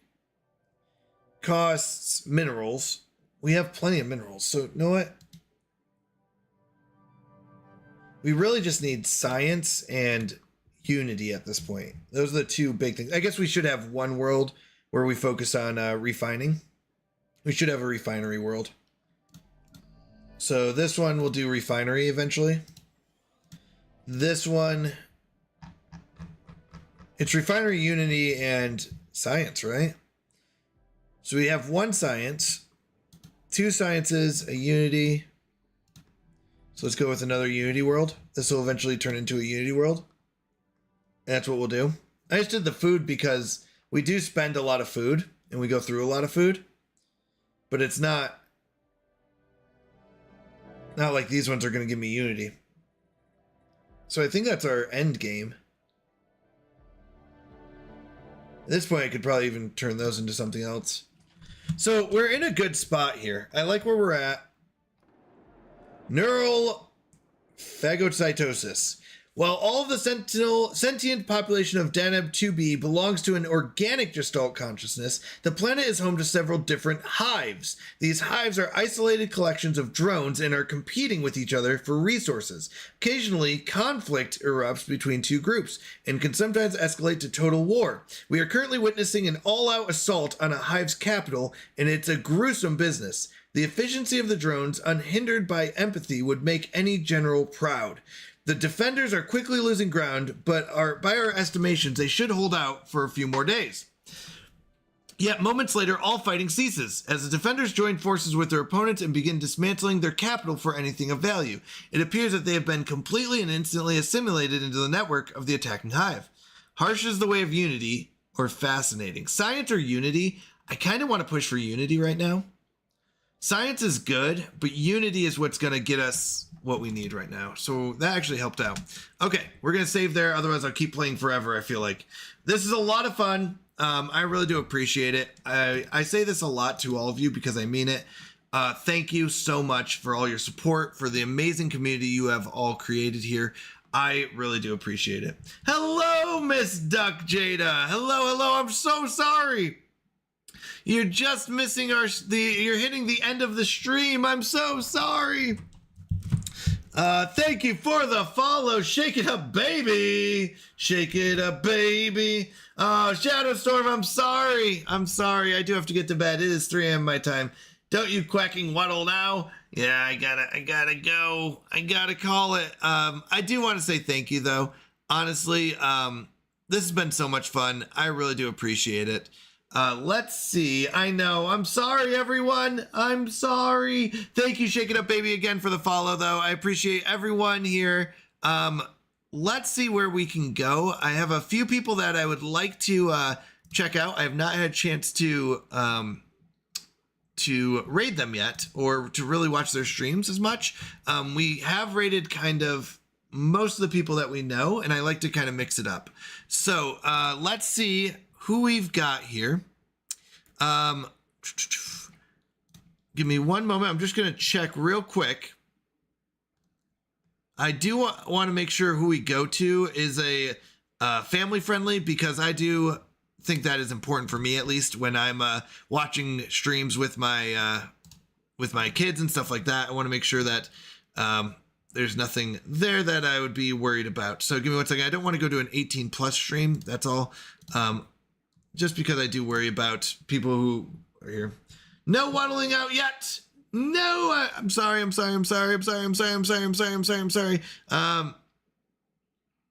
Let's see. I don't know this person as well. So once again, I'm going to have to stop into these places and see who they are before I raid them.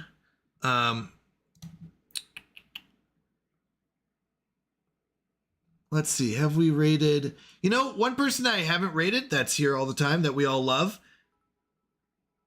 If you want a suggestion, my friend Canadian Mountie is live. Thank you, Kyle. I appreciate it. I appreciate the 100 bits. Unfortunately, I believe Canadian Mountie's calling it a night soon, if I'm correct. But you know who we haven't raided is Mac yet. I haven't raided Mac in a while. I'm just double checking. Yeah. So let's head over to Mac. She's a fantastic streamer, very friendly. Maybe next time then. Yes, maybe next time, Kyle. I really do mean that. I really enjoy her a lot, and I know she's streaming right now. Let me see. I mean, some of us like Mac here. I know, not everyone. I'm sorry. I know some of us question Mac, you know, but no, I'm just kidding. We all love Mac. She really is fantastic. Let's go ahead and head over there. Mac 1066. Before we do go though, thank you everyone for all your support, all your love, everything. It means a lot to me. I couldn't do this without your support. I know I am trying to, up the stream, add a few new things, like we're now streaming on, YouTube and stuff like that. So, we got a subscription from TV Antenna on Twitch as well from YouTube. So thank you for that. I'm so sorry I missed it in my chat. I didn't see it happen, but we've got a new subscriber on YouTube. Let's go. We just recently started streaming, I think this week or last week. We started streaming on YouTube. So put stuck face down on the bed. But thank you, everyone. If you want to join the Discord, we do keep weekly announcements. I don't try to spam it too often, but we do have the announcements channel where we'll tell you what's going on for the week, what games we're playing, when we're streaming.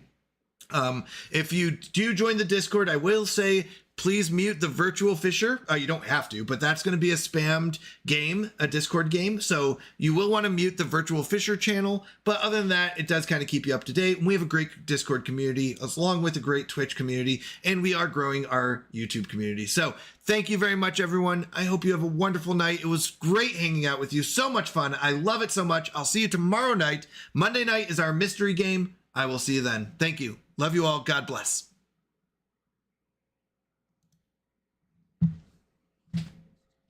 Episodes of Dancing with the Stars. But instead, here I am. And the